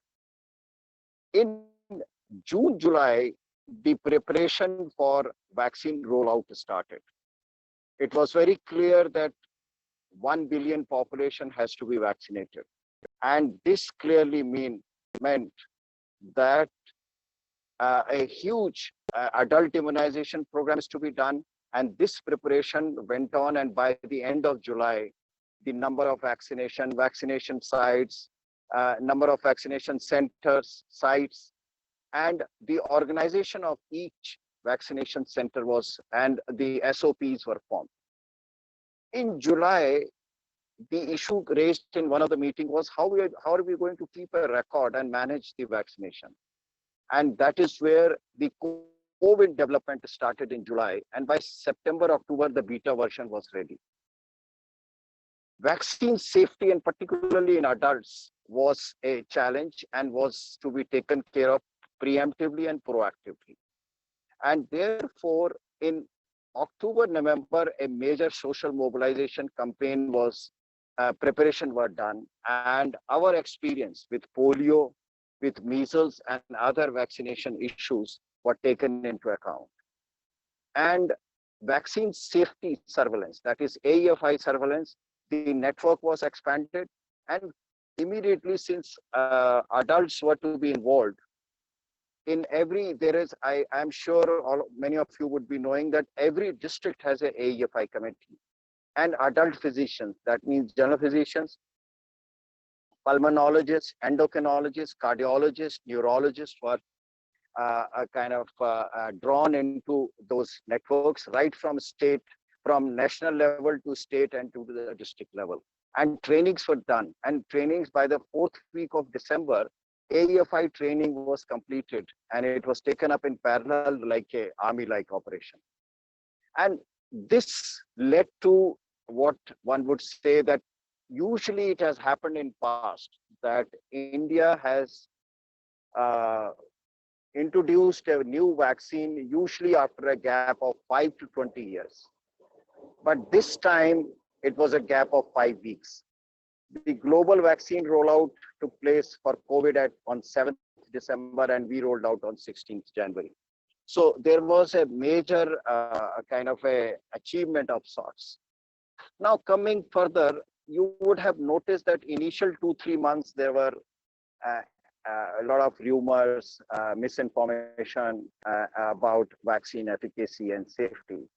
But since the program was already planned, it was not reactive, it was responsive. And you could see that by the end of March or April, the negative news about vaccine gradually diminished. And this is the reason that today we have a vaccine coverage which is one of the highest in the world. And 92% adults have received both the vaccines. Here I forgot to mention one thing, and that was prioritization. Vaccine was obviously in short supply. So prioritization was done somewhere in October. And we followed national the WHO guidelines, but also the national framework was also kept in mind. And so that when it is rolled out, it was a clear-cut roadmap, physicians, frontline workers, then 60 plus, and then 45 plus, and then finally 18 plus. And children were not taken up because, as the evidence had shown from first year, that children are not very much affected. And during the whole program, you would have seen as the vaccine availability improved, the uptake was excellent. And it was 21st June when we knew that vaccine availability is going to be now sufficient. And thereafter, you saw that every day 8 to 9 million individuals were immunized. And the other important component throughout this COVID experience has been strengthening the health system. I'll not dwell too much on that. But one important issue I want to share, that what should be the schedule of vaccination. Co-vaccine, there was clear cut. It was about, it was 4 weeks interval between 2 doses, but there was lack of clarity to begin with about Covishield. And it was, to begin with, it was 4 weeks, we increased it to 8 weeks, and then it became 12 to 16 weeks. And we used the available evidence to make the best choice. There was a lot of pressure, both from academia, from professionals, from press, that it is basically to save the vaccines. But the fact of the matter was that it was science-based. And as a result, what we saw, that we are doing the data analysis, this vaccine, Covishield vaccine interval between 12 to 16 weeks actually helped us, because the second dose almost worked like a booster. And thereafter, from January onwards, a vaccine has been introduced for children. And now we have a heterologous booster also. Here, I would like to also share that we are having 2 new vaccines, made in India vaccines. One is mRNA vaccine, which is going to be getting emergency use authorization soon. The other is intranasal vaccine. These are unique in their own side because mRNA can be stored at 2 to 8 degrees. No other vaccine mRNA is 2 to 8 degrees. Then we have the world's first DNA vaccine. Unfortunately, they came up so late that it could not be introduced in the program, but I understand they are exporting it now. And then this intranasal vaccine, which is both will be available, both as heterologous booster as well as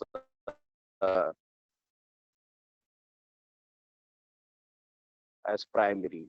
And as far as mRNA, there is a new version. Omicron specific vaccine is also under development. By the end of the year, it has been a sea change in the whole vaccine ecosystem of the country. And today we have all the available possible platforms where vaccine can be manufactured on one side. The other important thing is that from a vaccine manufacturer, we have become vaccine developer, R&D.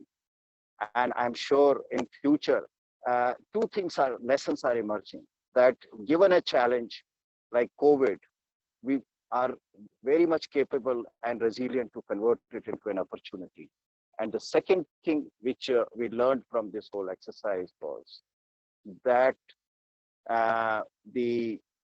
now better vaccines and newer vaccines using indigenous platforms would be possible. Another good news I would like to share with you that by the end of this year, HPV vaccine will also be rolled out for our daughters and granddaughters, 9 to 14 years. And that is again with a made in India vaccine.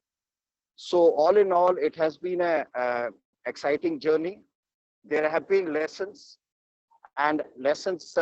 particularly that if we have to take the leadership role, infrastructure investment is necessary. And India did infrastructure investment. Now we have our own assay labs, animal testing labs. There is need for upgrading them. And similarly, field sites, 11 field sites have been established to undertake clinical trials of this stuff. So all in all, there is a lot to be kind of proud of, but it has also given us a lot of lessons. But one important lesson is that political will and at the highest level is extremely important, because all these activities require resources.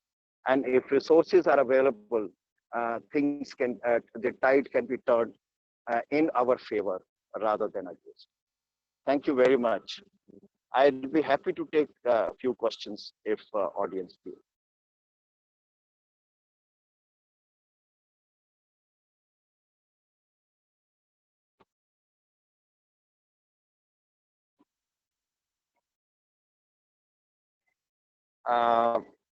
Organizers, am I still there, or you're not able to?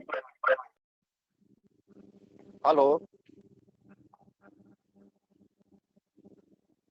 Were you able to hear me?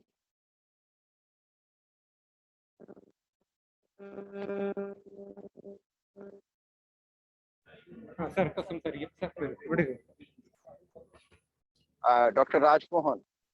Yes, sir. Does anybody want to have any clarification? Yeah.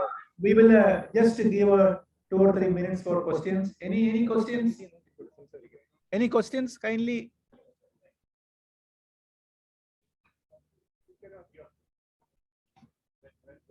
Sir, everybody is now concerned about 3 issues. One is about the number of booster doses.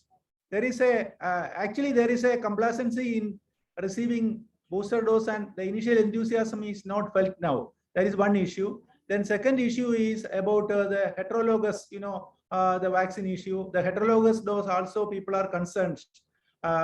Then about reinfection, the issue of adverse events. A lot of issues are there. So what do you think about the booster number of optimum booster doses? People are getting 6. I will try to answer these 3 questions. So first of all, we must understand the vaccine efficacy has 4 components. One is prevention of infection. The second is prevention of the prevention of symptomatic infection. Third is prevention of severe disease. And then fourth is prevention of death. Unfortunately, none of the vaccines anywhere in the globe prevent infection. It is reduce symptomatic infection, but the most important thing is that the major impact, which is over 90% efficacy for severe disease and death. And our vaccines are also so good, number one. The second is our population had, there is a hybrid immunity, our population. A lot of people, or almost all, or over 90% people are infected, plus vaccinated. As a result, there is no need for multiple boosters. There is no need, it appears at the time. But the current booster or precaution dose is useful. And heterologous, the Carbovax heterologous, we have reviewed the data. It is very safe and very effective. And it produces almost similar immunological response, whether you have received primary as Covaxin or Covishield. The incoming days, booster for intranasal will also be available. And same is true for mRNA vaccine. And initial, whatever data we have seen, the key issue is safety, and there is absolutely no kind of should be concerned. And as immunologically also, these heterologous doses are very good.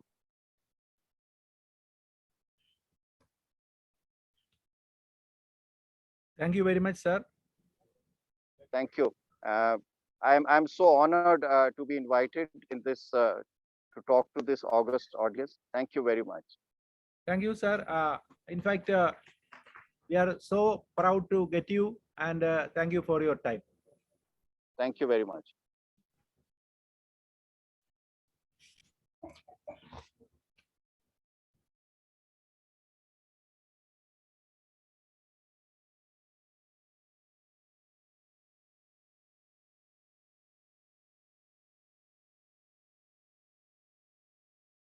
Achithamenon Center for Health Science Studies, Thiruvananthapuram. He will talk on unbiased and usable reporting of research finding, publishing, presenting, and submitting reports to research sponsors. I invite Professor Dr. Vijay Kumar, Professor and Head, former Professor and Head, Community Medicine, Government Medical College, Thiruvananthapuram, to chair the session.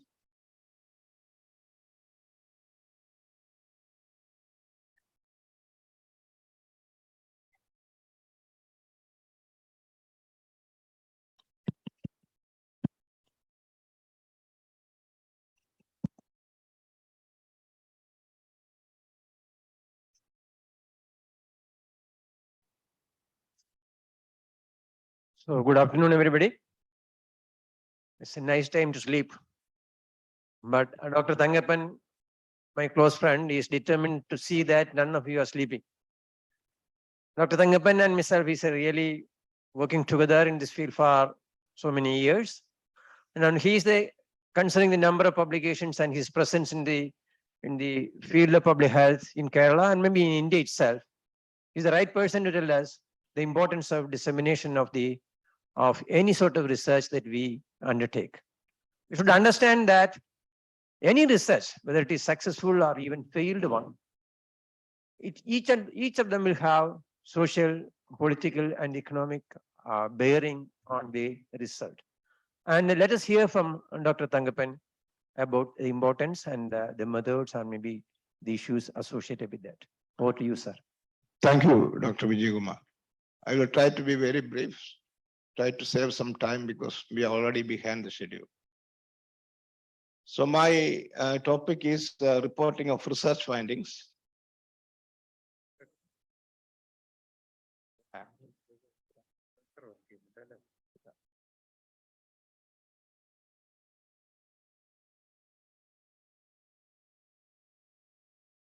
Yes. Okay, thank you.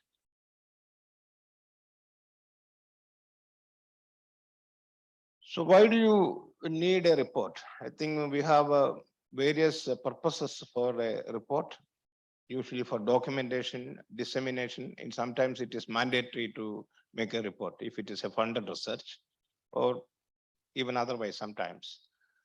So these are some of the types of scientific writing, proposal writing, research report, journal article, letter or short communication, review article, and chapter for a book. So when you write for journals, these are some of the basics. Do not change design. It has to be whatever design you started to conduct the research, that has to be kept always. Focus your message, state your limitations, curtail your expectations, which means once you submit your article to a journal, most likely it will be returned. So it has to be probably submitted to several journals before it is published. Be ready to accept criticism. So I have seen many students who once you see the criticisms by the reviewers, then they are completely dejected and they don't continue to publish. That is not the case. Lots of criticism will be there by the reviewers. We have to accept the criticism and revise our paper based on this. Be prepared to modify your article several times, maybe 20 times. We don't know how many times, depends upon the article and the journal. So these are some of the basic writing style. Use the language potential to the extent possible. The language is very, very important. I think you have to use it optimum so that it is communicated very effectively. As I said, revise maybe several times, even before the first submission. Very, very important. And read it. Maybe your colleagues also can read it. Read and learn from good work. I think this is something which I have seen missing from many of the students and young researchers. So when you read an article, please learn how it is written, each aspect. That's very, very important. So that we can also take lessons from that article and maybe try to implement some of them in our article. Usually active passive voice. This is very important. The voice, which tense are you using, and the voice, which are, I think sometimes journals insist that you have to use active voice. Briefer, the better. As you know, in many papers, there's a limit, maybe 2,000 words, 3,000 words. So unless you are able to write very briefly, it will be very difficult to communicate scientific information. Make the paragraph the unit of composition, particularly in the discussion session. Use consistent tense and spelling throughout. If you are using American English, it depends upon the journal. So they will insist, I think, if that to be consistent. In some part, it can be British English. In the other part, it cannot be, American English like that. That has to be kept in mind, I think. So I will focus only on the format of reporting research findings to a journal. So other formats I am not reporting because there is no time. First of all, the title. Why the title is important? Better to indicate the study design in the title, such as cross-section survey, case control study, randomized control trial, etc. in the study title itself. So people will be able to understand what kind of study is this one. Follow the guidelines from the journal regarding number of words in the title. That is also nowadays people will not, the journals will not accept. It's an online publication. If even if a single word is more, they will not accept. They also require some journals require short title in addition to the long title, because that has to be given at the end and maybe top of each page.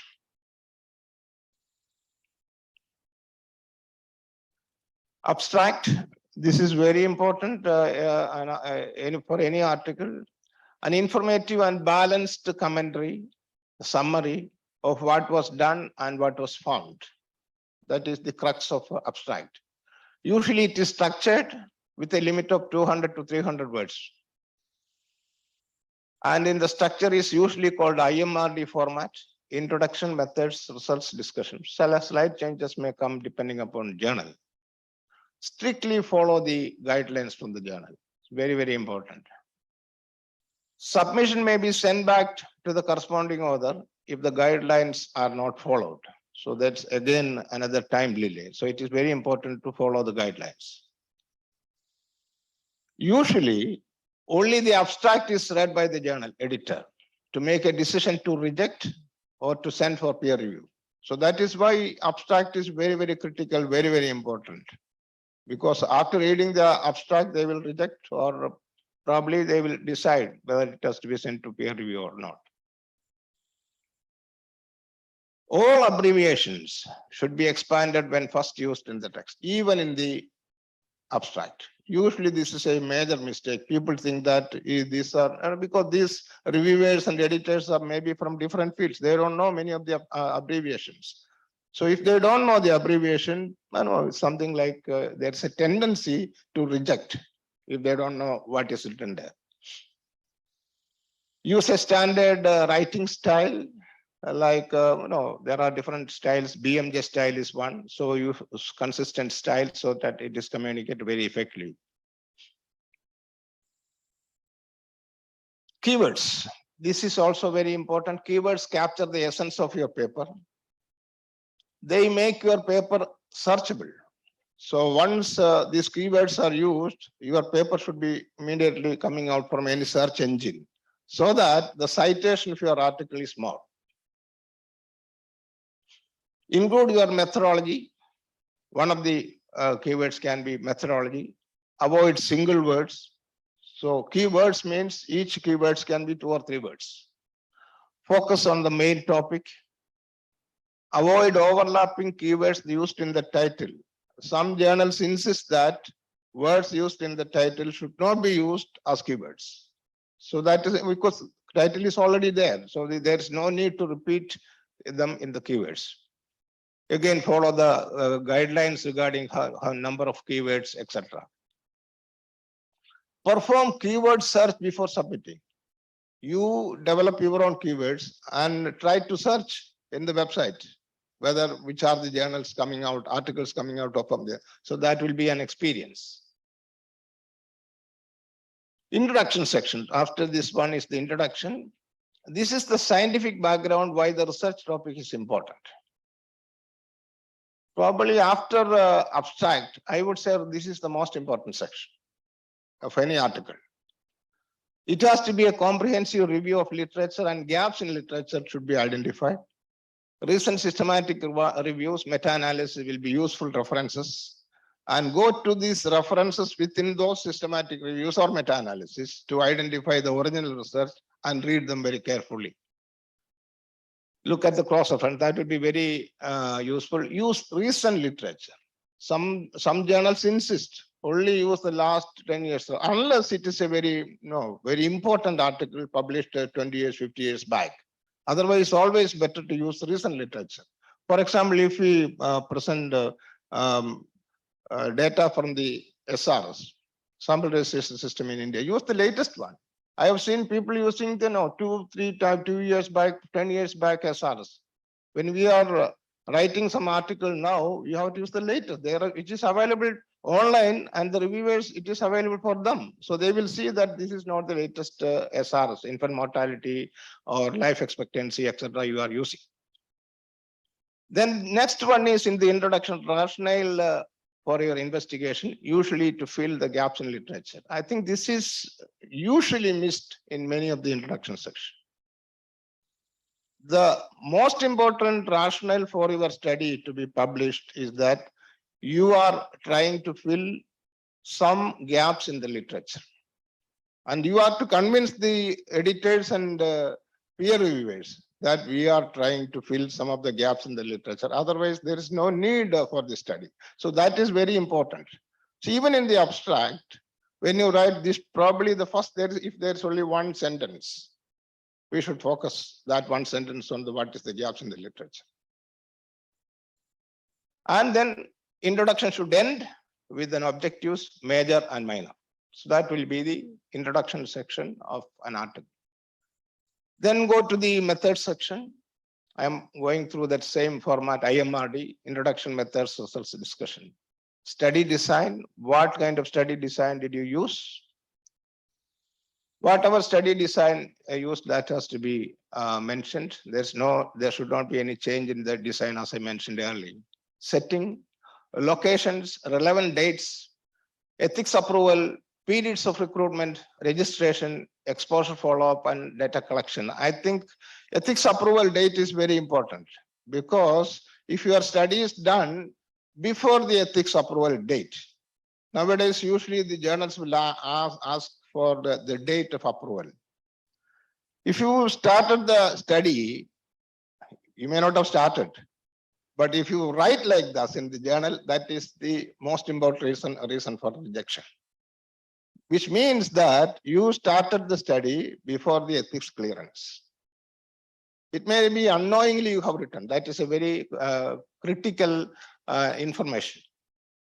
Then participants, eligibility criteria, sources and methods of selection of participants. Regarding the participants, variables, clearly define the outcome variable. Outcome variable is the most important, and other variables clearly define how did you measure, how did you operationalize them for your study. It's very important. Sources of data, if you use some other sources other than the primary study, that has to be mentioned.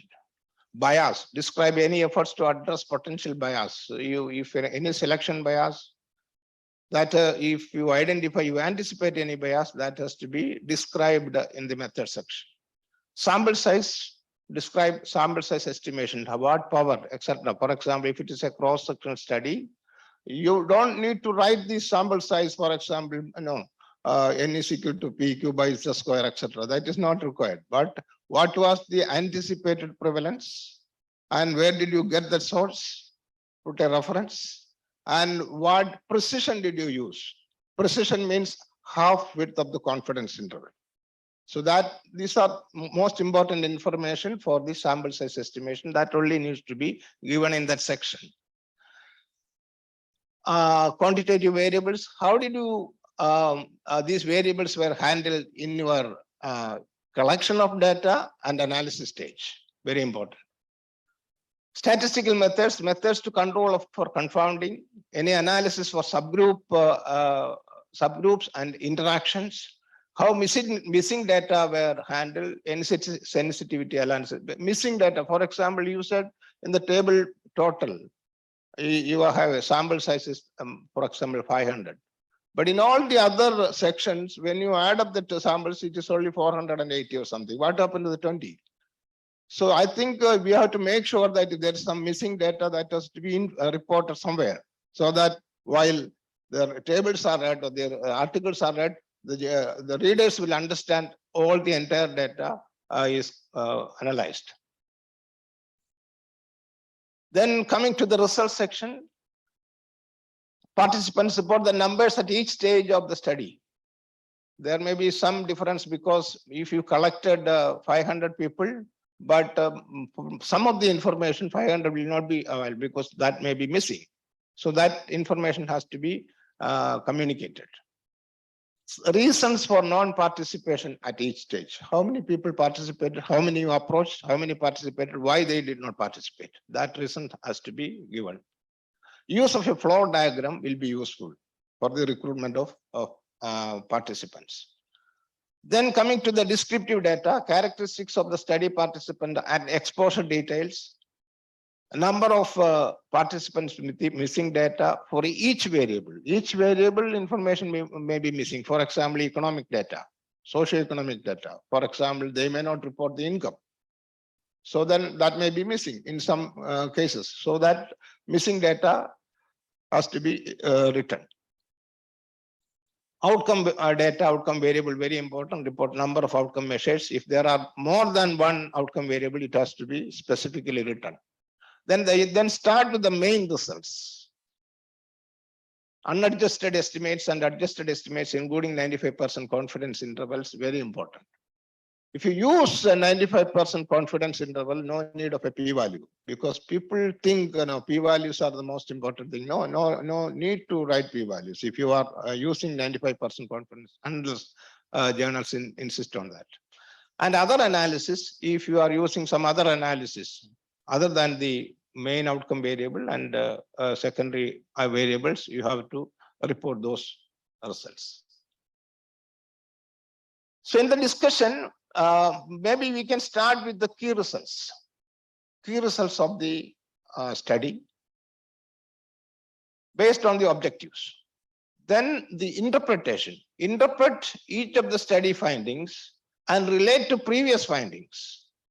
How is your finding different from the previous finding? Why did you find a different result? And implications of these findings can also be discussed.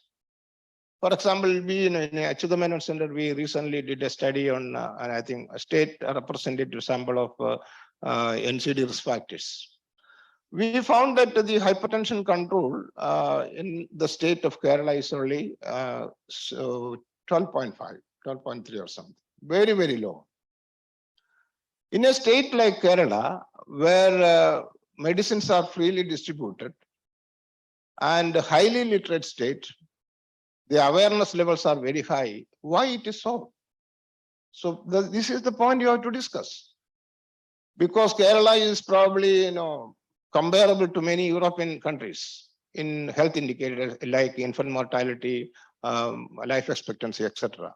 But if you compare the control rates of hypertension of 12.3, where are we? Canada has a hypertension control rate of 65%. Most developed countries have hypertension control rate of more than 50%. Why we are having only? So these are the things we have to highlight, why we are having this low rate of hypertension control. It's only an example, I am saying. Similarly, other results also will have to be discussed. And the generalizability, discuss the external validity of the study findings. We have done a study only in a small panchayat in Kerala, maybe also out of the 1,000 panchayats, that cannot be generalizable to entire state of Kerala. So why it is not generalizable? If it is generalizable, your justification, etc., will have to be written. As I said earlier, limitations very important. Consider sources of potential bias, direction and magnitude of potential bias. How you try to address some of this bias in your study. Conclusions and recommendations. Conclude the report with the major findings of the study. Recommendations should emerge from your own data. So it has to be from your own data, not from what you think. It is a recommendation. Usually recommendations reported based on what you think it is the best for the study, best for the state or the country. That is not the case. It has to come from your own data. Limit the number of recommendations. So it's only one study, as probably you have heard in the previous meta-analysis, etc. Even there are several studies. Then only policies can be made. Your study is only a single study. You cannot have too many recommendations. References, very, very important. People think it's not a very important. This is a very important aspect of any study, and people will, journals will definitely look into this reference. Very important. Journal guidelines has to be followed. If referencing software is used, make sure that accuracy of references. Some software is there is little problem, then the entire referencing style will be gone. You have to make sure manually that it is correctly written. Limit the number of references as per the journal. Make sure that the citations in the text actually match with the references included. Some of the times what happens is you have a citation in the text 30, but actual reference is only 25. What happened to 5?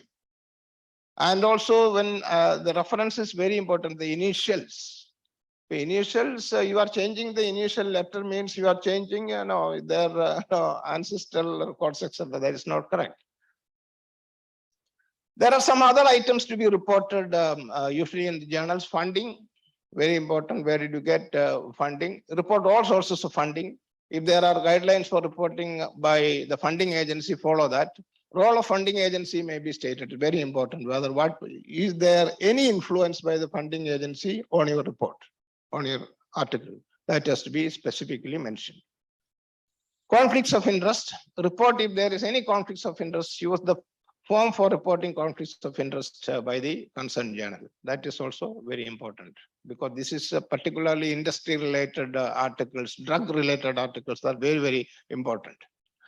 Other contributions, this has become mandatory for most journals now. So ideally, if you have not contributed sufficiently to the article, you are not eligible to become an author. In many institutions, and if you give an ethics clearance, then they insist that one of the members should be included as an author. That's not correct. That is not acceptable also. Ethics approval from all participating institutions, very important, and Health Ministry Screening Committee approval if any foreign researchers are included or if there is external funding. If external funding itself is there, there is no researchers, there is no data sharing, even then Health Ministry Screening Committee clearance is required for those kind of research. Again, I think make it brief. The examination of, for example, examination of physical acuity in the subjects did not yield any negative results. Subjects sought 6/6 vision, very simple. High BMI was much more prevalent among females than in males, though in both sexes, the proportion of normal BMI was negligible. Most people had high BMI. The proportion with high BMI was higher among females compared to males. There are some examples of making it brief. Use the active voice whenever possible. All subjects were subjected to blood pressure measurement. We checked the blood pressure measurements of all subjects. The interview schedule was administered by trained investigators by visiting the houses of participants. Trained investigators administered the interview schedule by visiting the houses of participants. These are very briefly the important points in communicating our research to a scientific journal. Thank you.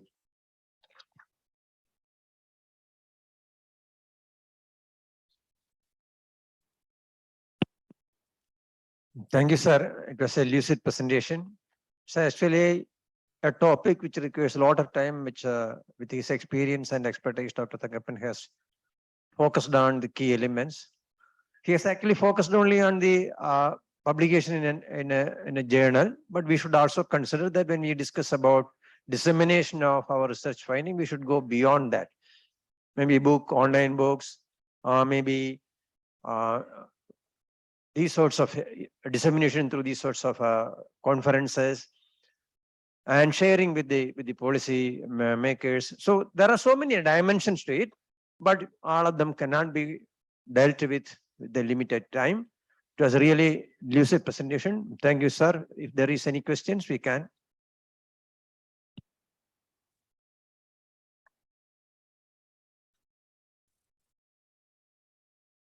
So we can have the question session at the end of next session.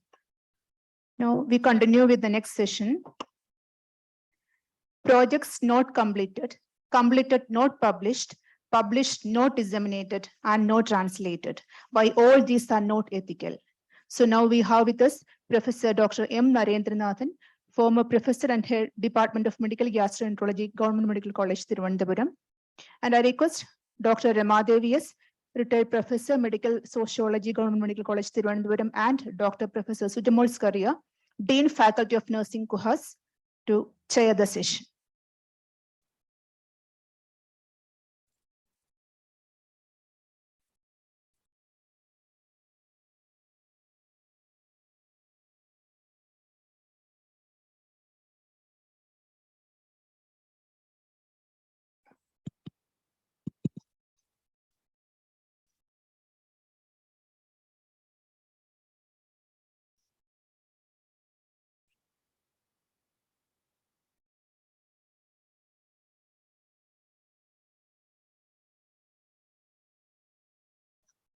Over to you, ma'am.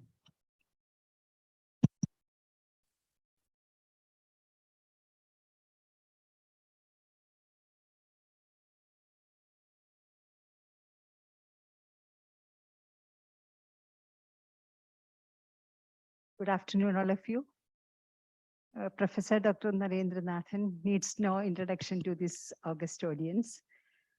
Besides being an expert clinician, he's a good researcher, clinical epidemiologist, and he is updating his knowledge every day, as far as I know. I think he is the best person to talk on ethics, considering his vast experience in this area as chairperson of several ethics committees, and he's an expert in ethics. So over to you, sir. We are eager to listen to your presentation. Thank you. So I'll straight away go into the subject. I was asked to talk about ethics of research that is unfinished, maybe unpublished, and untranslated research. Before I go into this, let me ask a question to all of you. Which is the wealthiest place in Trivandrum? If you're asked to find out which is the wealthiest place in Trivandrum, I'm sure many of you would say it is the Padmanabha Swami temple.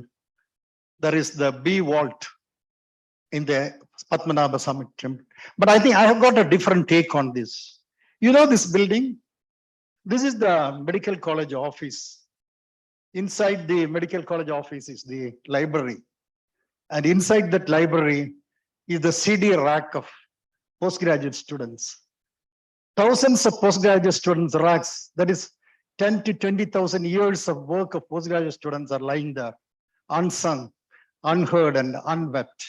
And I think that is the wealthiest place in Trivandrum. That would be my take on that. Why is it that these researches are not published? I remember a saying from Upanishad. It says that a student can be compared to a donkey carrying a sack of gold. The donkey knows only the weight of the gold. It does not know the value of it. And that's exactly what is happening to our postgraduates and the people who do research. They come out with the research, but they are not publishing it because they don't know the value. They know only the weight, the problem, the trouble of getting the research. So that's it. Our postgraduate theses are the result of this. And there are many of them are like donkeys carrying a sack of gold, who know only the weight, but not its value. If you look at the World Medical Association Declaration of Helsinki on publication of research, it shows that the research has to be communicated. Without this, research is unfinished. The time, energy, and money spent should not be wasted. So if you do a research, it should be published. So if it is not published, it is not done. Authors, editors, publishers, and sponsors all have ethical obligation with regard to the publication of the results of research. It's a very important thing. Authors have a duty to make publicly available the results of their research and are accountable for the accuracy of their. This is what is given in the World Medical Association Declaration of Helsinki 2013. Another thing is that what about negative results? There is no need for you to cling on to negative results. People should know about it. Negative results do occur on excellent studies. This should also be published. And then the source of funding, institutional affiliation, and conflicts of interest should be declared in the publication. And then reports of research not in accordance with the Declaration of Helsinki should not be accepted for publication. So these are the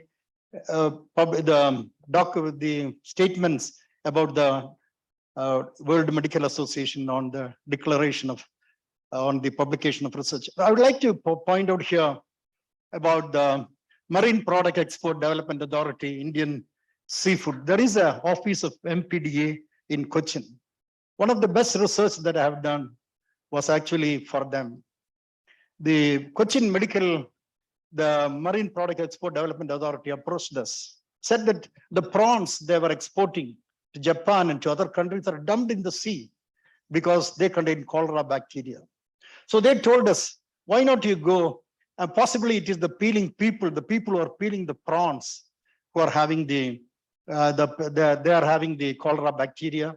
So why don't you go? So we, three of us, I think Dr. Gopalakrishnan, M.O. Varghese, Dr. Abhayambiga, and myself, we went there to investigate. We did a very systematic research, and I'm sure that it's one of the best research that we have done.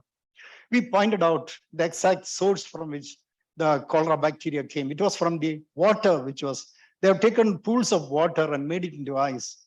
And thus we made a good contribution to the Marine Product Export Development Authority. When they changed the source of ice, this could be stopped, but they requested us, can you please not publish this? So we agreed. So I think that there is I think that we have to accept that. And you know that thing, this is what happened, there is a very good research which was done on H5N1 flu, hypercontagious bird flu.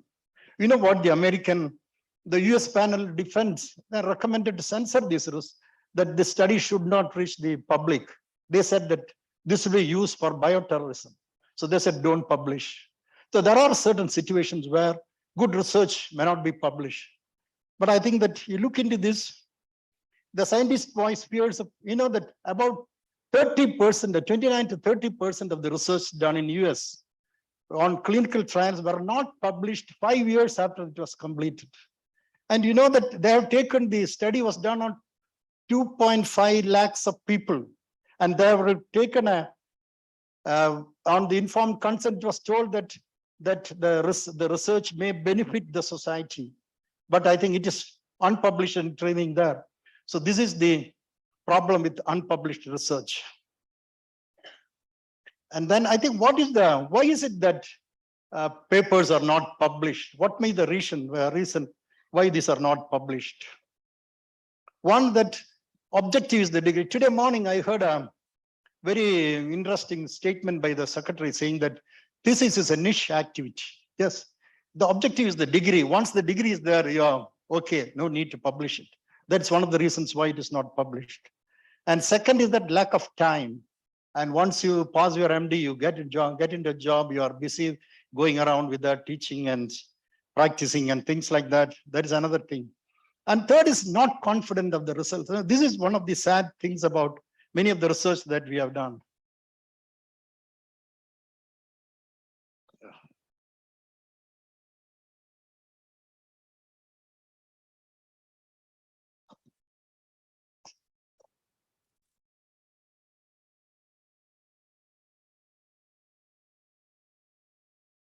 So I think we'll not go into that thing. One of the things which I find is that many of this, I was the chairman of the ethics committee of the in the Trivandrum Medical College, and you'll be sad and depressed to see the thesis which are submitted, the projects which come to you. They have written the subjects were selected from the outpatient, and out of this, why should you write it in the past tense? Which means that this is actually, many of our theses are not theses, but they are Control C and Control V. What else is there? It's just Control C, Control V research.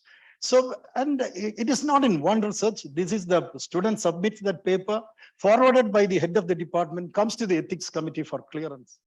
Control C and Control V. What is this?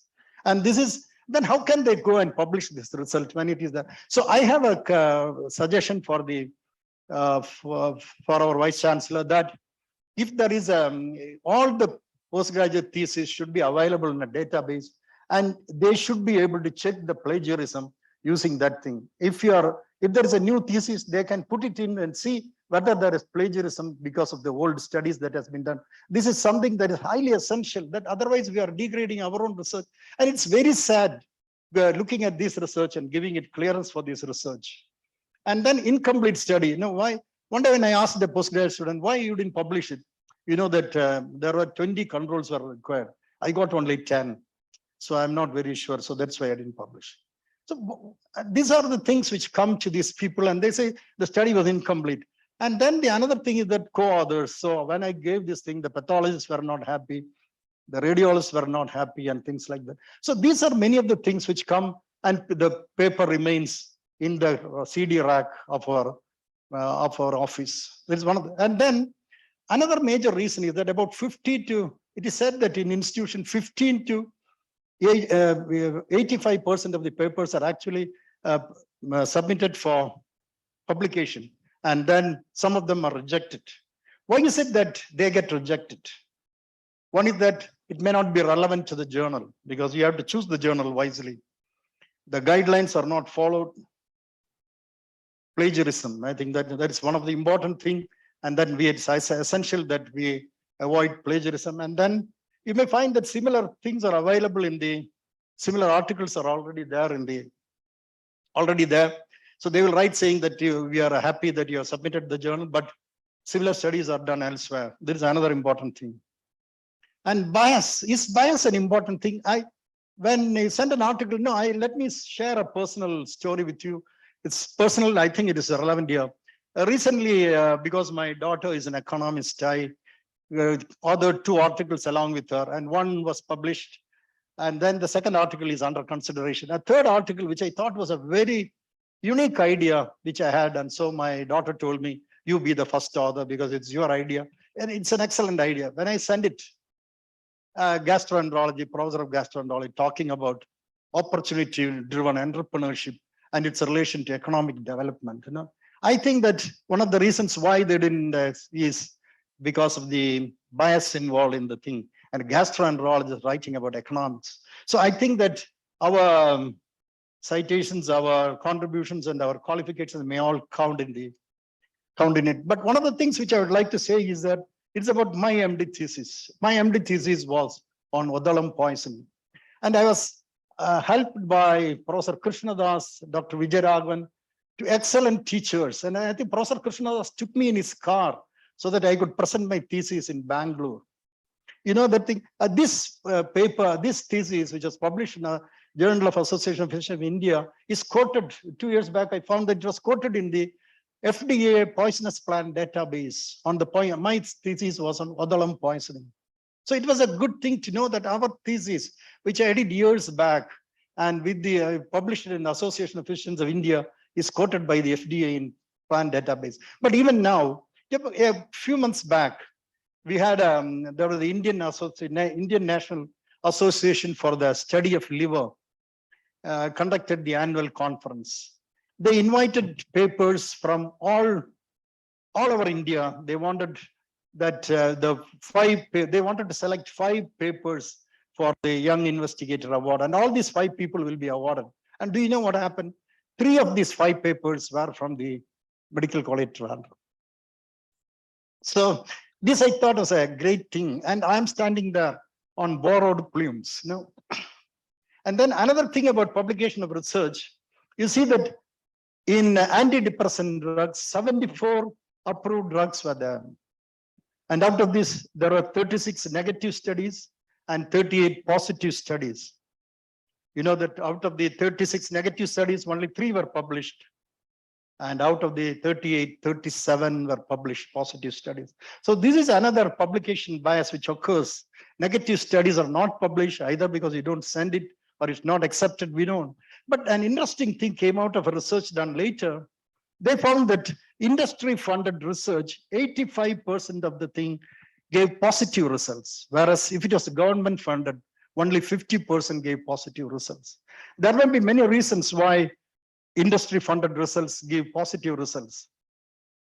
The trials are flawed by design because they use a poor comparator. Suppose they are coming with a drug, they use an inadequate existing drug with an inadequate dose, or they may use a placebo and then show that their drug is good. Or they may select subjects who are ready to get better. This is another important thing. Or if do an interim analysis, and if they found the drug is bad, they either stop it or change the design or something. And they don't publish negative results. This is about negative not getting published. What about the other study? You may know, you might have known what I'm talking about here. This is the autism paper. You know that a fabricated, falsified paper submitted in Lancet. Nowadays, sometimes I feel that Lancet, is it political journal? Sometimes I have felt. This is the author of the infamous paper who said that MMR vaccine is linked to autism. Now, this paper was going around, and after 2 years, the investigation for more than 2 years found that this author was guilty of conflict of interest as a recipient of money from the lawyer looking for the link to the vaccine and regarding the company set up looking to market the test. So this was a false, bad research. You know, you might have heard about Malcolm Pierce. You know that he's a gynecologist. He was the obstetrician at St. George's College, London. And he reported that when a person came to him with an ectopic pregnancy, he took the ectopic pregnancy, reimplanted it into the uterus, and the patient got better. And so this was a very, a great discovery. But many of the students, many of the people who are there, they couldn't realize this happened in our hospital. How did it happen that I didn't know about it? He had fabricated the case. It was a completely fabricated research. He was struck off the General Medical Council.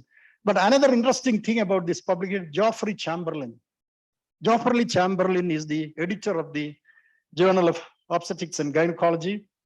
He was a well-known ultrasound specialist, and Malcolm Pierce made him a co-author of this article. Even though this was a gift authorship which was given, so Geoffrey Chamberlain accepted it for publication. So this is another important thing which can gift authorship. He was reprimanded by the GMC, but he was not struck off. Said that it was a considerable error of judgment. So whenever you are accepting a gift authorship, think of these things. Another thing, in relation to the ectopic, but today morning we saw Dr. Ramanguti discussing about the people who are so much against abortion. They are so much against abortion. So there is a new law about ectopic pregnancy.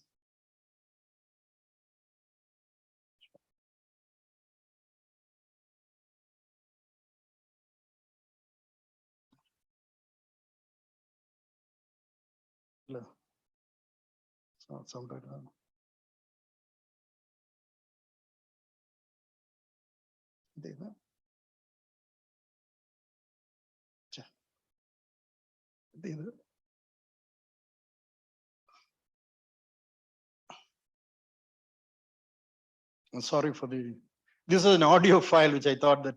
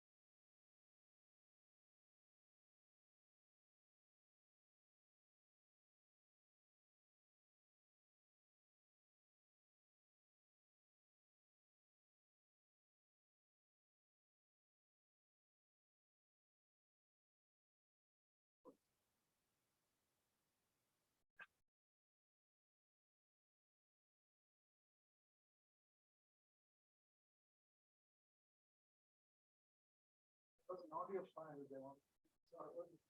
It shows that the Ohio.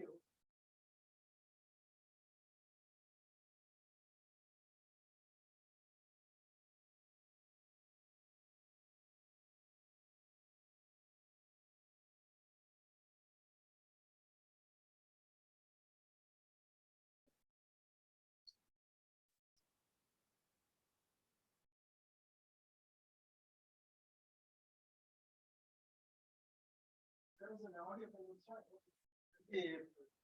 Ohio. What happened was that in the Ohio, they came out with a regulation that in ectopic pregnancy, if ectopic pregnancy is there, and if you abort that fetus or if you remove that fetus, you can be punished for murder, and that a gynecologist should reimplant the ectopic pregnancy into the uterus. It came in 2019. Can you imagine that? This was the reason what happens when politicians make laws, make policies. But I think that you may have known the later on developments. But so these types of can occur when such wrong papers come to the get published. And then whenever there is a research, there is always a gap between the bench and the bedside. And this is what we call the translation problem, bench to bedside. I'm sorry, I think it is. You know that the answer is 17 years. Do you know the answer for what? What is the time lag between translational research? It is known that if you do if there is something is found out in the lab, by the time it takes to come to the bedside is 17 years. That is the time lag between bench to bedside. And then these are the 5 stages of translational research. One, basic science research, which is called the T0 research. And the other one is translation to the humans, where healthy individuals, you do the research. That's called the T1 research. And then do the T2, translation to the patients. This is pre-approval research. And then there is the post-approval research called the T3 translation to practice. And then you see what is happening to the community. That is T4 translational research. So these stages of research, you might have heard about Peter Tugwell. I think when I was doing my epidemiology in North Carolina, he was actually in the McMaster University, and he was given the received the CIHR, Canadian Institute of Health Research Bearer Flood Prize Award. For he was the person who came out with the idea of translating research, and he also came out with a very interesting loop called the measurement of it, the iterative loop and its measurement. So first, I think this is an important thing. You should define the burden of illness. Once you define the burden of illness, you should see what is the causation of what causes the thing. And then you come out with an intervention and see whether this intervention will be acceptable in the community. And then look at the efficiency of the problem and the synthesis, how it can be done, and how you can monitor the program, see the assessment, and then again the burden of illness. What I have showed this slide is that it is essential that we define what is the burden of illness. Now, recently there is a big dog menace in Kerala. What is the problem here? Is it rabies? 20 people died of rabies. So why many of the people are suggesting that the policy for stopping this is vaccinating the dogs. You catch the dogs vaccinated. Does it solve it? What about dog bites? What about the problem of stray dogs? So it is highly essential that you define the problem. Defining the problem, the stray dogs in the streets, if you define it as rabies, this is your solution. But if you define it as dog bites, different. If you define it as stray dogs, the number of stray dogs, it's a different solution. This is an important thing. It's highly essential that we decide what is the problem and define the burden of illness. Does it, if you vaccinate a dog, does the dog become very decent, stop biting people?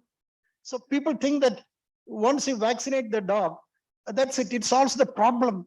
Is it? A vaccinated dog is a very decent dog, doesn't bite people. I think that's, so we are looking at the dog we are looking at the problem in a different perspective. This is one thing that we all should know. Define the problem for the people. And then you know that the NGO, the government asks us to find the solution for this. And then let us see what happened in Netherlands. Netherlands became the first country to have no stray animals in its streets because it came out with a problem called the CNVR, catch, neuter, vaccinate and release. But in India, Goa has become the first state to be free of rabies. They also have a very good program of catch, neuter, vaccinate. This is another important thing. So we should learn from them. And there is a theory, which I am wrong in saying this thing, that this is another thing, lockdown. In the lockdown, why is that the dogs start biting people now? Is it that it was already biting people? We started hearing about it now. It has been said that when there was a lockdown, the number of eateries were closed. There were no fast food shops. The dogs did not get any food to eat, so they started biting people. Maybe a good thing. This is something that we have to look into, see whether it was the reason. So there is this lady has come out with feeding India street dogs in lockdown, give them the thing. So the problem is not just vaccinating the dog. We have to define the problem. It is translational research that which can identify it and then come out with a solution. And translational research is not risk-free. You should know that the most significant ethical issue in translation research is making the research less rigorous. We heard Dr. Arora saying that they developed a vaccine in 5 weeks' time. Are you worried about it? A vaccine which usually takes 5 years to develop was developed in 5 weeks. Is there something pricking our conscience when you say that it has come in a short period of time? And then during the pandemic, shortening the time frame from basic research to bedside is crucial. It's important. We all know there is a pandemic. You cannot wait for 17 years. It has to come rapidly. But when you do such research, it's essential that there are certain ground rules to make it ethical. This is something which is highly essential. And you know that for this, there are the chimp studies. You know that when the COVID epidemic came, to make it to the people, you all know what chimp studies is, I think you all know. This is the controlled human infection model studies, controlled. So what you do is in the COVID, you make a person infected with COVID. So this is controlled human infection model. There are many things to be seen in this. You have to justify it. You have to justify the thing, the risk is worth taking. And then the second thing is you have to minimize the risk. When you infect it to people, the people should not get any side effect. Can any one of you suggest who are the best people to do chimp studies in COVID? Can you suggest what is the, do you know any one of you know who are the best people to do the chimp studies? And it has, people came out in Oxford, they came out with the solution that the best people to do chimp studies are medical students. You know, and that too, female medical students. Why female medical students? Because the complication rate in women is much less than in men. So medical students, because they can know what is the risk involved. Many people who may join because there is money involved, but medical students, they are supposed to know what is the risk involved. And so medical students are the best people for chimp studies. So this is an important thing that you have to, and they understand the risk. So, and another thing is that you have to pay them compensation, but some people, it should be made that people should not be attracted by this compensation for chimp studies. They understand the risk and then come in. And professional volunteers are there, you know, that for studies, but we should discourage professional volunteerism in chimp studies. And in developed economies, you know that for many of the translational research, developed economies are looking into the developing countries for this. And it's sad that, you know, I don't know whether you can read the Indian sitting ducks for drug trials as drug trials run fatal. Many people are rushing to India. Why? Because it's very cheap. You can do that studies at 1/20th the cost in US. And then we have got a well-developed IT technology. Our doctors speak English. And I think that, and our people don't complain. So many of these people come out to us to do drug trials. And it is not, they may offer us a trip to Singapore or a trip to somewhere, but I think we should know the actual reasons behind it. And then before we accept this translational research, we should know what their actual indications are. But you should know that thing. No, this is something which happens. That big pharma giving the politician, they say that we can always blame China and get away with it. There is, I think that today morning, Dr. Rajmohan said that we are studying academic discussion. This is not a political discussion. You may all know that there is a discussion about whether our intervention towards the dog menace is directed because of the influence of pharmaceutical making vaccines. But I think this is the penumbra of translation research tends to incorporate tight financial constraints, connections between sponsors, scientists, clinical investigators, and also animal activists. Are there financial constraints which use that? Let us come out, let us find out and come out in the open and say that this is not there or this is there. What is the harm in hiding it and saying that these people are not involved?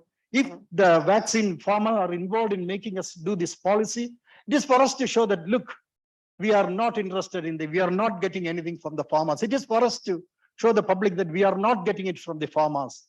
It is for us to say that thing.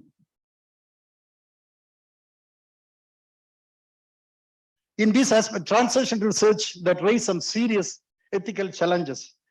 Something that we should know is that translation research aims to translate the results of basic research to improve health. You know about one of the tragedies that occurred in translational research. I think many of you might have heard the story of Jesse Singer, 20 years old, who died.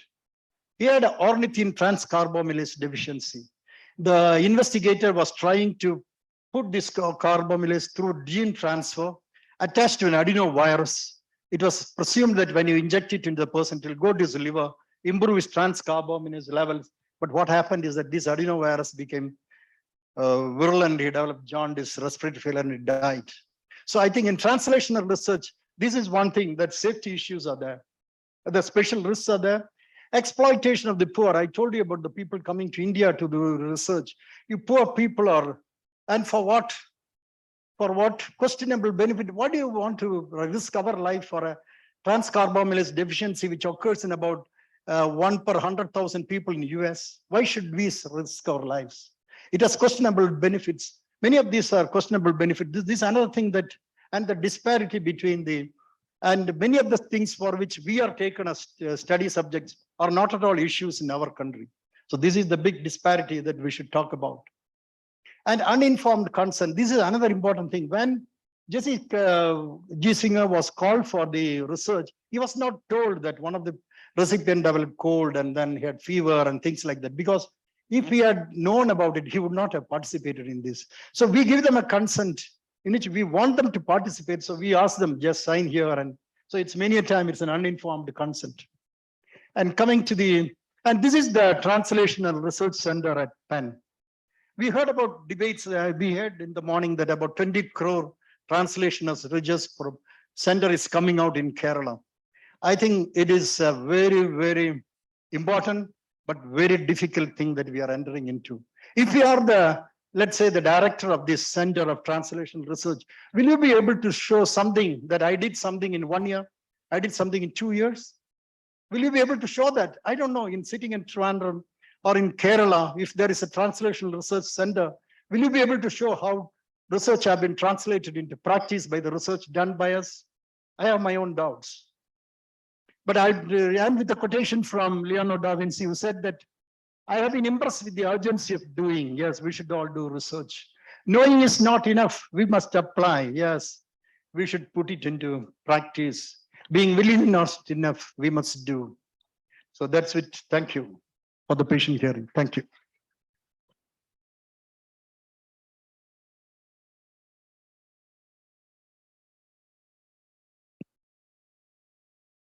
So thank you very much, sir, for the excellent presentation, as using his usual style of presenting with the a sense of humor, so that I think all of you are hearing properly and not sleeping. And ethics, we know it is when a person starts thinking about doing a research, the ethical principles, ethics starts from there. But he has thrown light into the some of the important areas which we were not giving much importance, or the unlighted areas of the research. Thank you very much, sir, for the presentation. Now, if anything need to be clarified, it is open for discussion.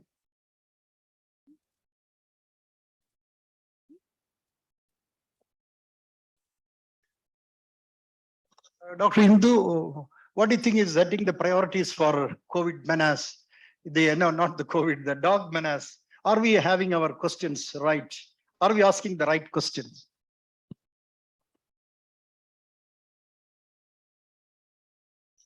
Sir, as you showed, it's a real question. I mean, we do not have the exact answer. One is that we lack the expertise from the animal husbandry side, what to do with the stray dogs. If we start vaccinating the stray dogs, the total number of dog bites will not come down. I think that simple logic is enough. Even the vaccinated dogs might continue to bite. So the number of bites, if that has to come down, definitely the number of dogs have to come down. But from the other side, so those, I mean, that area, we need scientific, technically sound answers from the veterinary side. What has to be done really on this? And the data that is available, there's a definite increase in the number of dog bites. There is a definite increase in the number of category 3 bites. And from the veterinary side, the data available to us and known to us is that they test the animals which are suspected rabies, mostly own dogs, but there is a huge increase in the proportion of rabies among the animals who are killed, suspecting rabies. So that shows that the overall prevalence is on the increase. So as you have rightly showed, we need to ask the right question. Definitely, there are several other answers on the the choice, whether we should go for a pre-exposure prophylaxis, the cost effectiveness. So those are the areas, and availability, vaccine, several. And the pharma industry, I'm not sure, sir. because as people, I think there are many community medicine people who work, because in all medical colleges, the preventive clinics are run by the community medicine. So there is a definite increase, and why there is an increase in rabies among animals, there might be other reasons, like during the COVID lockdowns, more animals from forest, but definitely there is a sylvatic cycle as well, mingling with the domestic animals, and the circulation in the community has gone up. Those are some of the explanations only, sir. We need policy decisions based on data. And for dog control, as Ramangooti sir was mentioning in the morning, the three departments have to come together: animal husbandry, LSGD, and health. Health is right now at the receiving end, but to reduce the number of bites and animal rabies, the other. I think the Goan example also, like vaccinating Excuse dogs me, was one of their important strategies. Please keep short. Thank you.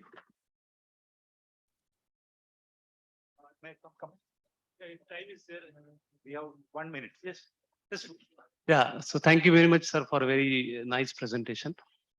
Since you talked about ethics about publication, I also want to mention here, because there are a lot of students and young faculty members, is predatory journal, publication in predatory journals.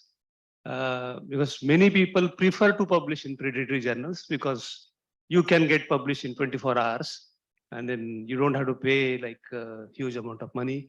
Journals will ask you for sending publication. But I think that is one we should discourage at university level.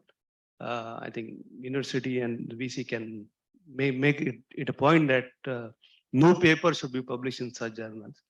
And about rabies, I just want to ask one question is, all the 20 people who died had received full course of post-exposure prophylaxis. I don't know, that is what I read in newspaper. I think that is another issue which we need to think.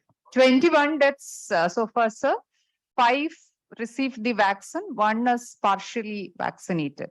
15 out of 21 are unvaccinated. Thank you, sir. We are sorry we have to cut short the program because a lot of work need to be done. So we winding up. So now we have reaching the last session of today's workshop, this group activity and plenary theme. Identification of barriers in Kerala context and suggestion for research evidence translation to clinical and public health practice.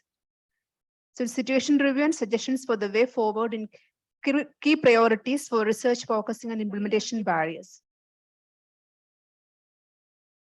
The participants will be organized into 5 groups, and all delegates are assigned in different groups in the morning itself.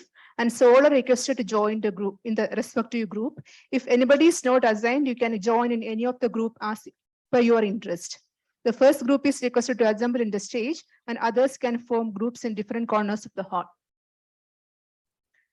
The facilitators of the group activity are Professor Dr. Vijay Kumar, Dr. Salina Shah, and Dr. Biju George. And we have identified 5 priority areas. First is emerging and re-emerging infection focus on pandemic, chaired by Professor Dr. T.K. Suma and co-chaired by Dr. Indu P.S.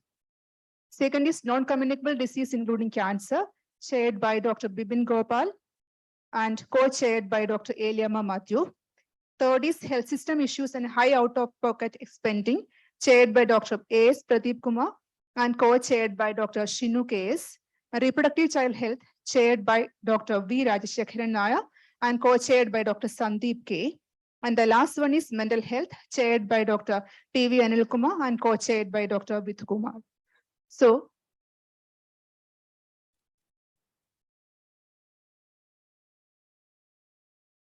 all the delegates are requested to assemble in the respective areas.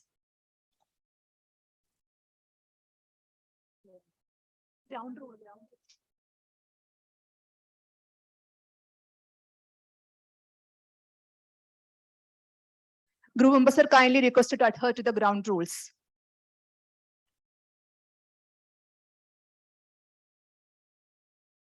So it is displayed. Kindly see to it.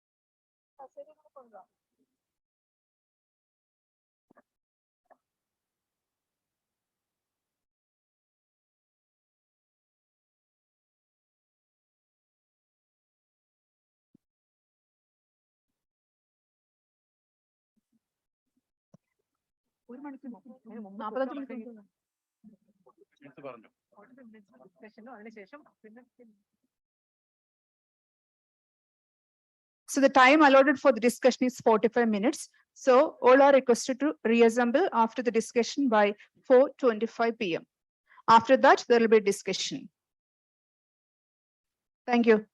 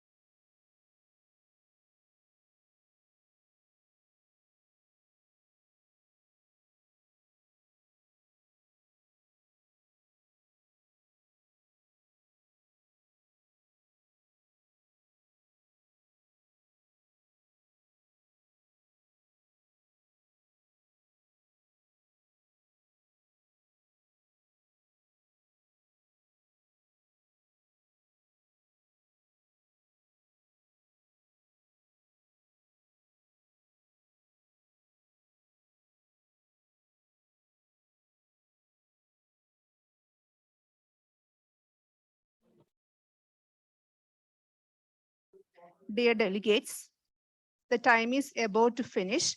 All are requested to reassemble within 5 minutes.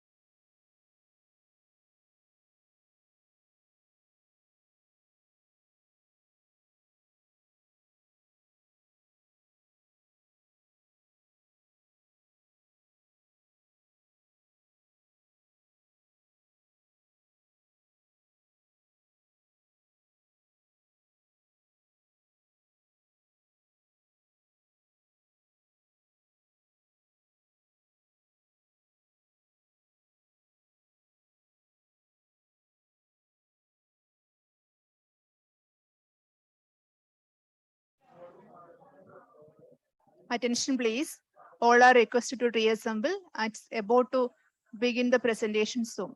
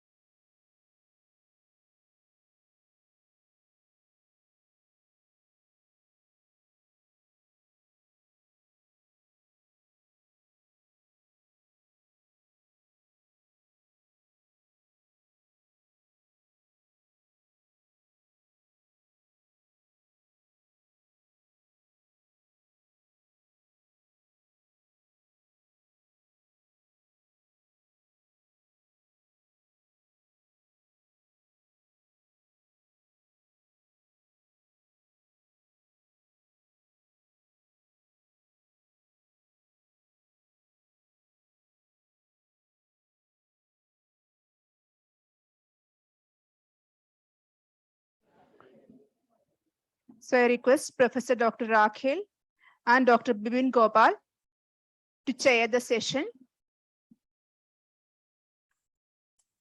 And each group is requested to present 5 minutes presentation from the discussion evolved.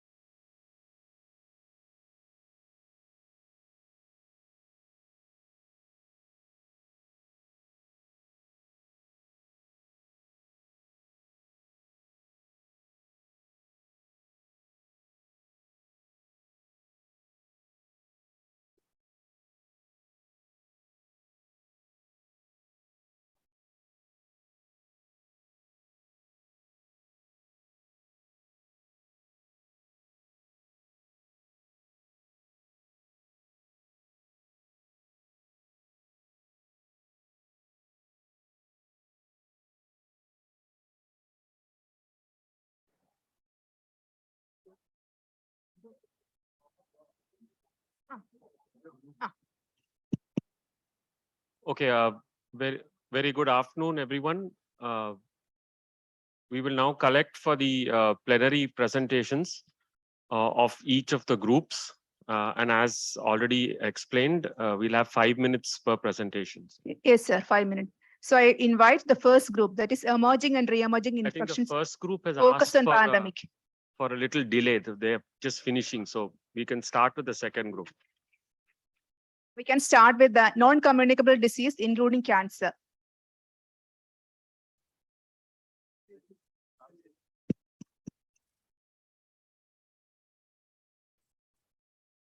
So Dr. Raji Paul Madam is going to present for the second group. She is the professor of community medicine, Government Gogula Medical College, Trivandrum. She is involved in many other activities related to cancer prevention. She also is a part of the NGO Snehida. Over to you, Madam. Thank you. Thank you, sir, for your kind introduction. I thank all group members who participated in the NCD group discussion. So we have come up with few recommendations. We had a lot to discuss, but we could come up with few recommendations. But we think that is relevant in the field of non-communicable diseases. So first, we were discussing about the burden assessment. Even though we have multiple data studies available regarding prevalence, incidence of different kinds of non-communicable diseases, we do not have a proper burden assessment in Kerala, because sir was saying, like, we have different burden. We have just like different countries have different burden. In India, we have different prevalence and incidence and different burden in different states. So it is very important, and inside Kerala also we have differences. So it is very important to have a very proper burden assessment, and that too we have something like a cancer registry, but that was not unanimously agreed. But we have we should be having a proper burden assessment before we plan other interventions. That was one recommendation we had to put forward. The second one is the risk factors to focus. So NCDs, we all know we have most of the risk factors are common. So our interventions should focus on all risk factors together, and these interventions can be. And that was a third suggestion that we should be giving through these NCD risk factor focus. Should be, we should begin from the school level. So we recommend inclusion of primordial preventive measures and this kind of education in the school curriculum, so that we can have from the next generation, they'll have proper awareness regarding these kind of risk factors and how to prevent and what lifestyle modifications they have to make. So in inclusion of NCD preventive measures in school curriculum, that is the third recommendation we had. And the fourth recommendation was enabling environment for lifestyle modification. That is a population approach. So we should be having proper walkways, that enabling environment, that we'll be continuing our discussion, and we can focus on each and every recommendation. So as a broad statement, it is an enabling environment for the prevention of non-communicable diseases. And the fifth point was we should be focusing on early detection and proper management. So early detection means it is very important, and that was discussed on about cancer. So we have it is very important to downstage the cancers, especially breast, cervix, and oral cancer. And these cancers can be detected early so that we can downstage the disease, and we can also reduce the mortality due to these diseases. So we should be focusing on early detection of these cancers, and we had programs for early detection of these 3 cancers. Now the trend, according to Eliamma Madam, it is changed. We also have increasing number of colorectal cancers. So the colorectal cancer has come to the top. That is the 3rd common cancer in incidence in Kerala. So we have to focus on lifestyle modifications as well as tests that can have important in the early detection of colorectal cancer. And the test suggested was fecal immunohistochemistry test. So we have a proper early detection program for colorectal cancer as well. Then involvement of other systems of medicine as well as we should also come up with recommendations for the non-pharmacological interventions in non-communicable diseases. So we should be taking inputs from other systems of medicine, because we have in the university, we have all systems of medicines combined together. And we all continue to discuss these areas, and the universities and research institutions can bring up with more recommendations, especially the group members who volunteer in the group are volunteered to continue the discussions, and we can come up with more relevant and systematic recommendations for the policy. That's what I think. Thank you. Now I invite the other group, health system issues and high out-of-pocket spending. Speakers kindly note the time allotted is only 5 minutes. Dr. Rekha is an assistant director in Kerala Health Services Department. Yamoli, okay.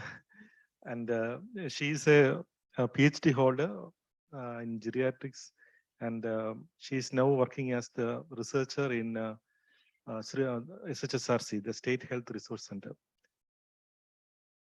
Over to you, ma'am.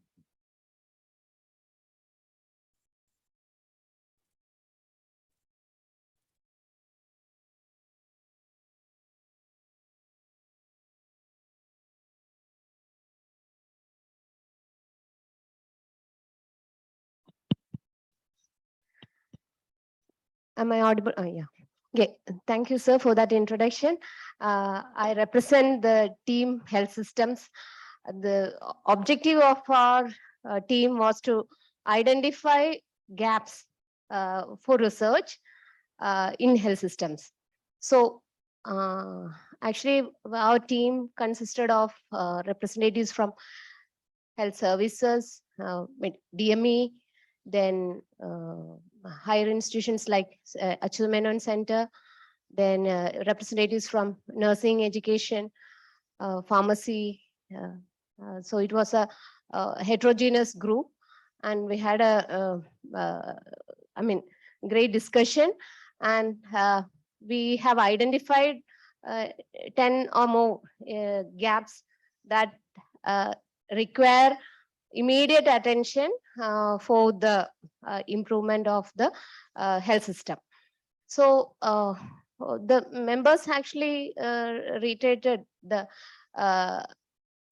relevance of the major policy initiatives that have taken place in the over the years, and like from 2000 since 2003, from MGP, then 2005, NHM, NRHM came into existence. So there were a lot of resources coming in, I mean, as funds for training, HR, infrastructure development and all. So these initiatives, then later on in 2013, it was NHM with an urban component. Then in 2017, ARDRM was introduced in the health system, involving all three levels of system. And with all this initiatives, actually, are we achieving the objectives we are planning?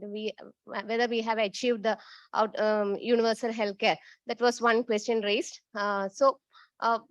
Actually, we need to know, even though the latest statistic shows that there is an increase in the, I mean, in the number of the persons who are attending the public institutions, we would like to know whether are our public institutions meeting the demands of the public in this Kerala considering our epidemiological and demographic transition of our state. Are we meeting the demands for the public? Why? Naturally, a question will arise, like whether the public institutions cater for the needs of the public. So, with the, I mean, with the context of this increasing number of deaths due to rabies, we were discussing about the quality of vaccines, and also naturally a question was raised regarding the quality of supplies in the public health system. The supplies, not only the medicines, equipments, the institutions as such. Even we know that a lot of investment has gone for infrastructure development and I mean procuring the equipments and all. So we would like to know whether I mean it's meeting the quality standards. Then as I already mentioned, there are a lot of initiatives taken place, and the driving force may be international, national, or state level driving forces were there. And major initiatives taken place, national initiatives as well as state level initiatives.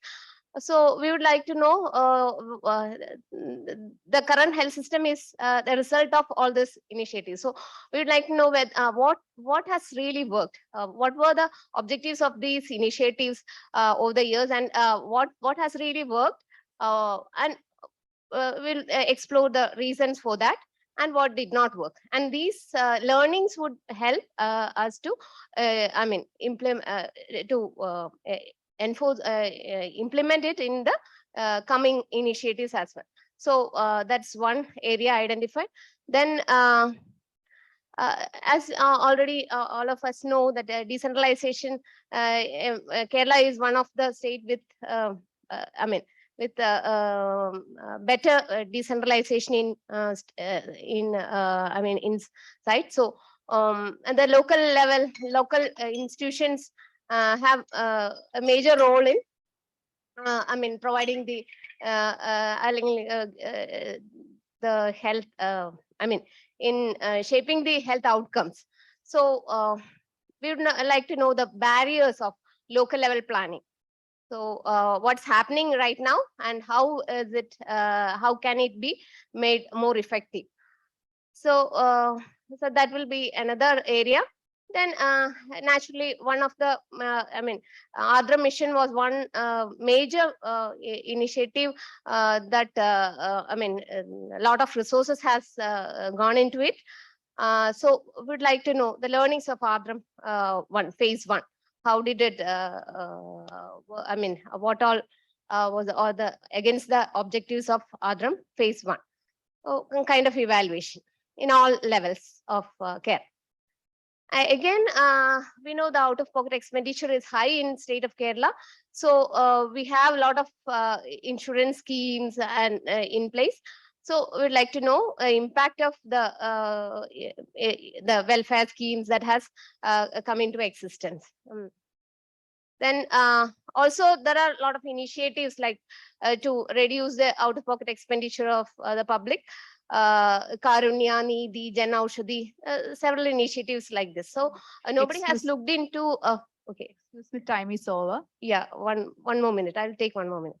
So these initiatives, to evaluate these initiatives and to come up with solutions. I mean, whether they were useful or not. That's one area. Then one process that's ongoing, like competency mapping of different category of staff in the primary care. So that can be escalated to other levels as well. And we'll come up with the training needs of different category of staff in the health system to cater to the public in the context of the emerging needs of the people. So this was one area. And the last but not least, we have several legislations in with regard to public health. There are a lot of barriers in enforcing it in all levels, like even formulating the Public Health Act, Unified Public Health Act. Even for that, we are facing challenges. So we'd like to explore the reason for this and how to come up with healthy Reproductive child health. Okay, thank you.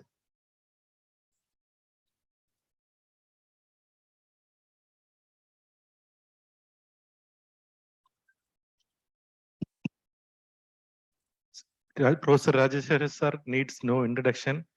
He is considered to be one of the pioneers in the gynecological field. He is also the previous president of the KFOG. So welcome, sir.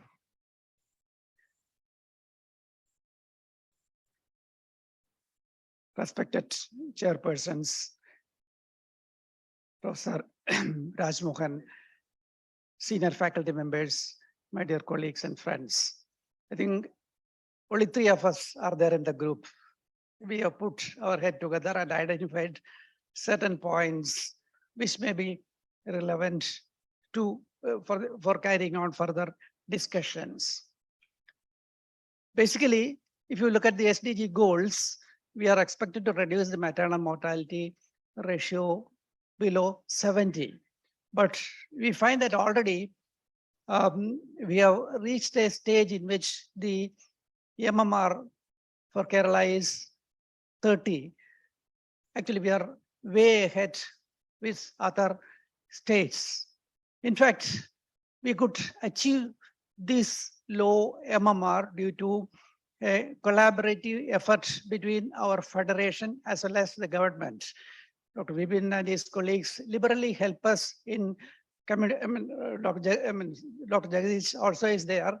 All of the staff members in the health department, they help us in pooling the result data, and we do an analysis on a confidential basis. Probably this is a unique system which is there only in Kerala and in few other countries, UK, Singapore, South Africa. These are only the limited situations where confidential review is in place, and we are able to continue with this from 2003 onwards. And periodically, we come out with publications which give recommendation to the practicing professional as well as for the policy makers to modify certain ground realities. And our initial investigations revealed that whenever there is a maternal death, on 75% occasion, it is due to a poor quality of service. And system factors such as absence of bed or there is no ambulance or no blood, such situations are extremely rare. So basically, we looked at improving the quality from the initial period onwards. And this is the result for the last 10 years. In fact, the lowest, that is the lowermost graph, the hemorrhage is #1 killer, just like any other situation. But in most of the other Indian states, it is almost 30, 34%, etc. So the percentage we are not able to reduce much, but the number of deaths has drastically come down. Hypertensive disorders, all these things. And a recent phenomenon is that we are seeing that a lot of deaths due to suicides are happening. In fact, when you started the study, it was less than 1%. Every year we find that it's increasing, and maybe we may have to go in for special strategies. Basically, we were trying to look at the quality and improving the quality of services, but I think recently we have realized that we have to alter our approach to this particular problem. We have reported this to the government. In fact, there are several programs such as the Ammavannas and all those things where screening is done to detect these labile personalities from the early pregnancy onwards. In fact, initially we thought that it may be due to what is called the postpartum blues, the so-called postpartum depression. But on further analysis, we find that it is not postpartum women who are developing this particular problem. It is actually, in most of these cases, are in early pregnancy. And it's a fact that other social factors are operating. Dowry-related deaths are there. So many things are there.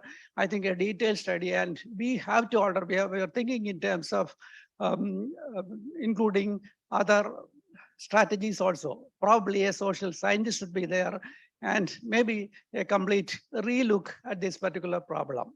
Okay, so the conventional CRMD failed to identify, actually failed to address this issue, and we are looking at identifying special strategies. Then recently we have hit upon other thing. As I have already shown that PPH is the #1 killer. But there is a simple technology that is, instead of distending the uterus with the balloon tamponade, etc., a simple suction cannula. And two of our colleagues in Kerala have devised these things. And this simple suction method could drastically reduce the incidence of PPH-related deaths.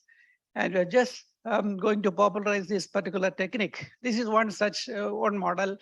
There is a Panicare's cannula. Then there is another thing, that's the Samartharam cannula.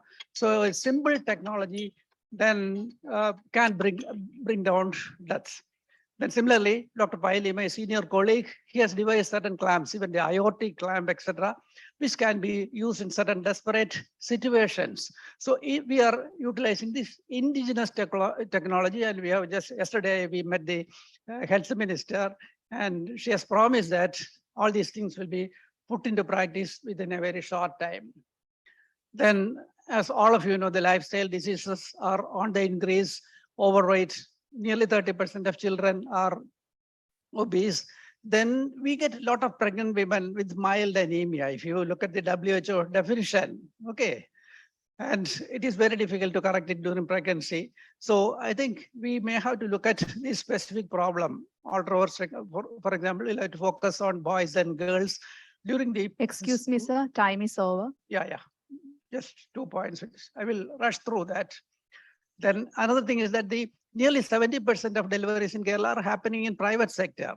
So if you bring in reforms in the government sector alone, we are not able to reduce the MMR. So I think we should have more inclusive governmental policies. And maybe I think you can alter, you can change this government policy, and we can even think of a state-specific modifications of central government team. For example, the PNDT Act is a redundant act as far as the Kerala scenario is concerned, because almost all the abortions are medical abortions. So nobody can do a sex determination prior to such things. Okay. Then it is high time that we look at the third entity, that is, most of our deaths are happening due to delay in getting adequate care, not due to the delay in seeking care or delay in reaching facility. So the deadly in-hospital delays continue to be the major problem with us. So we'll have to specifically look into that also. Then congenital anomalies, preterm labor and congenital anomalies is a major thing for neonatal deaths. And the standard anomaly scans are done at 13 weeks, 11 to 13 and 19 weeks. But in fact, the cardiac development is complete by 23, 24 weeks, etc. It may be difficult to detect by the standards. But even then, we are able to offer a termination if they're gross anomalies. In fact, those anomalies would have been detected much earlier, but we do not have the required number of expert zonologists. I think we'll have to look into this specific problem. Then out-of-pocket spending also becomes very high in such situation. So these are the few things which we have I had to highlight, and my pediatric colleague, Dr. Geeta, she'll be continuing with the discussions. Thank you. Thank you, sir. Next group is mental health group.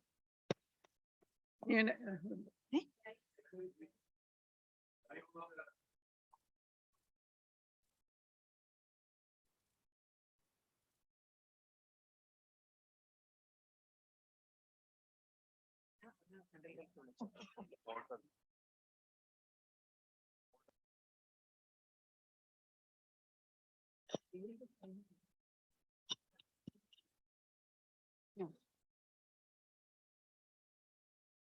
Under 5 mortality.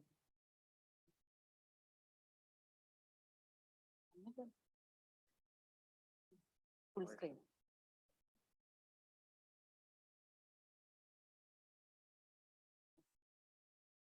So the topic given to us was reproductive and child health. I'm Dr. Priya from pediatrics. I'll be dealing with the how to reduce the under 5 mortality rate. So regarding the situation review, you can see that different data gives different values. So that is one big problem. In NFHS, the value is 49, whereas in UNICEF, it is 41. And again, the 2020, that is the latest data, it says that NFHS 5, that is 41.9. And the Kerala, it is 5.2. And then this is the trend, which clearly shows that there is a reduction. And are we different? The global data says that the under 5 mortality is 37. The highest is from Nigeria, that is 117. And our neighboring states, Pakistan, it is 67. And but Nigeria and India alone account for almost 1/3. And here now, this is very important. That is the global burden of the disease study, which says that in 2017, it is mostly the newborn causes that cause almost 38 to 40% of under 5 deaths is because of the newborn causes. And then you have the acute respiratory infections, diarrhea, and in Kerala, what is more important is the congenital birth defects. And these are the SDG goals, that is reduce the neonatal mortality rate to 12. And in India, it is 24. And to reduce the under 5 mortality rate to 25, in India, it is 41.9. Now, these are the non-interventions that work, that is address the causes of different, this neonatal mortality, that is prematurity, asphyxia, sepsis, then vaccination. And we should know that in Kerala, the fully vaccinated, the percentage is only 85. And the wash techniques have to be promoted, prevention and control of pneumonia and diarrhea. And here we should know that in India, only 56% they seek care for acute respiratory infection. For ORS, they get ORS, it is only 60%. And zinc, the number who get it is only 30%. And reduction of household air pollution, HIV prevention, and prevention and treatment of malaria and measles. And malnutrition is said to be an indirect cause. That is 30% of under 5 deaths, the children are malnourished. And we should know that in Kerala, the wasting percentage is 15%, severe wasting is 5.8, stunting it is 23.4, anemia it is around 40%. And exclusive breastfeeding till 6 months is only 55.5% in Kerala.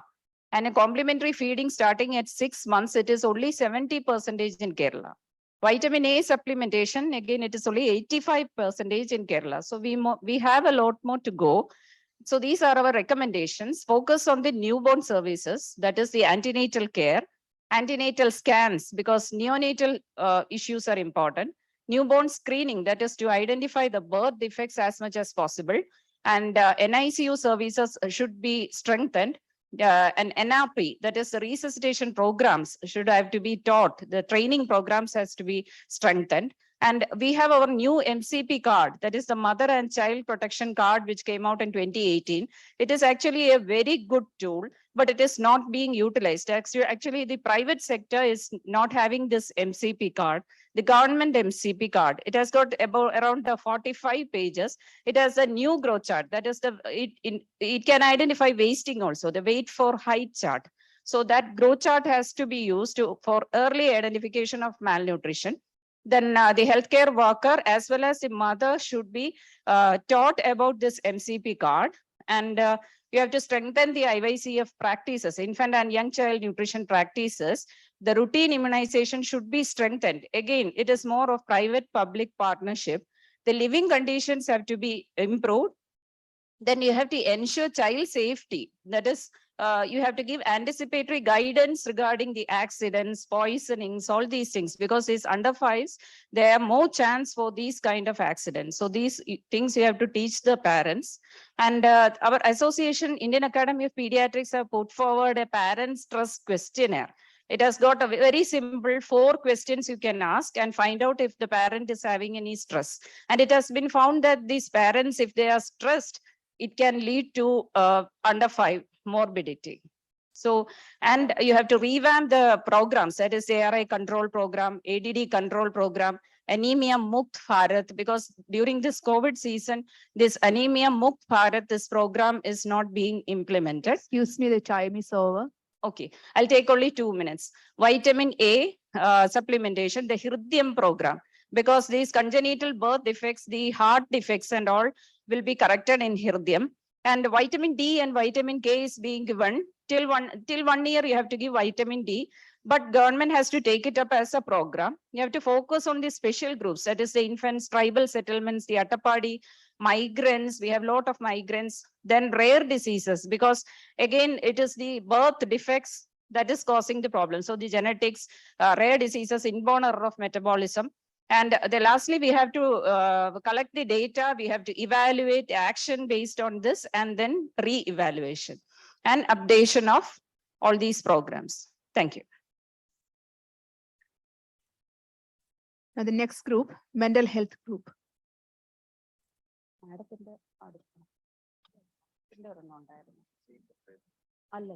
Same country.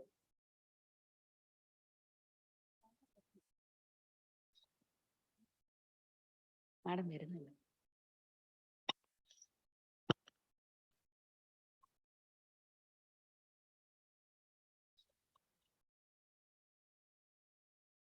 good evening, everyone.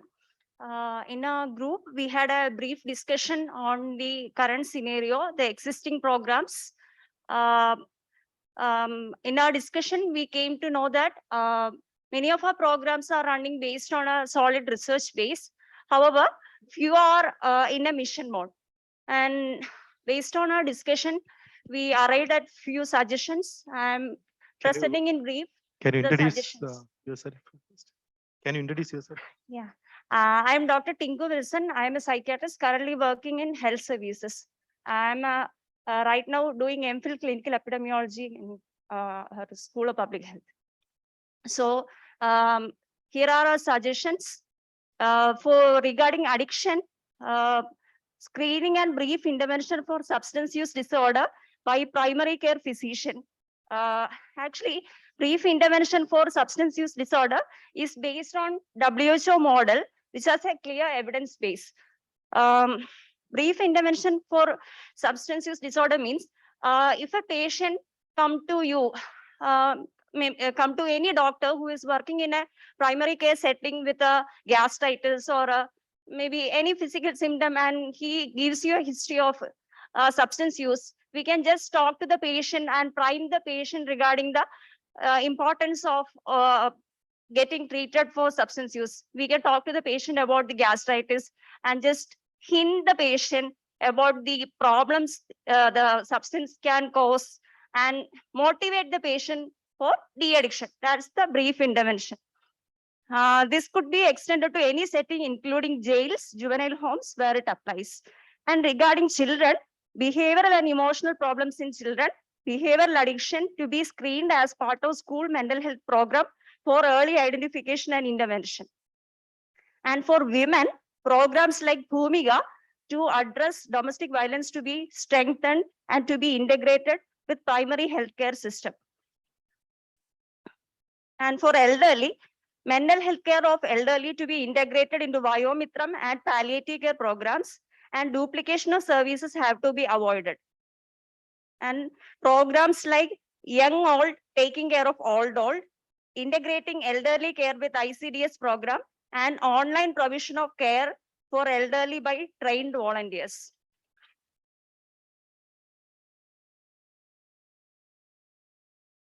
And about suicide, which is a very important problem facing we are facing now. All suicides and attempted suicides have to be reported to healthcare delivery system for proper evaluation and management, including preventive care. Live Life, which is a WHO program to counter suicide, to be implemented. Live Life aims, Live Life work through 4 steps. Limit access to the ways to do suicide, and interact with media for responsible reporting, foster social and emotional skills in adolescents, and early identification and treatment. And addressing post-COVID mental health issues like depression, anxiety, insomnia, cognitive symptoms, warning signs of suicide to be evaluated in all patients attending post-COVID clinics. Evaluation of existing programs like DMHP and its targeted interventions like Sambhurna Manasik Arogyam, Ashwas, Jeeva Raksha, School Mental Health, Amma Manasa, program evaluation by an independent agency, and strengthening of the same. Last suggestion is integration of mental health, including positive mental health, has to be integrated into primary healthcare system through the proposed Health and Wellness Center. Thank you. Thank you. The last group, emerging and re-emerging infections, infection focus on pandemic.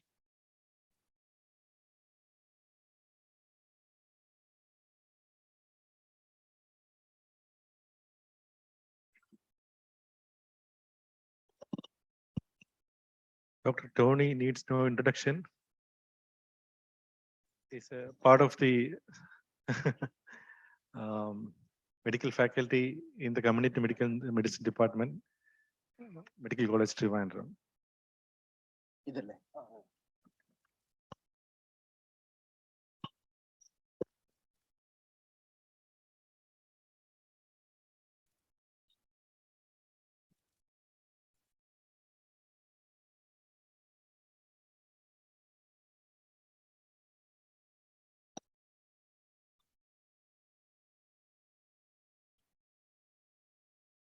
Respected chairpersons, I apologize for not following the order we had. We needed 2-3 minutes more. There's only 4 or 5 slides. I thank all my group participants, my chair, Suma Madam, co-chair Indu PS Madam. We had eminent personalities from general medicine, emergency medicine, community medicine, pharmacology, and even from the health services.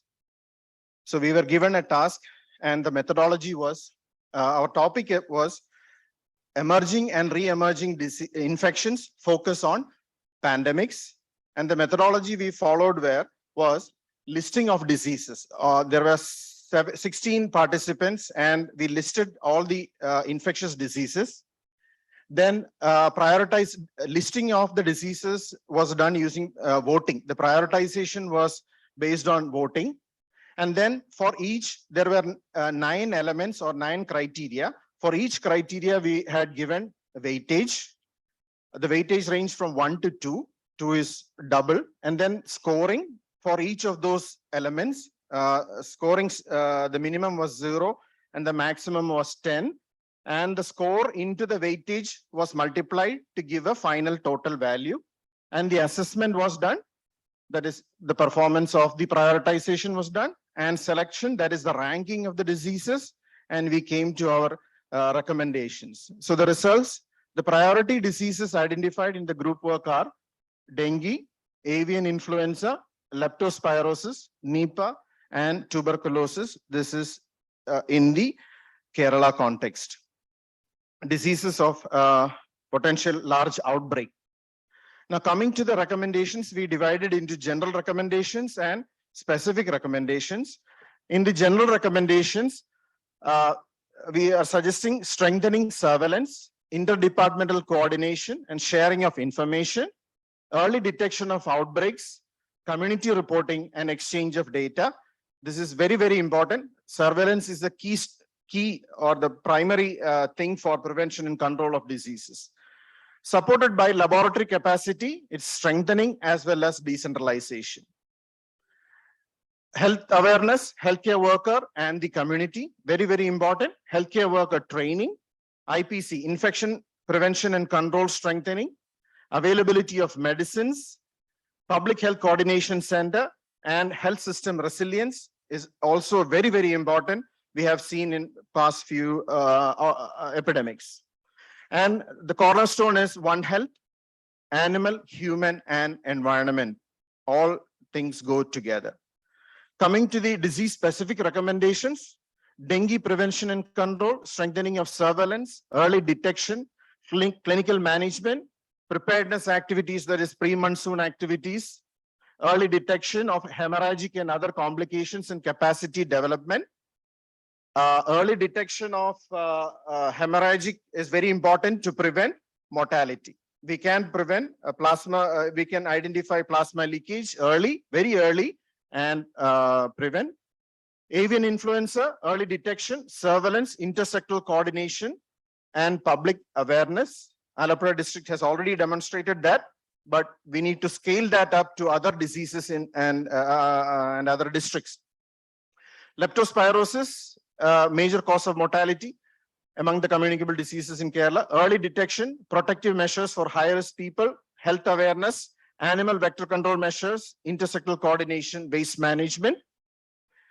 And the next is NEPA, early detection, laboratory measures, IPC strengthening, clinical management, antiviral drugs, antiviral drugs and materials and their stockpiles for management of outbreaks, epidemics, and potential vaccine development. Number 5, tuberculosis, strengthen the national tuberculosis elimination program strategies, detection through identification of latent TB, newer rapid diagnostics and control measures. So these are our specific recommendations, and I thank the organizers for this opportunity. Thank you.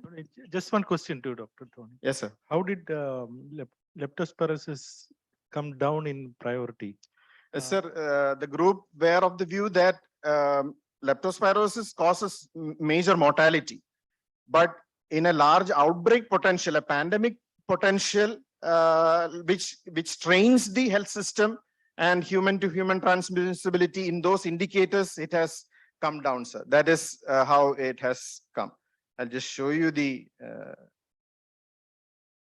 these were the indicators, actually. These were the indicators we gave, like human transmissibility, severity. These are not numbers, actual numbers. Case fatality, spillover, evolution and potential, available countermeasures, difficulty of detection, all those things. So it's a matrix that we worked out.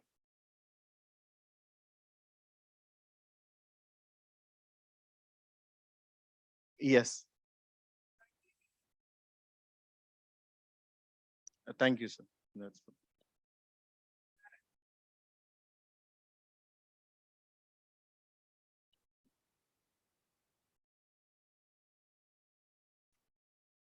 Okay, thanks very much for all the groups, and thanks for attempting to keep to time. This has obviously been a very rich discussion, and I do hope that all the groups will, I think, provide their suggestions in writing so they can all feed towards the final report of this program. So thank you very much for this.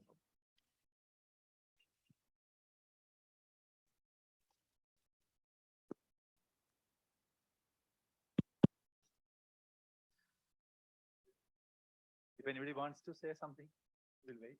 Otherwise, in spite of the hartal and travel restrictions, everybody has come, and it's a great inspiration for all of us. Actually, the Directorate of Health Services, Directorate of Medical Education, and University has together organized this.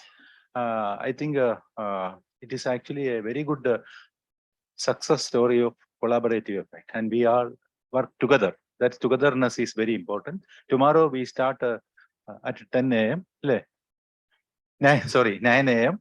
And tomorrow I expect more people because Hartal is not there.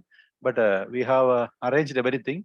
Tomorrow morning there are presentations. First is on epidemiology of COVID, then on impact of COVID on health science education, then care and support in the community, and thereafter in the evening, afternoon sessions, there will be clinical sessions like critical management of COVID, guideline review, then post-COVID syndromes like respiratory, cardiovascular, and neurological. We may have a wrap-up. Kindly involve, and please, this is actually it is a long effort we have been working. Madam Indu and Senior and group has made some effort on vaccines. Care and support LSC, Dr. Jagajeevan has worked, and health science education, Dr. Iqbal will be presenting. So it will be definitely an academically sumptuous feast. So please contribute, involve, and make some output for our thought stimulation and continuation tomorrow also. Thank you very much. Any other comments? Indu, you want to say something? Thank you very much. Okay. Please help each other. I think after 6, the Hartal will be over. You may get vehicles. If there is any difficulty for somebody to reach homes, please help each other. You want my help? Definitely.